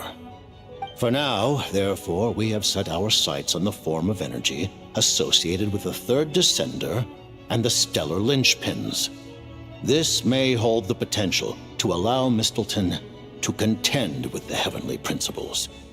You could say that by reverse engineering the stellar linchpins to extract the energy within, we have obtained a source of anti-Celestia energy. The Kuvaki Experimental Design Bureau, Project Stuja, and the new energy experiments. Huh. So, Project Mistleton is what ties it all together. And it looks like your plan is almost complete. No wonder the ruler of death came after you.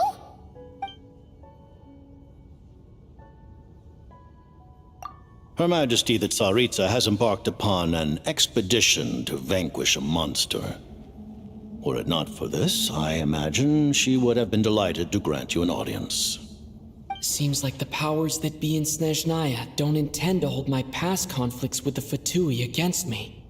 The Harbingers have been granted significant autonomy in retrieving the Gnosis. But by the same token, they do not completely represent Snezhnaya's official stance.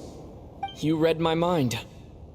Speaking of the Gnosis, Paimon's been dying to ask this question since forever. Why exactly does the Tsaritsa want to collect them? Is it something to do with the fight against the heavenly principles? The Gnosis will undoubtedly serve as a key bargaining chip when she confronts the heavenly principles. Beyond that, you had best ask the Tsaritsa herself. I am not sure if this information is mine to disclose. What do you mean, not sure? Don't you make the rules? You're the highest-ranking Harbinger! Ugh, never mind. Taking on the heavenly principles is something most people wouldn't even entertain in their wildest fantasies. Why is the Tsaritsa so fixated on this? In Tevat today, civilization is nothing but an illusion. Something whose very existence can be negated at any moment. Our civilization may very well be destroyed in the struggle, but as things stand, the heavenly principles could choose to negate our existence on a passing whim.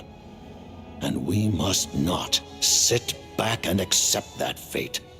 Only by changing the state of affairs, only by overthrowing the heavenly principles, can our civilization truly be said to have taken root. Otherwise, the fate of the people of Conria and Hyperborea is a cycle doomed to repeat itself. Accepting potential destruction in return for getting to control your own fate. Furthermore, perhaps this is still somewhat difficult for you to understand.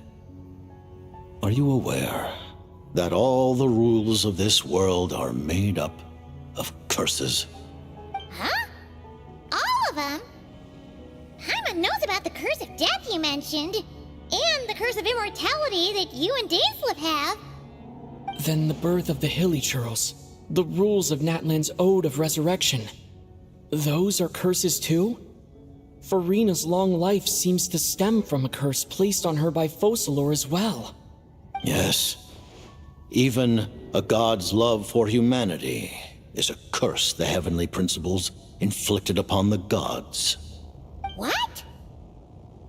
The Tsaritsa has always had ample reason to hate the heavenly principles. If she can seize their authority, she will reconstruct the entire world, and when that time comes, humanity will be completely liberated from curses and lies. Look forward to it. It will be a world beyond your imagination.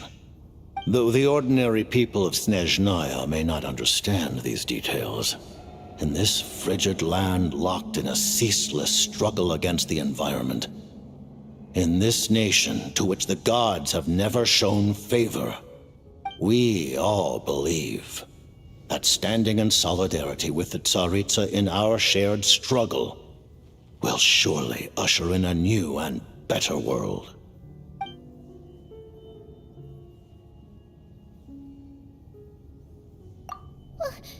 Paimon really doesn't remember. He's basically a stranger. You gotta believe Paimon. Allow me to explain. The reason Paimon reacted to the anti-Celestia energy developed by the Armory Palace is because she comes from Celestia herself. More specifically, she is one of its creations. Paimon?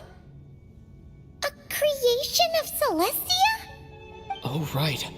I was blinded by anger earlier, but thinking back on it, Renova also said that Paimon is a creation of Celestia. but she lacks Celestia's power or authority. As you know, the lunar fragments in Nodcry were pulled down from the sky using Fatui technology.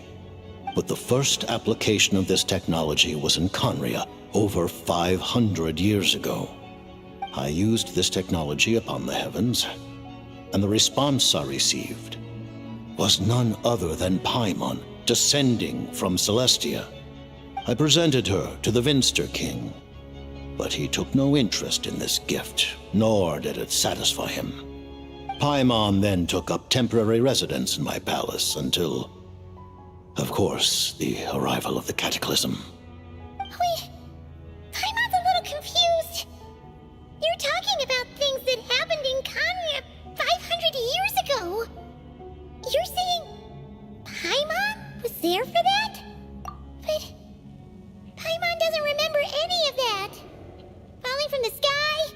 Being given away as a gift? None of it. Having lived through the Cataclysm, perhaps you too were burdened with some manner of curse.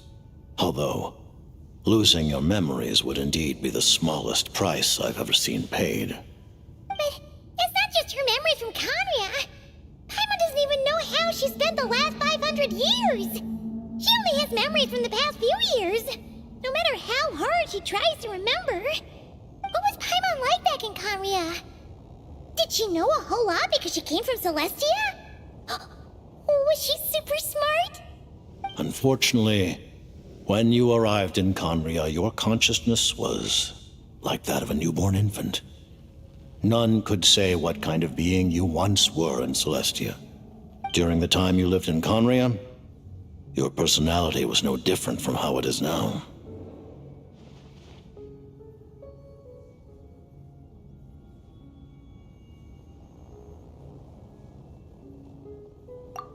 Aw, man! Paimon's plan to get her memories back and become super smart is ruined before it could even start. You know, even though Paimon lost her memories, she still feels weirdly close to you for some reason. That must mean you took pretty good care of Paimon back then, huh? On the contrary, I completely ignored your existence. I was entirely focused on my struggle against Troptatir the Wise. But now, as I see it, it is as if you are the only sane thing that survived that era of insanity. And thus, are worthy of protection. Noted. Man, Paimon's gotta stop projecting friendship on everyone she meets. But, Traveler? Even though you know Paimon's some creation of Celestia now, you still want her, right? You're not going to abandon her? Oh, phew! That's a relief. Paimon's just learning about this, too. She's barely even processed it.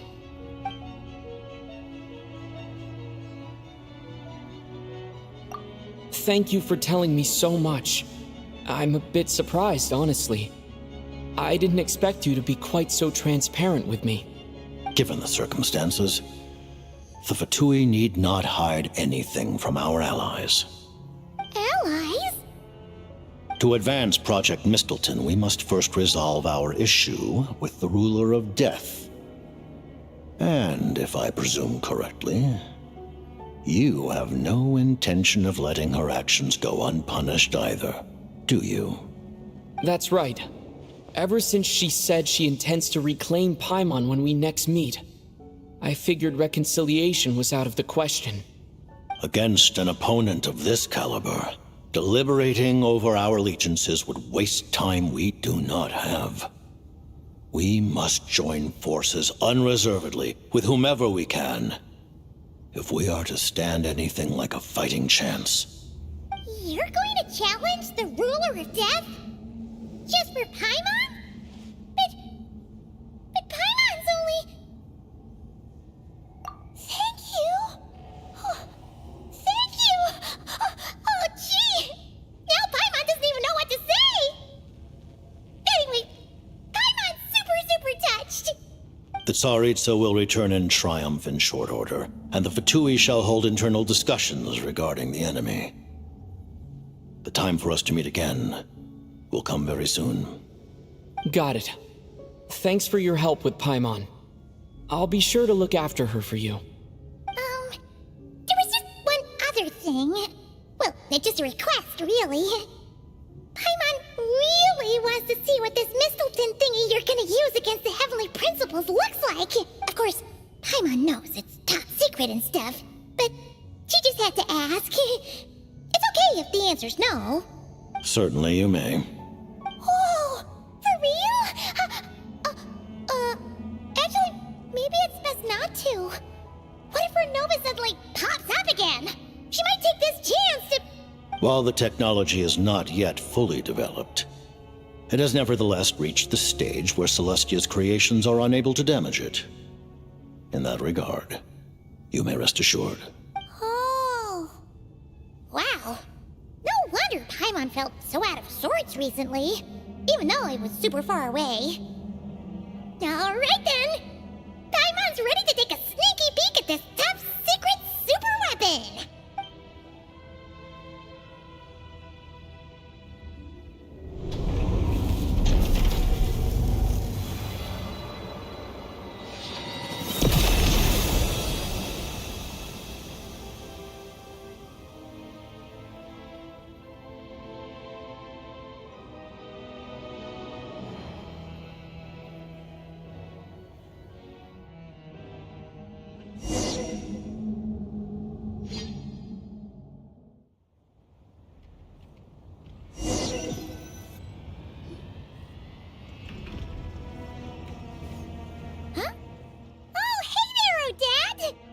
Paimon? You're okay. Thank goodness. You look well. Have you recovered? Long story short, yep, Paimon's all better. What are you doing here? Were you waiting for us? That's right. When I woke up, I wanted to go in after you, but the guards had woken up as well. It would have been tough to take them on alone, and there was no easy way to sneak past them. So I returned the way I came and waited for you here. It was thanks to you that my soul found its way back to my body so quickly. Thank you. Huh. That actually worked? Nice. I just figured I'd try my luck when that ominous feeling struck me. Really, you should be thanking this thing instead. Anyway, now that things here are all taken care of, I have other things I should get back to.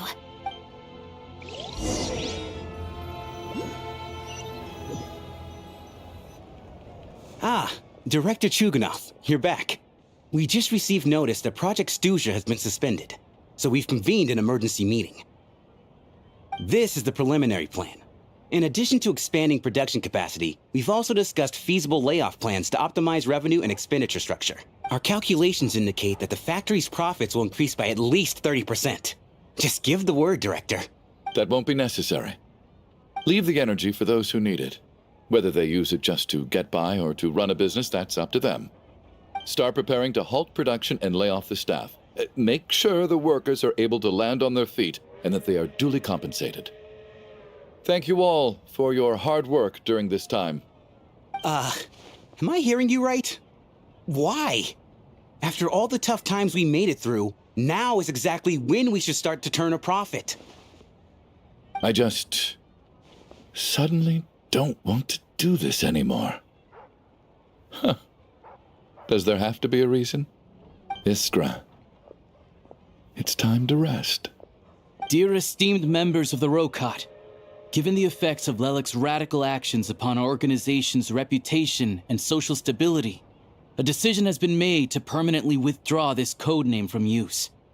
Considering that Lelik did what they did for the benefit of the people, the Rokot has nevertheless negotiated with the authorities, ultimately securing a waiver for all penalties due to them.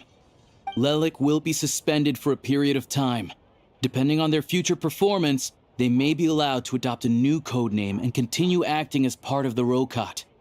The purpose of this notice is to remind everyone once again that motives and methods are equally important when one operates in the shadows.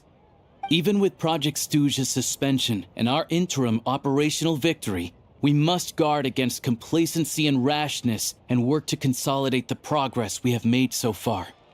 We act only for the greater glory and solidarity of our nation. May the aurora shine ever on, and the tundra always stand firm. We act only for the greater glory and solidarity of our nation. May the aurora shine ever on, and the tundra always stand firm. Looks like it's finally over. You mean for us? Just thinking out loud. I've never seen the Snezhnaya Vecha so lively before.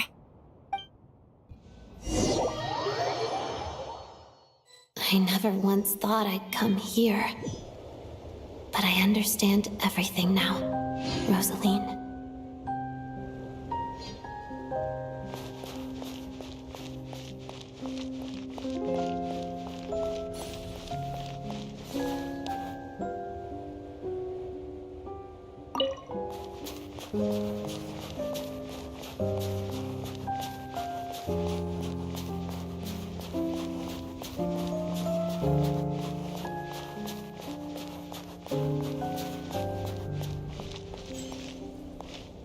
I've seen Spirit Seeker performed many times, including by your mother.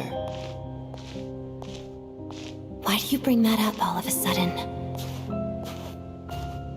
Even though the choreography is always identical, every dancer finds a way to make it her own.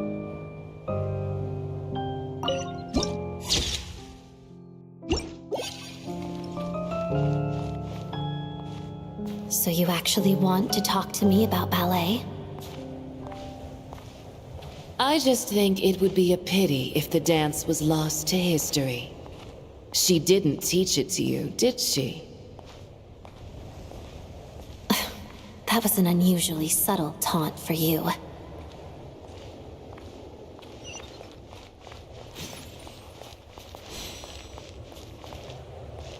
We embraced one another on the snow-swept plains, melting the ruthlessness of time. But when our bodies, in pieces, are cast to the winds, what of our love will remain behind?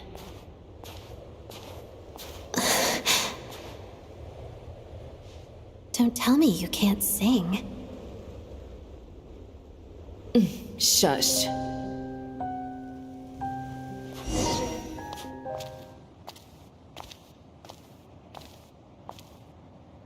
I understand her hatred. The Fatui robbed her of the life she should have had. I never opposed her dancing. Yet still I became an enemy of her ballet. I'll just keep my distance. Many despise me. I'm used to it. You're certainly not one to shy away from confrontation. But children, they need a different approach. I'm hardly the most maternal figure. Yet, she is a child. In my experience, while a father commands authority, he must still yield to love. You should tell her what you think about her dancing.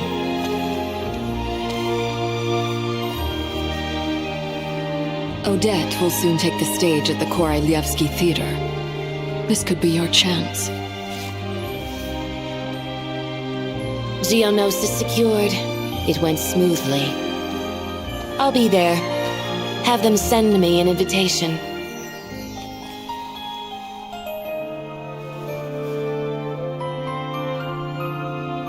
Sadly, things didn't work out. Her final words are inside that block of ice. This? Aren't these for monitoring her subordinates? Not yours. This one isn't her witch's flame, but my two worlds' flames. The two worlds' flames can burn away memories. It was my parting gift to Rosaline.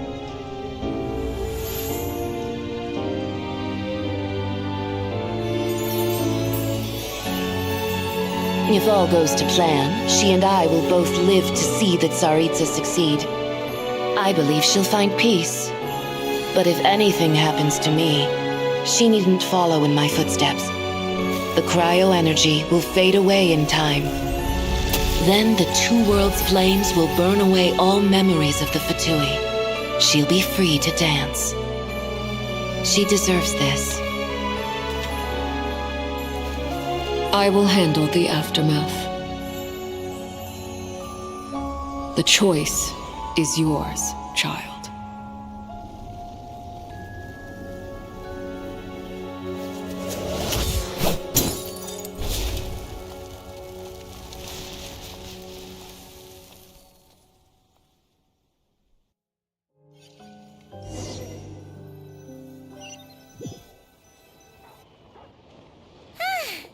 Fresh air at last!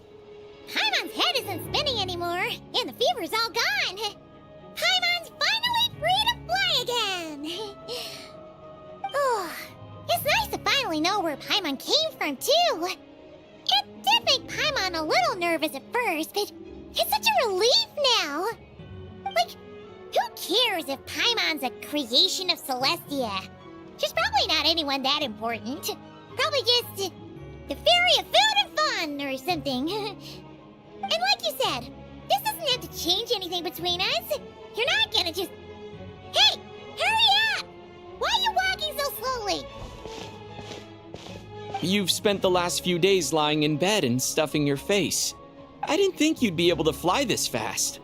Says who? Paimon's as agile as ever. They don't call her White Floaty for nothing. Paimon originally wanted to check out the bookstores in Snezhnaya, but she's more in the mood for flying around right now, so let's save that for later. Wait, they've got light novels from Yai Publishing House here too. Huh? And this is Paimon's favorite mystery story from Fontaine. Wow, it got a sequel. The local Snezhnaya books look pretty interesting too, but also kind of heavy. Not the easiest things to lug around. I thought you were in the mood for flying around. Paimon can read while she flies. Hey, look at these two dolls. Which do you like better?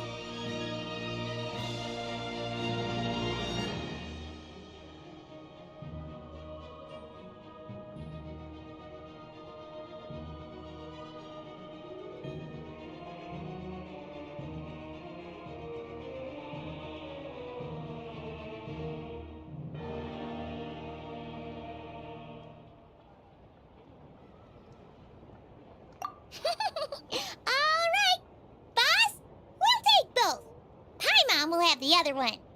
Oh, I thought we were only getting one. There you are. Thanks for visiting. Paimon will grab this and then... Huh? Huh? Huh? How many layers does this thing have? And what are you laughing at? You knew all along, didn't you? A whole bunch of people are gathered over by the plaza. Hey, look! That looks like Tartaglia! Hey, Tartaglia! I know that voice. Of course. If it isn't Paimon and my old comrade. You're looking well, Paimon. All better? Yeah! The jester knew I was wrong and fixed Paimon right up! Thanks for sending someone to keep Paimon safe, too. Oh, yeah. About that. That was kind of embarrassing.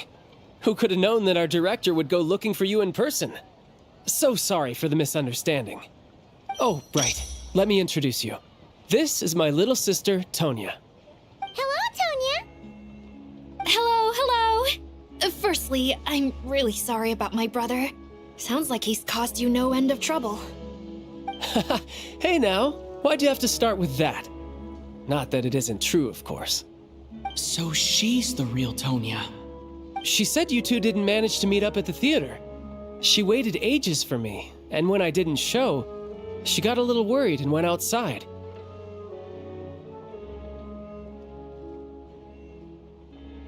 I know, right? He didn't bother to say a word to me. I searched up and down the city for him, and he only told me about it when I finally caught him at the gates of Glupov.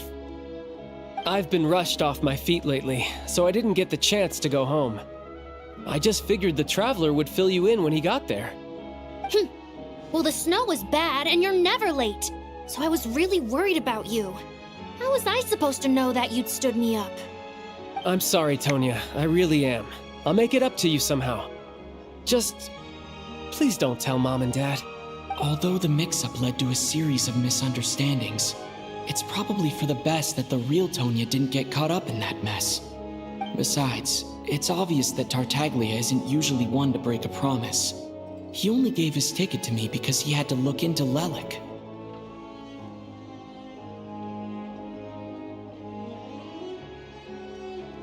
No, it's fine. It just meant I didn't get to see the show in the end. By the way, what did you think? You were one of the first people to see it, you know? I would say the best is yet to come. Huh? What kind of review is that?